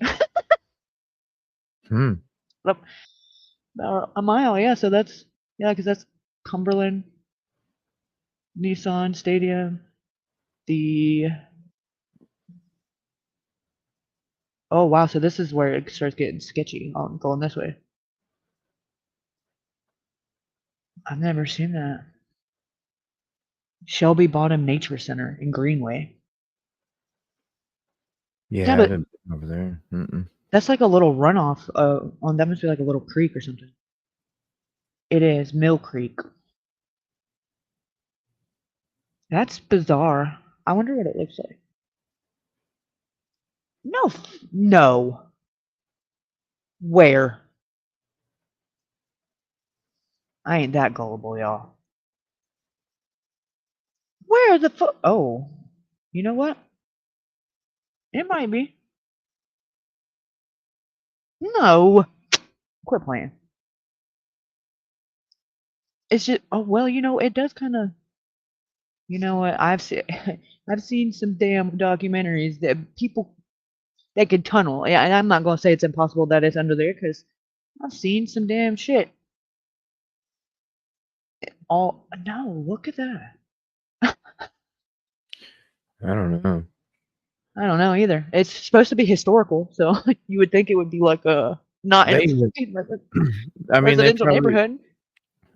Who's the statue of the first homeless encampment guy in the riverbank too? I mean, there's like, I mean, it's weird because I even asked like, what's the 3 stars mean? And they're like, oh, it's the different parts of Tennessee. Oh, so there's, the east and the middle and the west are all like, or what is the 3 parts of Tennessee? East, middle, and south or something? I don't know. It's like they all have their own like historical shit for Sounds whatever. like, gang. I mean, what's the difference from gangs doing that shit? It sounds like East side, people are west side, south side. just a lot of. I mean, maybe they were just bored back then and Well, needed to be. yeah, you're probably right. Indians versus whatever else. I don't know.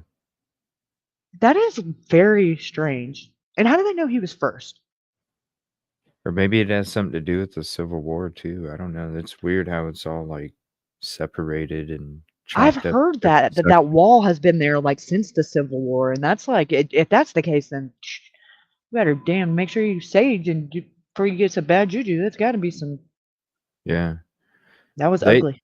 They break. It's all about different parts of Tennessee. They break it up in different parts, like they're their own. It's the same state, but they're their own little territories or something. It's really odd. Yeah. Cumberland Caverns? Dude, there's caves. Oh my god. I'm fascinated. I'm gonna be like, no, no, no, no. Yeah, it's a Ladies trip long into river. Cumberland Caverns in Tennessee. How do you trip into it? No. Clickbait. Ain't falling for it. Restoration.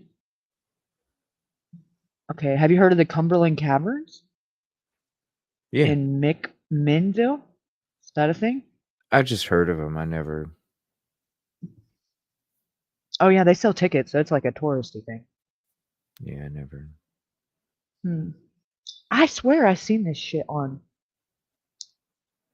that godforsaken website. Oh, see, there's another rabbit hole. Guys, she looks scary. Get lost with Ross. See, I would get lost. Nashville, Tent City, Cumberland River. Yeah, Tent City.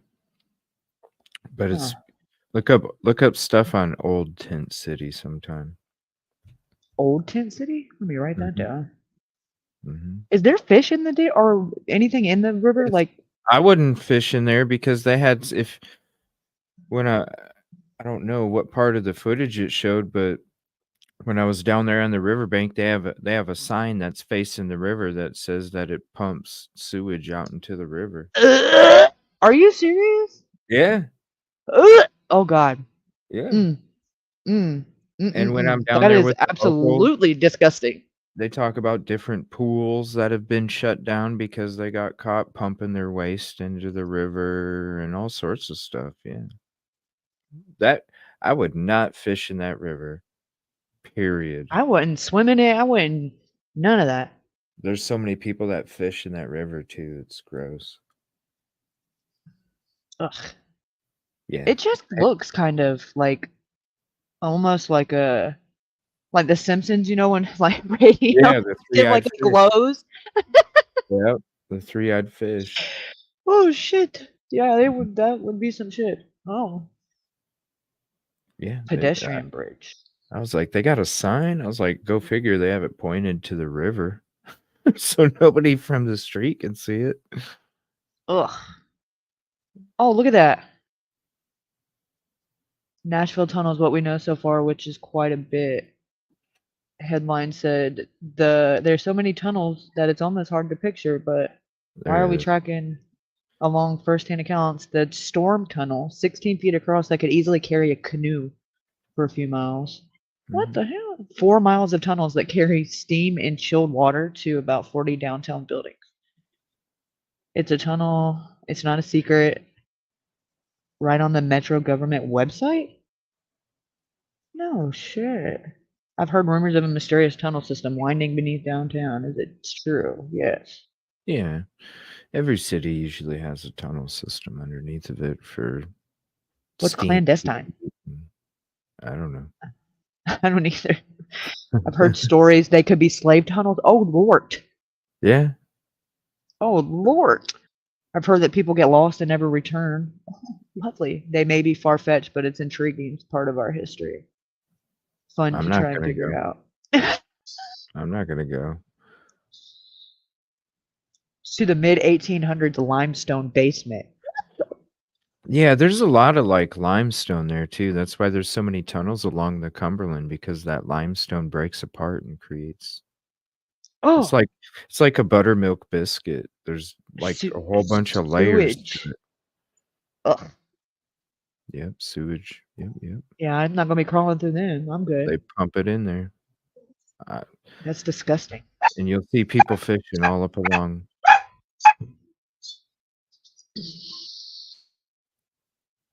Fishing off of the damn sewer? Yeah. Or in the sewer again? No, all along the Cumberland River in different spots. You'll just see people fishing like crazy all up and down the river. Not right in downtown Nashville, because that's where the homeless camps are, but outside of Nashville, all up and down that river. Because I've been searching a lot of the Cumberland River for Sebastian, and all up and along there, there's people fishing. It's just like, not me. Is there? It didn't even look like. I don't know. They probably catch like a. Is there like gators or snakes or anything like that? There's alligator snapping turtles and Those things are mean too. rattlesnakes, water moccasins, stuff like that. Yeah, we got gators here. Yeah. But yeah, and people will be cooking the fish right there in the shore too. There's like every so often you'll see a fire pit where people were No cooking fish. way. Yeah, it's gross. They'll like catch it and cook it right there. It's so nasty. It's so Like nasty. freaking mountain people or something. Like cavemen. What the It just makes me love cow even more, you know. It's like Yeah, absolutely. Ugh. I don't like fish anyway, especially not don't either. freaking like bio fucking radioactive. Yeah. Like Ugh. I don't eat nothing that swims in the water. That's for sure. No, at all. Especially not that water. Mm-mm. Hey, here's some maps, but I don't know how up to par they are. What's up with the Cumberland River? I can only imagine. Oh yes, the Scumberland River. I didn't say it. Yeah. It was Reddit. It's gross. It's nasty. You can't even see more than a foot down. Absolutely not. It's so green and mucky, and it stinks. I bet it looks like it stinks. It's gross. Riverfront concept plan. I can't believe that is freaking sewage running in there, and they're just like that. Wouldn't that be a hazard? You would think. You would think. I mean, you would think, but they posted a sign, so maybe it's okay. They posted a sign. They warned you. You did it at your own risk.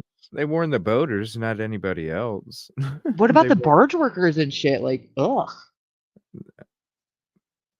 They No probably way. don't have to touch the water. They just That shit can be airborne. The hell? And see, that is just. It just looks. Look at the color. Look at it. Yeah, look at it. It just looks like it's glowing almost. It looks the same from the view on the water too. It's that. Oh well, that looks green. blue. That must be old. That's the atmosphere hitting it at a different angle. It's gross. It's green. It's green as hell. It's like I don't even know. Damn, where are these pictures coming from? Because they got a bird's eye view of what I want to see. Like, damn, is this there all the time? Asking for a friend. What the hell? Korean Veterans Memorial Bridge. Where's that? Yeah. The next one down? Or no, before it probably. I'm trying to remember. I had to take it before because I went down to the Greyhound bus too.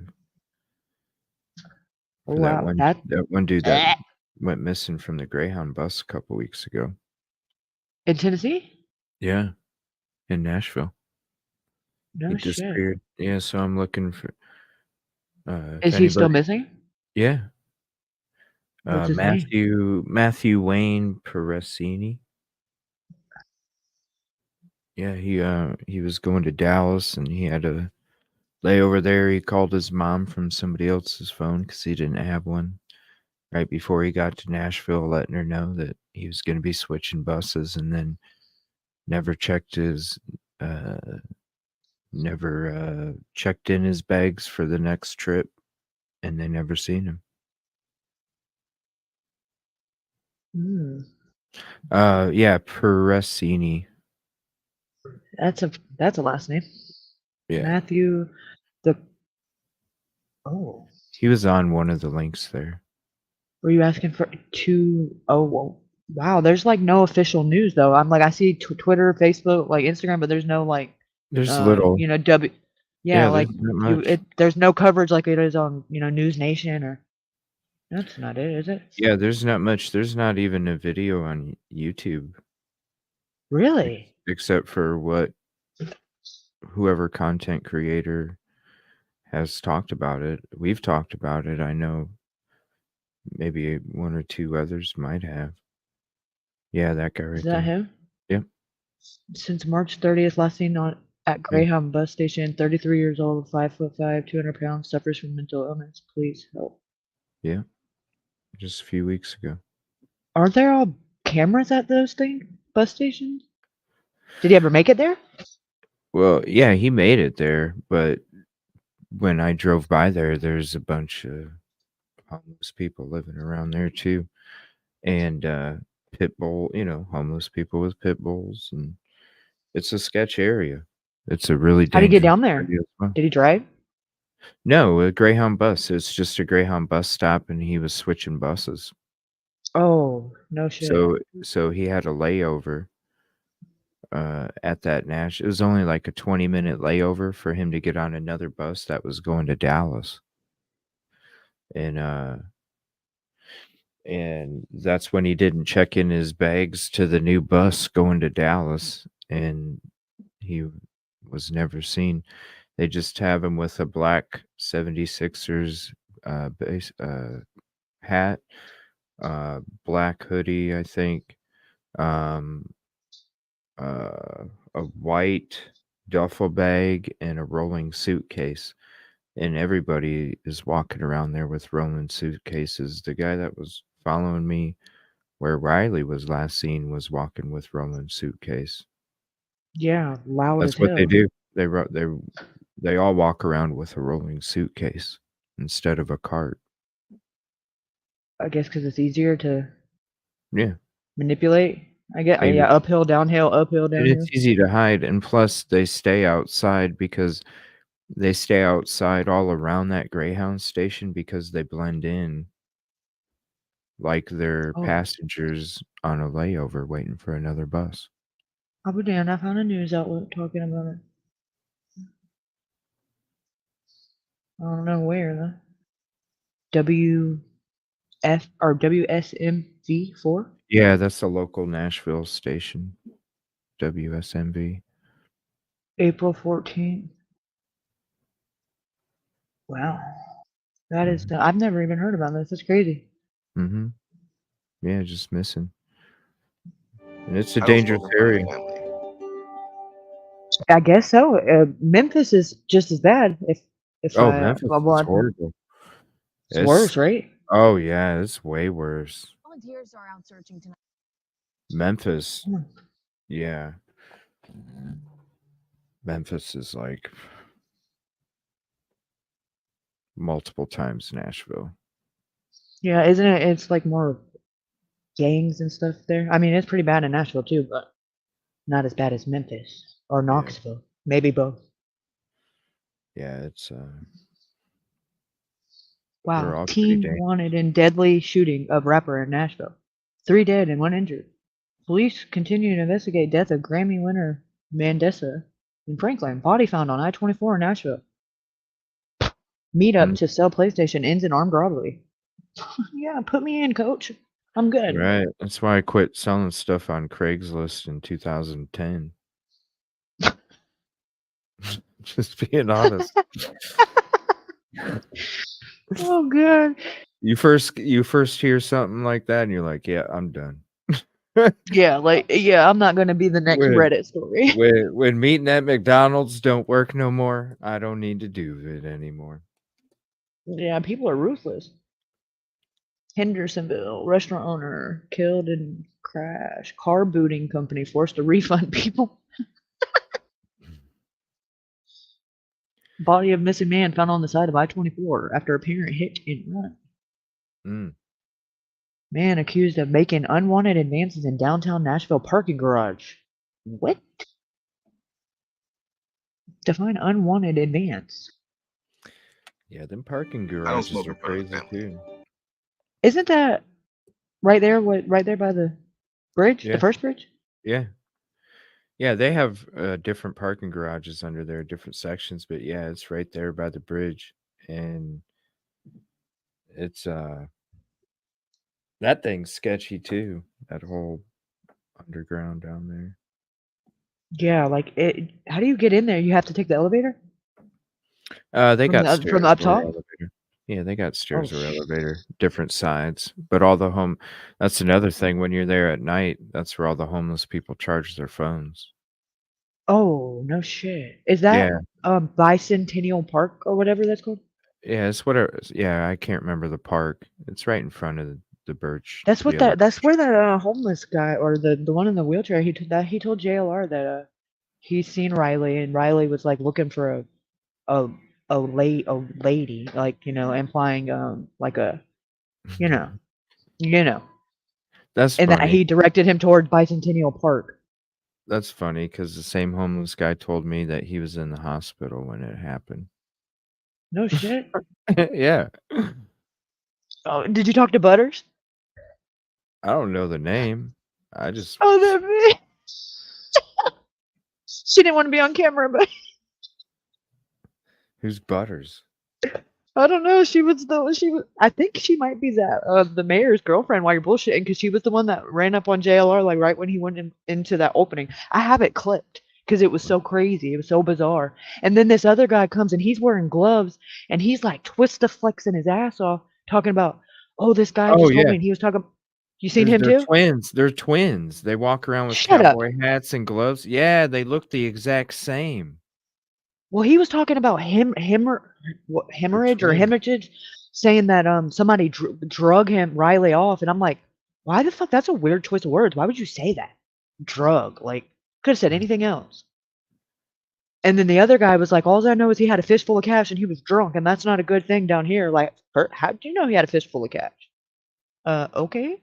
Because they know what happened. Exactly. And I'm like, okay, well, that's funny because that that hadn't even been said publicly yet. Like, and I'm like, okay, well, if that's the word that's buzzing around with all the homeless, that is not good at all. I never heard of Butters. No, I don't watch. I'm too busy out there, you know. I don't Well, get I don't I have don't anything else to do but absorb it. yeah. I'm So like watching it, rewinding it, slowing it down, zooming in. I don't get to see most of the Yeah, I'll show you. Because I clipped it because it was so bizarre. Because they both like approached him, and it was at the same spot, that opening, you know, where they screamed at you, you know, where it's like a hot. I call it the hot spot. That they don't, you know, they go to great measures to keep people from going down there. Like, Oh, and yeah. depending on, you know, how far you're willing to try to push it, they get aggressive. Yeah. Yeah. But then they try to play it off like, oh, I'm just worried about you, and like, yeah, you don't even know me, the fuck. Mm-hmm. Like, I'm good. I don't. Do I seem scared? Like, chill. Mm-hmm. And it was right here. And this is like this is the guy that he walks by. And I'm like, he doesn't have as good as a quality as a camera as you, obviously. So Well, I mean the live's in shot. I don't know. Oh, nice. because he's sleeping on the bench right there. Yeah, that's what he wasn't there when I went a couple days ago, which I was surprised.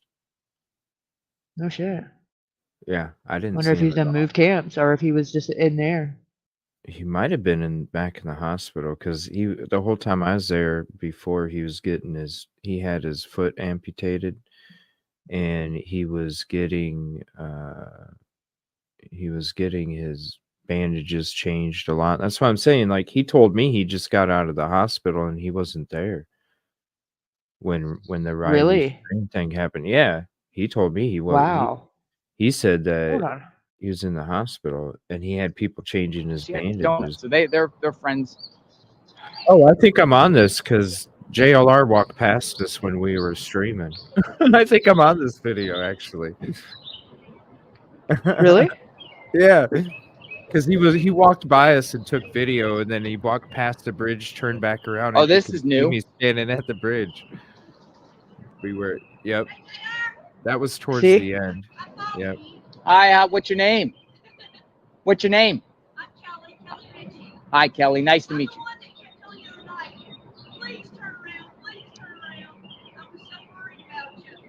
Thank you, Kelly. What the fuck? Thank you. Thank you for the support. Yeah, we get approached by. All right, so we're gonna just go down here and see what's going on. And I posted it, and I got so Oh no, I much wasn't there in this one. and look, Yeah, now there's people living at that green fence spot. Now there's 2 people living there, so you can't even go in that green fence area anymore. Check out this guy. Made contact with him right here. So Reginald Young is under investigation for allowing security staff in the schools here in Nashville to operate without licenses as security guards. He's got controversy behind him. He's the last one that actually saw him, not the homeless people. He's past their place. He's right here. When he makes it, they showed the video. All the What? news organizations showing the video. Yeah. He's over here. Supposedly there was a car break-in that night, and that's Yeah. what the officer made contact. The truck. If they don't see him after 9:53. That means that officer and that car break incident happened at the same time frame. That means there was more than one officer out here. It's not just the one that they're showing. And why did they wait 9 days to show a video that shows a guy who they're looking for? He didn't realize It's all the corrupt. shirt. The guy, you can clearly see the shirt. And There have been reports of a homeless man. you know about the homeless camp over there? It's a skid city. Do you think that Riley made it this far? Yeah, because of it. Do you think he was here? Because he spoke to the cop. The cop is right there. That's what in you're between, right where the cop was. According to the report, to say the cop was investigating break-ins in cars. Wow. So that's why he was out there. Why didn't he ask Riley if he's seen anything? Right? Yeah. If he's really investigating, he didn't ask Riley anything. That's deep. That's no. There's, and I believe it's deep. The police are talking with the homeless community, letting them know that they're going to be allowed to go back here. And the reason they put that card there, was because what they're going to play it out is that Riley fell in that water, and they just never recovered Riley's body. So are they not letting the homeless to go down there anymore? Right now, no. But that's why they're all sitting around here. You notice they're all sitting Yeah. in Yeah, groups, they did. waiting for the okay from the police. Wow. They were down there. This guy across the street, he's dangerous. He keeps coming across and talking to the family members. To the, That guy over there? Yeah, he's coming over here saying, Is that that saying that the guy's dead. Is that the guy who said that pulls a knife on everybody? No, that's the one that walked down the street. The guy's name is Jacob. I actually gave him a $10 bill when I first came. This is something that I do. I've done it in other states. I don't have a lot of money, but I'll get somebody who really looks like they need a break today. A $10 bill. I bring snacks. I have drinks in here, fruit snacks, fruit, and this is what I've been doing, Jason, for. I've been on disability 9 years. Probably 7 of those 9 years. This is what I've been doing. Going to other states. I was in Vermont. I was in Ohio. I was in Kentucky. Now I'm in Nashville. You ever been to Florida? They never made them stay out I've been to from Florida, back but not there. living. I don't know what he's talking about. There was homeless people living there the whole time. I'm filming. I don't hope you don't mind. No, I'm not. Okay, I don't want to. Journalist. I'm out here. Probably what everybody else is doing. Trying to figure out what's going on. Is that you interested in what happened here? Yeah, I am. There's more to the story, man. Yeah, they just broke that a cop made contact with the kid. Really? The last person to see the kid live was the officer. Why did they hide that story for 9 days? I don't know. That don't make sense, does it? You got the entire city looking for somebody, and the officer and saying that the last place they saw him was there when an officer knew that he made contact with him. Why would that be? And you know what? That officer's name is Reginald Young. Reginald Young. Yep, they broke it today an hour ago. And Really? The minute I ran his name, he's under investigation. Holy. And somebody was in charge with school security guards being hired. And there was a controversy that he was hiring people who were mind if I sit? Not at all, man. My name is Mark, by the way. Oh, cool. I'm Jason. Nice to meet you. Nice to meet you, Jason. Yeah. Yep, I shake like a man. Old school, you know. I'm gonna flip the camera, so. No, you're. And what they're doing is, I think that it's really out here. I was here yesterday when they found you. I was right. Yeah, but it was with girls that found it. Yeah, but why are the newspapers all saying that the police found it? I know. I don't know. Only one newspaper said that the girls, the TikTok. out of 11 articles, I know. and they all get the same news. Facts. That makes no sense, Jason, whatsoever. Yeah. And that officer has controversy to make. I believe that the 52 seconds of body camera footage they showed, there's more to that camera footage. So in other words, he saw somebody. He's investigating car theft and break-in. He sees somebody who's walking by. He doesn't ask him if he's seen anything. Yeah, Wow. there's more to that. So I'm one. trying to. Is there cameras in this location? Well, Because what I see happened is- signs over there that there's cameras, but I don't see any cameras. This is why the first day I came out and investigated all is in cars. Wow. So that's why he was out there. I never seen that guy down there. Maybe I did, and I just don't remember him.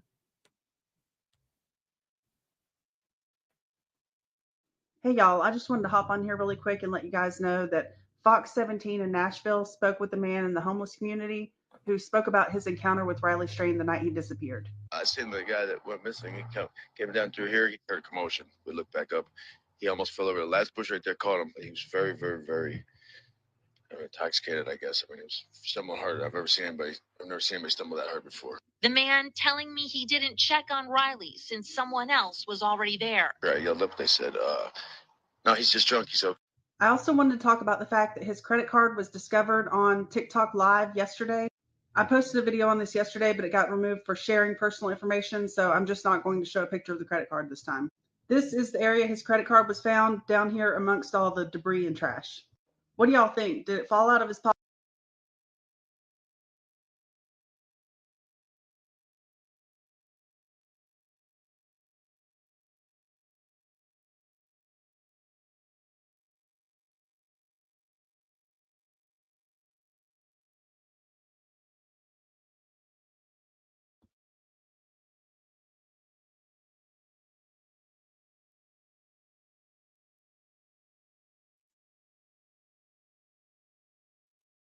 This guy comes up apparently and says, where can I find some women at? We're gonna find some what? Women. Women. So I'm like, well, See, he wasn't in the I hospital. don't know. I said, even when I got money, I can't find them. So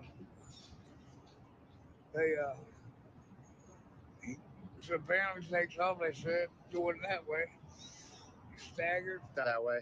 Yeah, going that way. Yep. All the bushes right there, they stood and got up. He staggered that way. Yep. And that's where the cameras picked him up to over there. All right. But no altercation with anyone. Just asking around about women. Maybe just pushing a narrative. There have been reports of a Trying to get the attention away.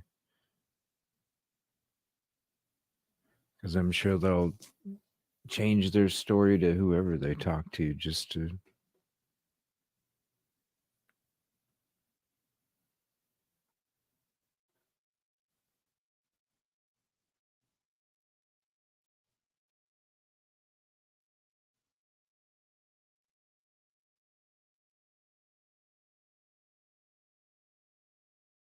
All I know is he was drunk and had a fistful of cash. That's not good to have here on right over here. And Were you out here that, like, do you know anything? no, all I know is he was drunk and had a fistful of cash. That's not good to have here on the city. Oh, you saying he had a fistful of cash? So the rumor goes. So, because everyone talks around here, right? Yeah, he was college. All I know is he was drunk. They showed him on camera. He was walking over in this area over here, and he actually ran. He walked and ran into what looked to be an old phone Phone booth. Yeah, I'll and look he for that. ran. I mean, he smack dab into it. Oh, he ran into And the phone then booth. Stayed there for about a good minute, and then got up and then staggered over this direction. They showed him on camera, right where the yellow vehicle is. Staggered right across there, and then by that time it was dark and poor lighting, and they showed him on camera, and he disappeared over there. And all I know is this past week they had this whole area over here shut down. They found his bank. They found his bank card on the river, or the river bank. That's the first I've heard about a fistful of cash. Now, the whole thing about the bank card is you've got a lot of street people. They could have got a hold of it anywhere, and if you look right right over here across the river. Yeah. See the tarps? Yes. Yeah, she was showing me. There's encampments. I mean, All down, up and down. if you go down the On railroad both tracks, First Avenue, if you get on First Avenue, on the left-hand side, there's an old building you'll pass. It used to be an old school or hospital or something, but it's closed down. But on the left-hand side, there's like a cul-de-sac down at the end of the road first. Yeah. And that's where the beginning of Tent City is. Gotcha. Tent City goes all the way up down the railroad track. Gotcha. On the So, left-hand side. so where's that is that the surveillance on the light pole Yeah. Yes. or on the traffic cam? If you look, a lot of them are cop oriented. Yeah. And Oh, I they'll see have- it. Okay. they'll Yeah, I have see a it. blue Little light. light. Yeah, I see it. And right here on the riverfront, facing the river itself. Huh? Nice to meet you. All right. Thank you, David. Thank you for the insight. You provided a lot. We're on the hunt to find out what happened. If you ever get the cash and the time, they have the tour guides that go around and tell you a lot of the history of the place. Yeah. And they add some of the new news sometimes. And I'm sure that would be on there. Of course, everything about the bomb. Yeah, yeah. That road's still closed, right? Yeah. Yeah, I came in, I saw that road closed. I said, Uh, that's the last time I was here in Nashville from that guy that did that by, it was Christmas, right? Yeah, I was actually at the fairgrounds and I felt the concussion of it. Thanks for the insight, Dave. You have a good day. All right, Be you blessed. Thank you. Criminal act. I'm hoping. On time, no time. Like, nope, not smart. His focus wasn't Riley. It was about the situation. Gotcha. It was either this pole or that pole. And we're and think about this. He's intoxicated. You got to go up a little steep hill here. Yeah. Itself. So you're in that process of staggering along. Riley's in the whole different direction. Hotel, the Tempo Hotel's way over there, blocks that way. He's walking this way. Woodland Street has a fence around it right here, so Yeah. you can't go down. But I mean, look right here, there's no fence. No fence. We got another flyer. Up at the James Robertson Bridge, Uh-huh. you'll see it, JLR. You can we'll just walk right over, step right over. So this is the Woodland Bridge. Hi, how are you? You come out and volunteer? Yeah, I'm just looking around. Yeah, I saw you looking over the edge and stuff. I'm figuring out it's probably a volunteer. What got you brought out here? Like, what brings you out here? I'm just a local, and I have a couple of moments this morning. I just wanted to go out and see if I could get any kind of senses as to where this guy may have gone. Yeah.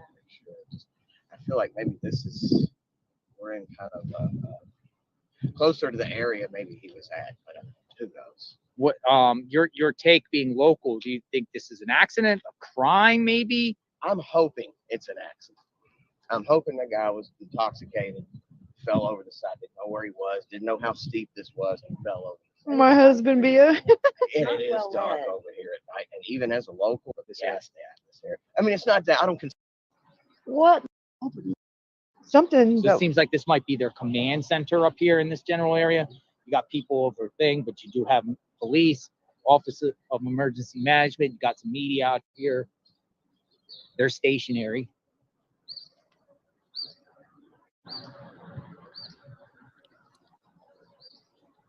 Yeah, this is where Okay, we're good. on this camera. Hovercraft. Did you see the hovercraft? Cumberland, they put a cone here. I don't know who. Oh, wow. Look at this, folks. Hold on a second. I cannot believe. Listen, I will get in hell. I'm walking my little bitty tiny white ass back there like it's nothing. What's up, you guy with his camera? Like, oh, I would be so scared. But I appreciate you doing it because I enjoy watching it. But hell to the no. Are you crazy? And not in the daytime, nighttime, no time. Like, nope, not me. I'll watch from right here.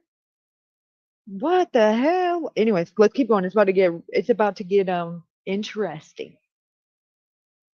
And yes, I know these were from when Riley was still missing, but I have this thing whenever I deep dive cases, whenever new information comes out or my perspective shifts as far as what I think happened, I go back and I look at everything, all the evidence, especially if there's anything video wise, and I look at it again and I with that new perspective in mine, and I see stuff that I didn't see before, or I interpret stuff differently, and it's just a whole thing. You'll get used to it.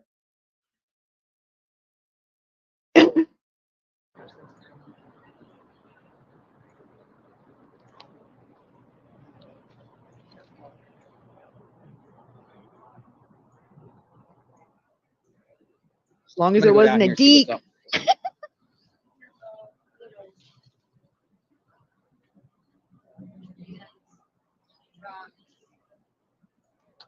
Look at this, folks. This is the area where the law enforcement seems to be focused on, between these two bridges. Woodland, that's Woodland, and even got a bicycle down here, folks.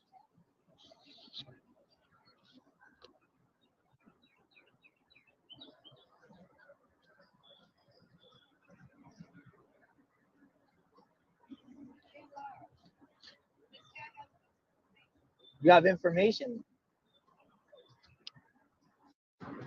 I'm gonna try to.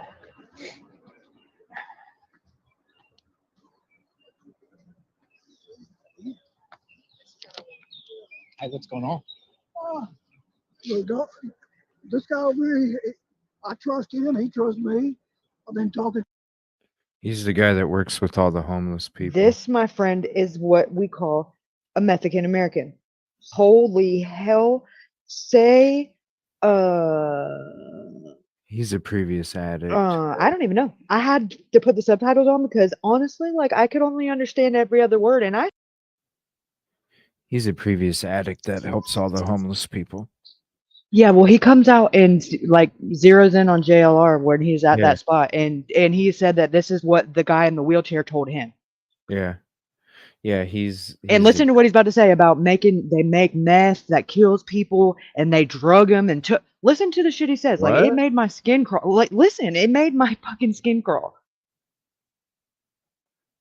I speak hillbilly. So, any hoosers. But anyways, I'd like to introduce you to my uncle. I'm just kidding.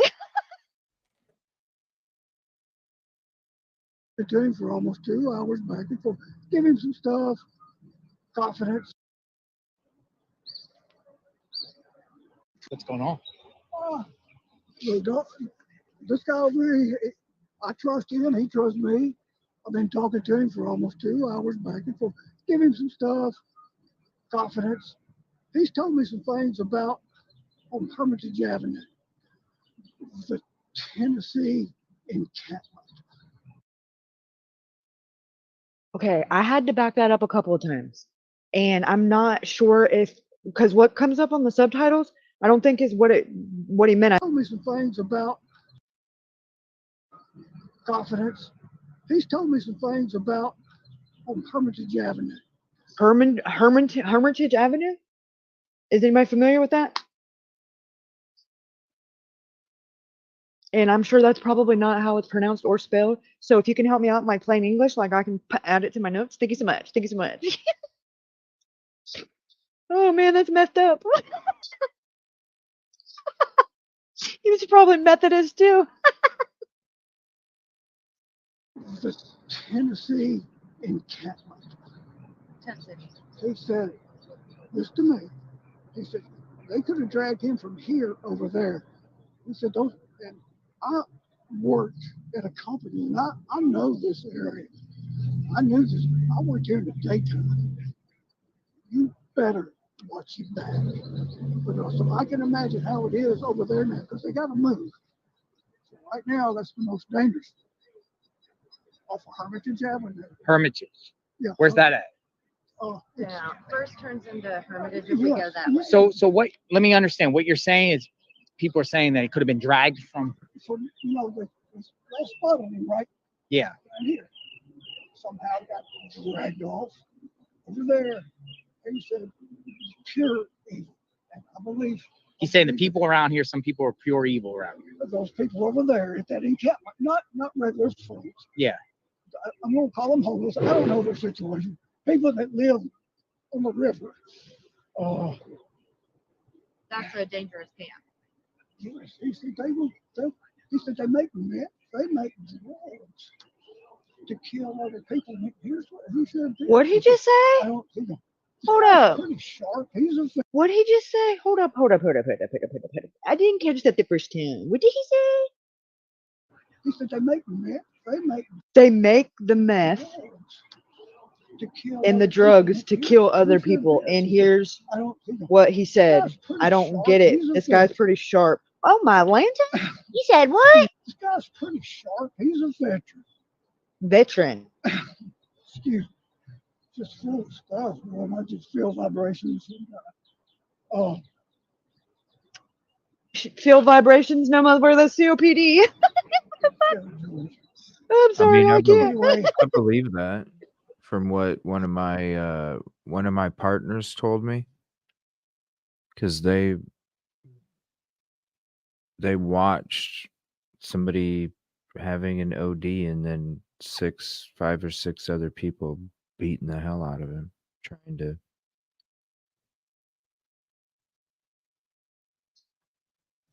Yeah, but you think Riley would have been down there looking for drugs though?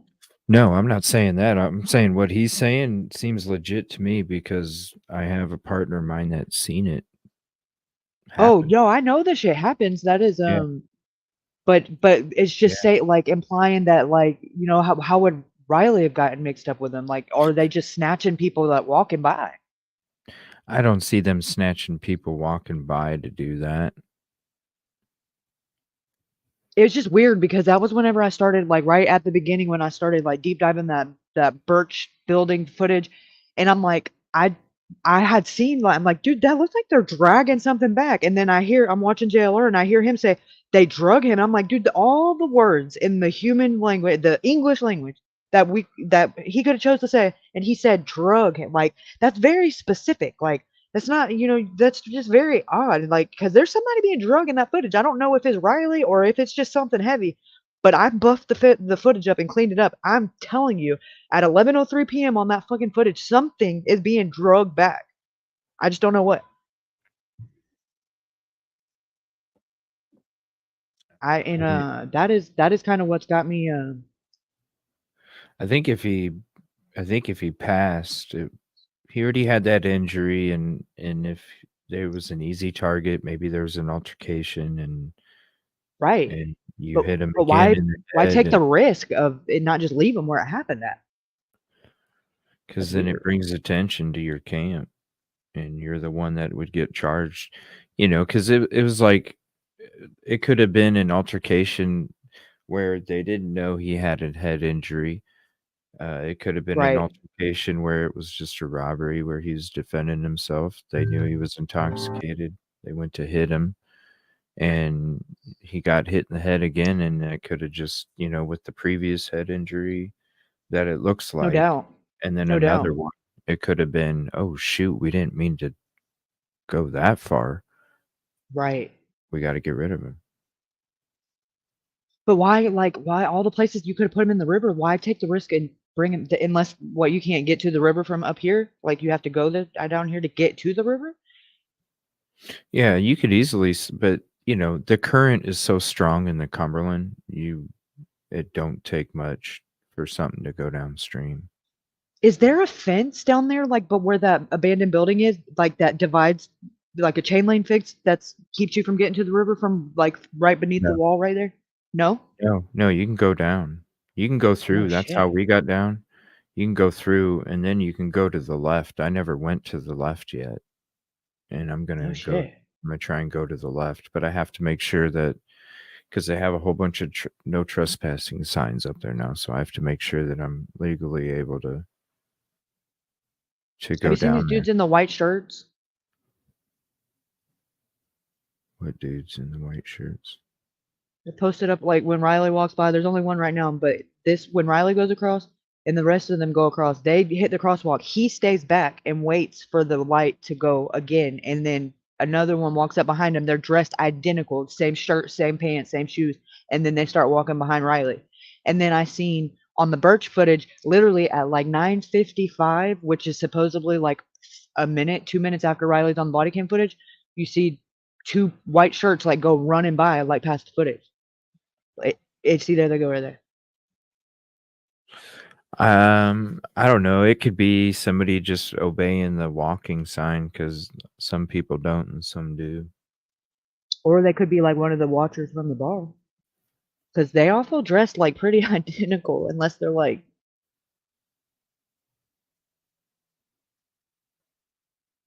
Regardless, I feel like they were right there and they seen something, even if they're not involved. Like they were in the vicinity, they should have heard something. Oh Because yeah, I mean, they're there's. on the footage right after the Riley's on body cam at that Justice building. I wouldn't be surprised. I mean, you see somebody walking by themselves that's highly intoxicated or appears to be that way, Right. and if you're about Holding that, his fucking $1,200 iPhone. right, and if you're walking down the street, that's already sketch. That a lot of criminal activity happens. Right. Yeah, I've been through this footage, like, it's unhealthy how many times I've watched it, rewatched it, slowed it down, buffed it up, and I actually got it to start coming through. Like, I started like editing the black and the white in it, and like kind of making them opposite to where it would almost like a negative effect. And I was blown away and then I reversed it, and I don't even know why. It's not even something I typically do. And when I reversed it, that was the first time like my stomach sunk, and I convinced myself like they're dragging something. This is the video in reverse, like so they're going the opposite direct, walking backwards, but it's like you can see high socks, and it's almost like did they make Riley take his pants off, and he had his high socks on, and that's why you don't see no boots and pants because the one in the middle is significantly taller than the rest of them, and they're huddled around something. It could be a scooter because there's scooters all up and down that. There's Yeah, but they're actually a. hunched over though. He might be on a scooter or whatever that she. It'll clear up whenever because I'm about to when it goes reverse, I'm gonna start it back forward again. But look, now this is like super slowed down as slow as I could get it to go. Look, doesn't that look like somebody like their legs? Almost, I've convinced myself I see some weird shit. And this footage should not be this freaking grainy. They're not that far. No. And It's they're just across underneath the the street. light. Right. Yeah. And they're underneath the light. And they come from over there like, wouldn't this be like right there where that abandoned building is? Kind of like, To the or is left it? of that. Yeah, That's right here, before right? the abandoned building. Oh, before? No shit. Mm-hmm. Mm-hmm. Yeah, the abandoned building's at the end of that stone wall. The stone So wall this is ends. like midway, like down. It's probably if you're going from the bridge to the abandoned building, like 2/3 of the way down. So you think this is the first camera, or out of the 3 cameras on the building, is this the first, second, or third one from the angle, you think? Well, the one on the left side of the building wouldn't be facing this direction, and then there's 2 on the Birch building, and then another one on a building next to that. And Right. So this it's is probably the one in the middle? one of the Birch. Yeah, it's probably the one on the left or the one on the pillar between the 2 garage doors. And Riley's godfather said that somebody that works for the like in the justice bill, like do a clerical or whatever, said that they don't the footage, like it wasn't that grainy, like they don't know how it got that grainy when it got put out for us to see it. Yeah, it shouldn't be.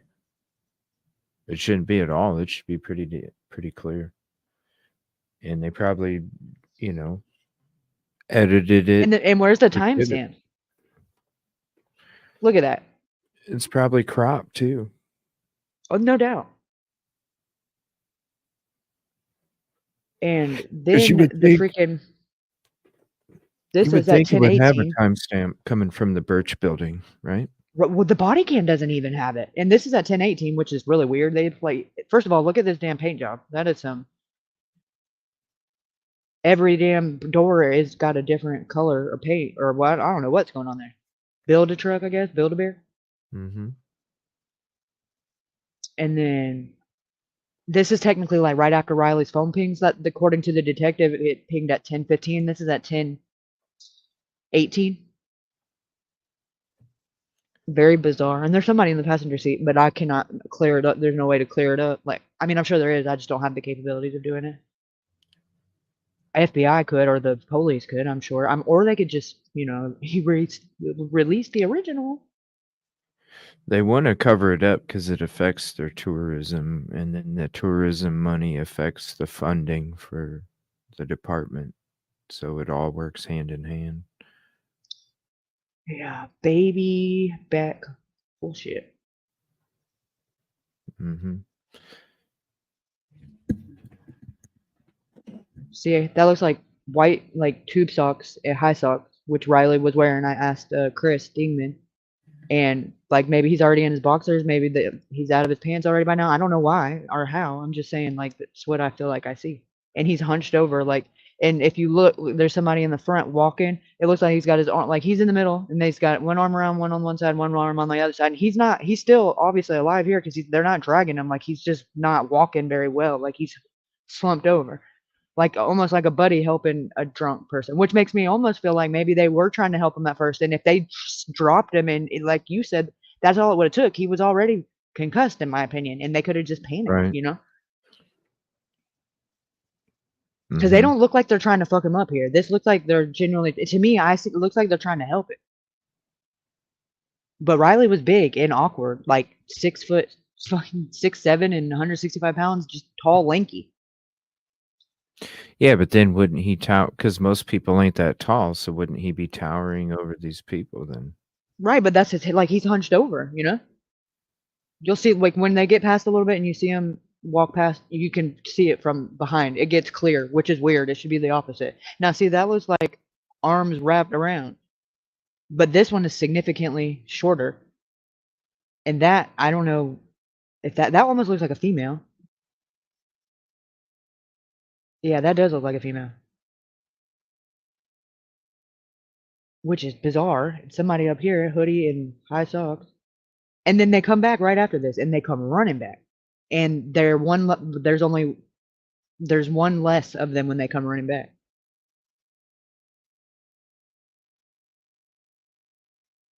Yeah, that ain't no scooters. They walking. And dragging something in the middle.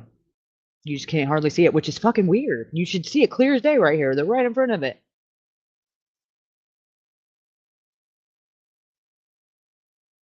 It's bizarre. It's like, now see, you catch a glimpse of it and it goes out of frame, but you can't tell. And I'm like, well, maybe, like, because Riley's shirt was black from the back, I thought. And then I start getting confused, and I'm like, dude, because it looks like if they were like trying to help him, but I just don't know whoever, not necessarily Riley. Like, it looks like somebody is having a hard time walking. Yeah, I'll have to go through these videos when I get there. Yeah, no doubt, because I've done about 1 million of them. There's probably. And I'm going to show the people that I talk to, and I'm going to see what they think about those. Yeah, I've tried every possible way to like clear it up. If there's a filter or an angle or a way, like I've ran it or would like, and I'm willing to try it because I'm not like a editor or anything like that. I'm just kind of trial and error and seeing shit and editing it, and then as it shows stuff, I'm just like, oh shit, that worked. But the main thing was slowing it down because it happened so fast in real time, like you can't catch anything. So I had to like download a special app because all of the like the they only want to go down to like 0.5. I had to slow it down to like 0.001 just to get it to even be able to look like anything other than blobs and ghosts, like the Blair Witch Project. And it was like I think a 1.5 minute clip, and slowing it down like that, it changed it to like 7 minutes. I was like, holy crap. So that's kind of puts in perspective how slow it is. And then because you can see better, but you can't see what they're doing. They're two piled up on top of each other. Yeah, I'll have to check. And then that's at 11:03 p.m. by the way. Are these all on like a video section, or are they split up? Oh, I have You have a No, I have playlist? I have a Riley. Yeah, I got a Riley playlist. It's like almost 50. I don't. It's a lot, but you'll know because the live streams are like 4 or 5 hours, and then these videos are like 3 or 4 minutes each, a minute each, and then they're titled like with the timestamps on them, so it's easier Drop to. drop the playlist so I can save it, and then Yeah, I no can doubt. check it out when I get there. I'm gonna have to hop off here in a minute and get ready. Yeah, I appreciate you coming in. No, thank you for having me. Yeah, let me get that playlist, and then when I get there, It's in the um, back chat. find out what's going on. I'll go through some of these.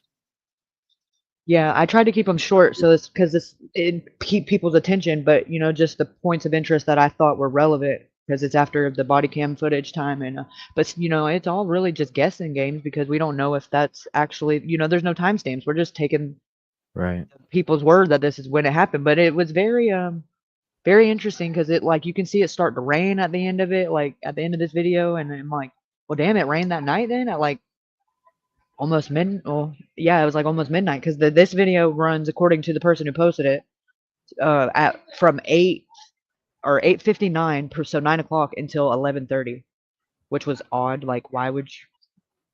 I don't know. It's like almost like you knew. Yeah, I'm gonna check those out.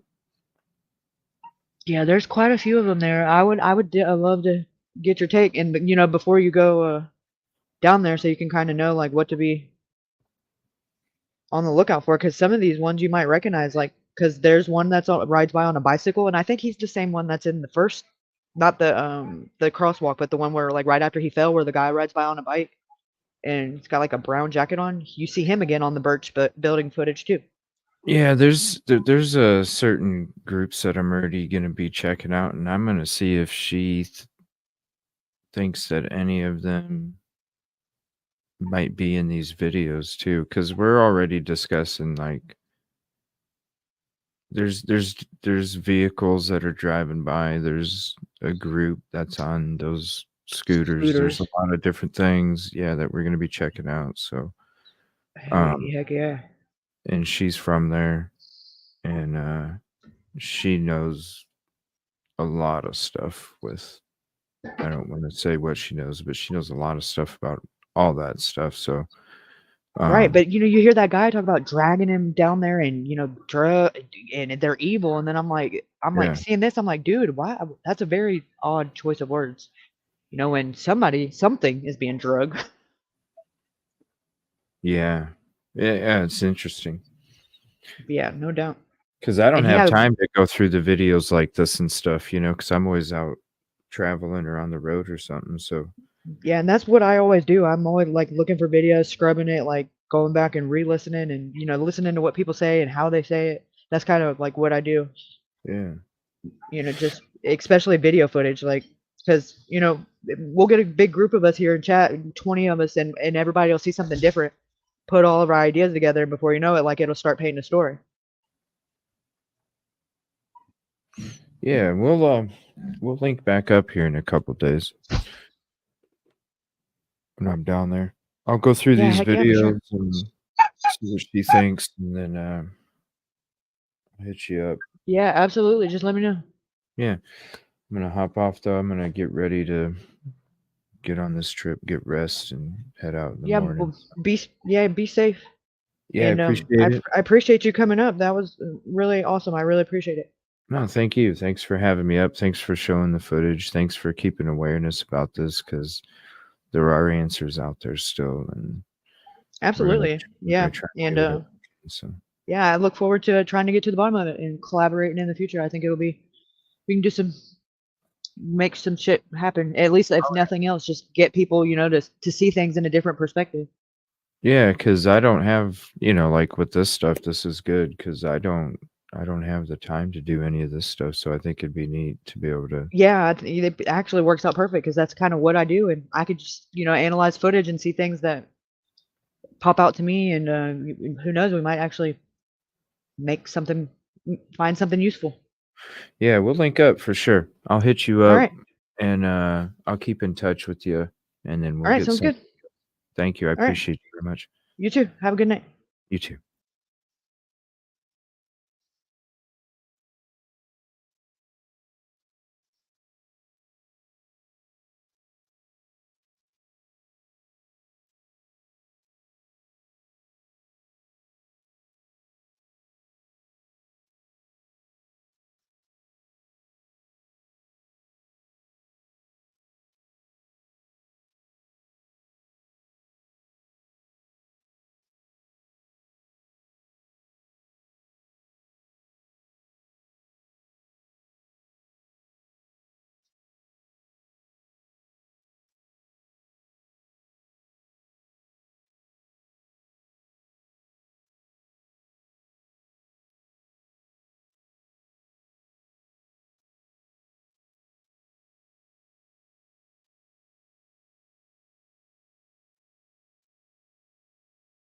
Sorry about that. I had to threaten my little Cheweenie's life. He's getting a little mouthy over there.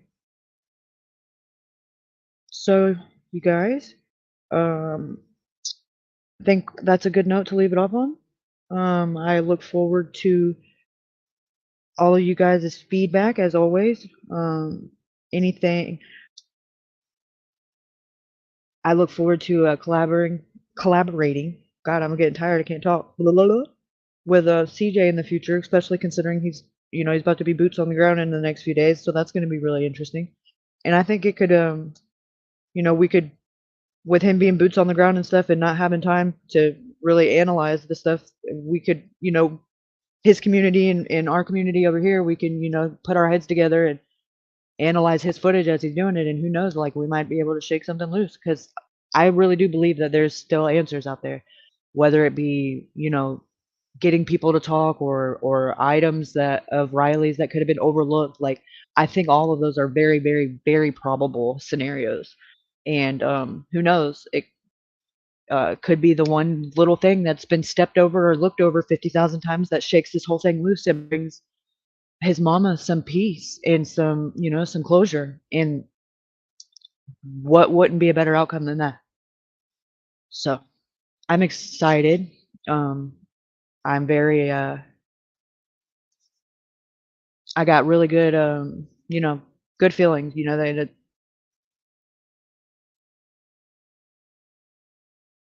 we shall see, huh? And thank you again, CJ, for coming over and taking the time and answering questions and letting us use your footage and ultimately going down there and taking the footage. I don't know that I would have the balls or the balance. Like that was some really, really sketchy terrain. Like just and I do really think it put into perspective of how unlikely it is that what they are saying it happened to him happened because it just doesn't add up. The math ain't mathing. Are you okay? That's a peace sign. I thought you were flicking me off. I was about to say Edwina, little twerp. Yeah, I'm tired. I was gonna see if y'all wanted to watch because we'd watched the first two, and then there was one more on his little trio docu series about when he was down there. So there's one more if y'all want to watch that, and then we'll close off. And then we'll get into some more of his videos when he does the walk down there. Maybe we'll do those tomorrow or something. We'll see. I got to make sure that it's okay. But I did get the permission to do his trio. So if y'all want to watch the third one.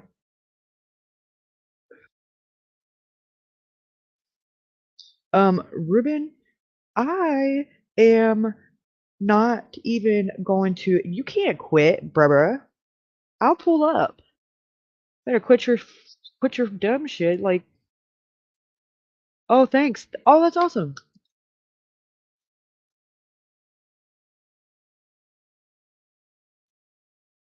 That's my line. Yeah, I can't listen. Y'all gonna quit in every 5 minutes because it's gonna get worse. So just suck it up, Buttercup.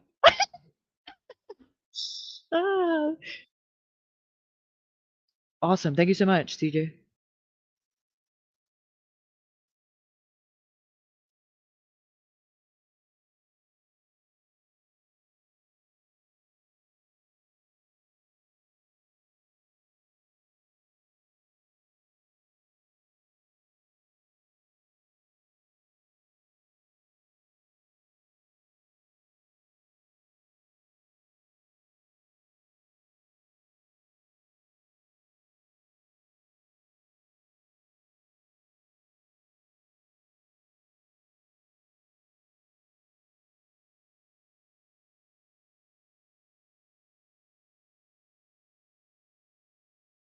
Two or 3 minutes behind them.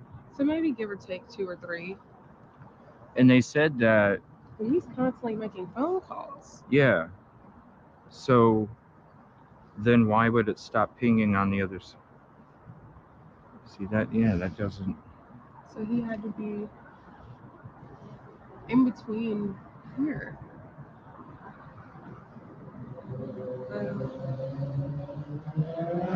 I don't know. This just it makes less sense than it did 2 days ago. Absolutely. And his body's found, which doesn't make sense. 8 miles down. 8 miles. Did they? I guess you have to wait for the autopsy for that to see an estimated time of how long it was It'll down probably, you might hear word of it Monday. Maybe. there. Somebody was saying yesterday that the autopsy was coming out today. Yeah. That's pretty quick, no? Yeah, that is what the chief said. The He chief we said should that? have an autopsy by the end of the day. Oh, okay. And The chief said that. or wasn't that Or the black guy? He's the chief of police, right? I think so. I should know this. I live here. I should know this. I think so. No, but I was also watching it and driving, so. But, Yeah. Yeah, he did say that they'd have one by the end of the day, Friday. I would assume that they're going to hold it away from the media as long as they possibly can to give the family time to get home and just process. So Monday, Tuesday, we may hear something about it. Do me a favor. As soon as you hear something, let me know, and we'll let everybody know. Where?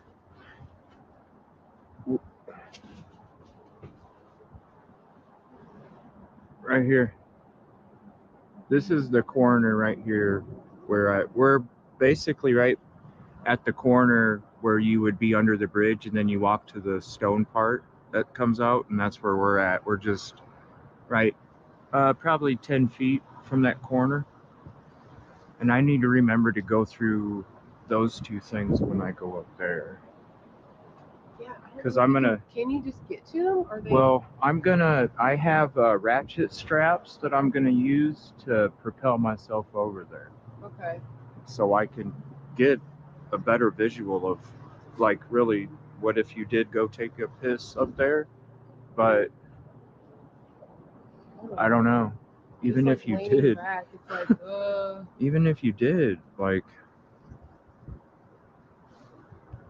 I just don't see how you would have that much momentum. I mean, you would really have to have a lot of momentum, and I wouldn't even think you'd have half the momentum if you fell off this ledge to be able to get you 4 or 5 feet out into the river. Let alone, I mean, I could see you stopping right there at the shore with those two big rocks right there too. Yeah.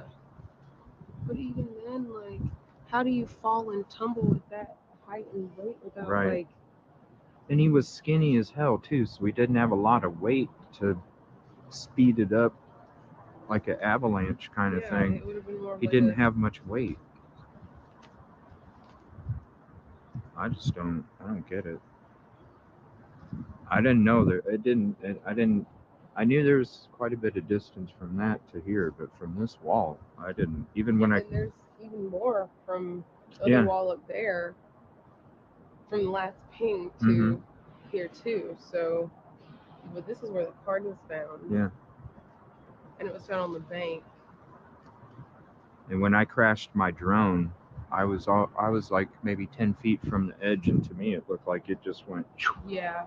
You know, and that's why I was excited to come down here, because I really wanted to see, like, what does this look like down here? Because I could see if it was like half this distance, and I'm like, okay, I get it. Card, you know, he ends up, I get it, but no, I don't. No, me either. I don't. Is there anywhere you want us to explore around here? Well, I don't plan on exploring it unless you want. No, that's other people's Feels front like door. Trespassing. Yeah. But we can go up to the top of the wall and that other side if you want to get an angle from there. Yeah, too. sure. Yeah.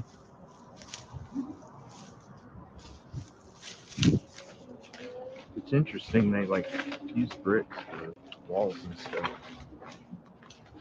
It's all filled with. Oh, so this is where all the bricks come from. Rocks and stuff. Yeah. Yeah, you would have. This would have stopped your momentum, not sped it up. All of these rocks. It would have stopped your Broke something. I don't know, a little momentum. blood maybe even. Here, let me go out. Let me go out here to this rock here and see how far I can see down. Okay, well, actually, Oh, the water was up. it actually drops off pretty quick.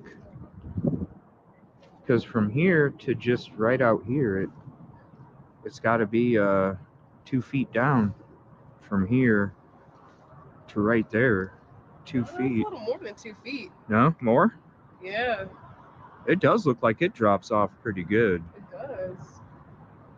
Because, like, thinking in terms of legs, so probably come up to my thighs if I got in right there. Yeah, right there it drops off even more in front of her. Here, not so much, but right there, it. This water is deep.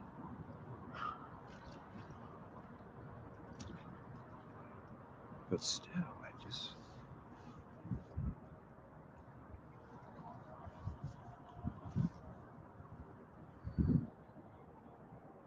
I mean, that just have to be one hell of a push.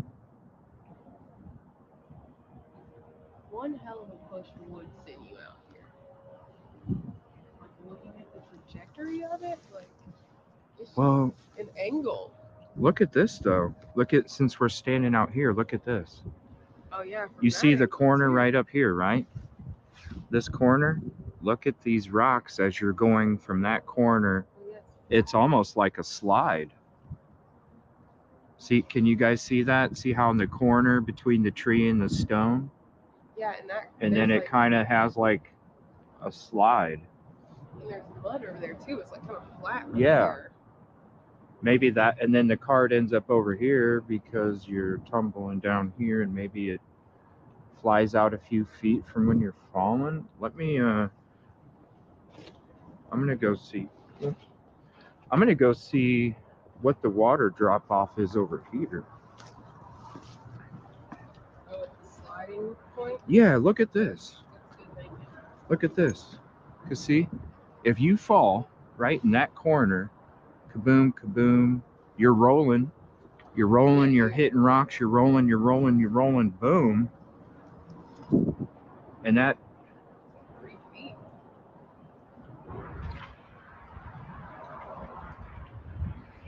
it does, I don't know, maybe that's where. But then your phone still pings on the other side though. But man, that's, here, I'll get closer for you guys. I You mean, guys. it could have been even off. The thing is just like a radius. Yeah, not an exact. It could have been in the water and it one last ping going down. I could see somebody tumbling right here. Yeah, I could. Look. Here, I'll show you guys. Yeah, from that corner, see how it's got like flat dirt up there? And look, kaboom, kaboom, kaboom, kaboom, kaboom, kaboom, kaboom, kaboom, kaboom. Yeah, and it drops off like, it looks like it's a few feet out, and then it just drops off.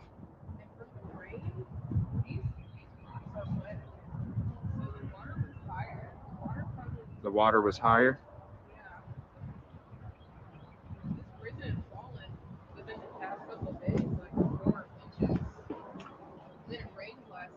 Yeah.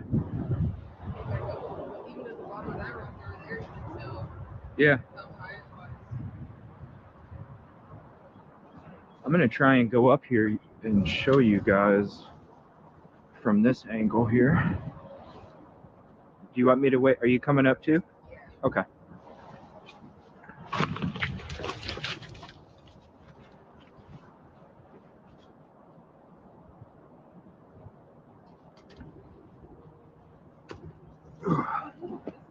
Huh? like fresh. You know? Yeah, look at that hoodie or sweatpants or whatever. That don't even.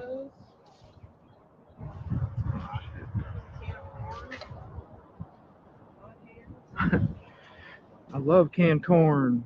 So it's clear that people sit down here. Just some potatoes. Hang out. All right. If you need help, let me know. All right. So now we're at the top of that dirt ledge. Okay. Look at this. You say the dude, what if he fell right here, right? There's the corner. Falls right here. Look. This is where you can get enough momentum. Yeah.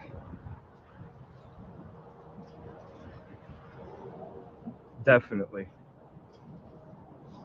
I wonder if there's any spots here that are like dug in with somebody that would have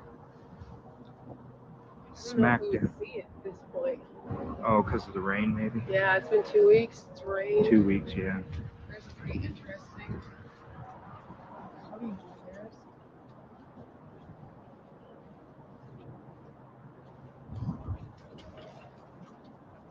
Hold on 1 second. Let me go to this spot here. This is hard holding the phone.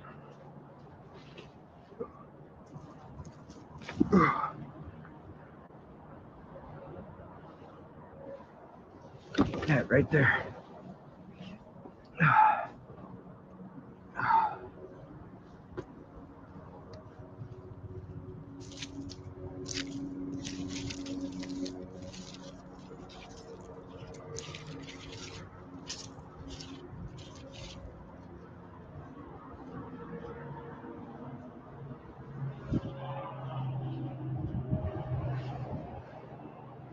I don't know. That's like the only spot that kind of seems pushed in. So did they find his ID? I don't think they went over the contents of the wallet. They didn't go over?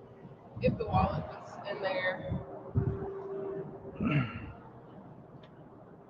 I'm wondering if I should I dig. don't really, if you can tell, I don't believe a lot of the things the media Yeah. always tells Yeah. the public. Oh, we don't either. We trust them with a grain of salt. We need more facts. I don't know that.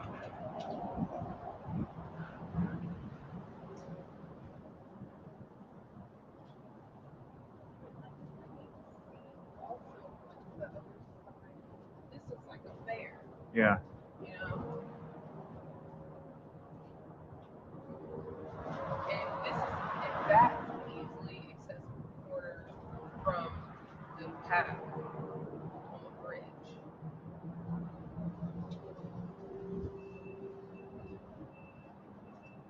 I could see somebody getting enough momentum. I don't know. I mean, but like you look right here, though, you think some of it would have. I could just like. Yeah, just slide right down. It is crazy steep right here. But then you're also running into. I don't know if you really could.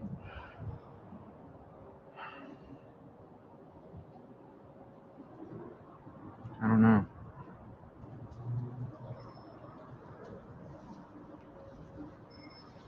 It's almost like one of these branches would have maybe held him up if he was sliding, but this is the only spot I can see you getting enough momentum to actually make it to the water if you're not obstructed.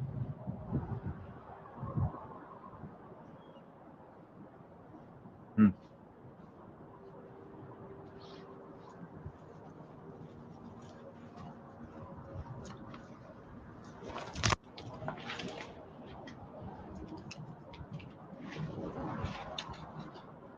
don't think you would like bump your head on anything? Well, have any scrapes, scratches? you would, yeah, you would. Yeah, you would. if you fell down here, anywhere over here, you're right, you would have bumps and scratches and signs of some kind of, because they said there was no signs Of of, foul play. so could that mean, that doesn't mean I that, don't know. At what point in time, like, if you have scratches and bumps and bruises, how do you differentiate the bumps and scratches and bruises from those of foul play Right. and those of just like one of falling? well, and plus I was saying this yesterday, like, what if they don't find air in the lungs? Or, I mean, water. Oh yeah, What if they don't find water in the lungs? yeah. How do you know for sure it's not foul play? Because they stated foul play from the, or no foul play from the kid. And how do you, Yeah. what would you say then, you know, if there was no water in the lungs? It's almost pretty much foul play at that point. I don't know if we would ever know. Because he wouldn't Did pass. they seal those records and just like have it done with? I mean, I hope not. I hope they, you know, I hope they even release the body cam, or not the body cam, but their surveillance that the parents saw, that the public has it. well, okay, so I don't know how much of that I believe. Did the parents say they saw it? Hey guys, I got a question. Where did the report come? Where did the report come that there is surveillance video that the parents seen that the public hasn't? Is that confirmed?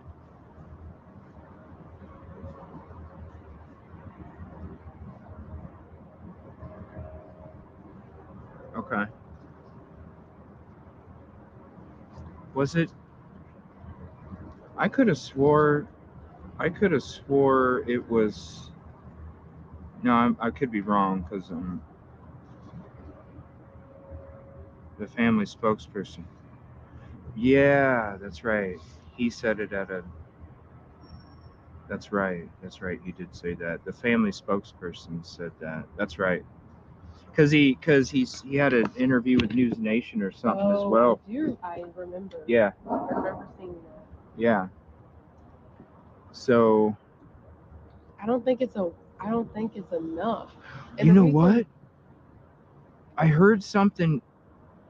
Oh, when the family spokesperson had the interview last night after the vigil, he said that the police have a couple people that they're wanting to talk to because the police feel that they saw what took place. And I'm wondering if the video, this is what I'm wondering. Holy shit, maybe we're looking in the wrong spot, because I remember the video people were going through, and there's like a white shirt guy. Remember the white shirt guy with some other people or something? Yeah, that was carrying something. I wonder if they were looking over to see who the hell. Yeah, I don't know. I've been looking at that footage. I haven't been able to because it's so blurry and Yeah, grainy. it is. It's horrible. It's quality. horrible. And you know, when Ethan and I came down here, he also does, right now he installs security cameras. And I was like asking him what are the angles of that camera, and he said it's a very small window of Right. the cameras on the Justice Building. So I mean, it's hard to tell because of the angle that they're Yeah. at And plus how dark it is, and and the horrible lighting Right. here. But yeah, I don't know what that's about. I need to because maybe the video that the family saw was the video before those guys walked up there and were looking over the side. Yeah, who were these guys?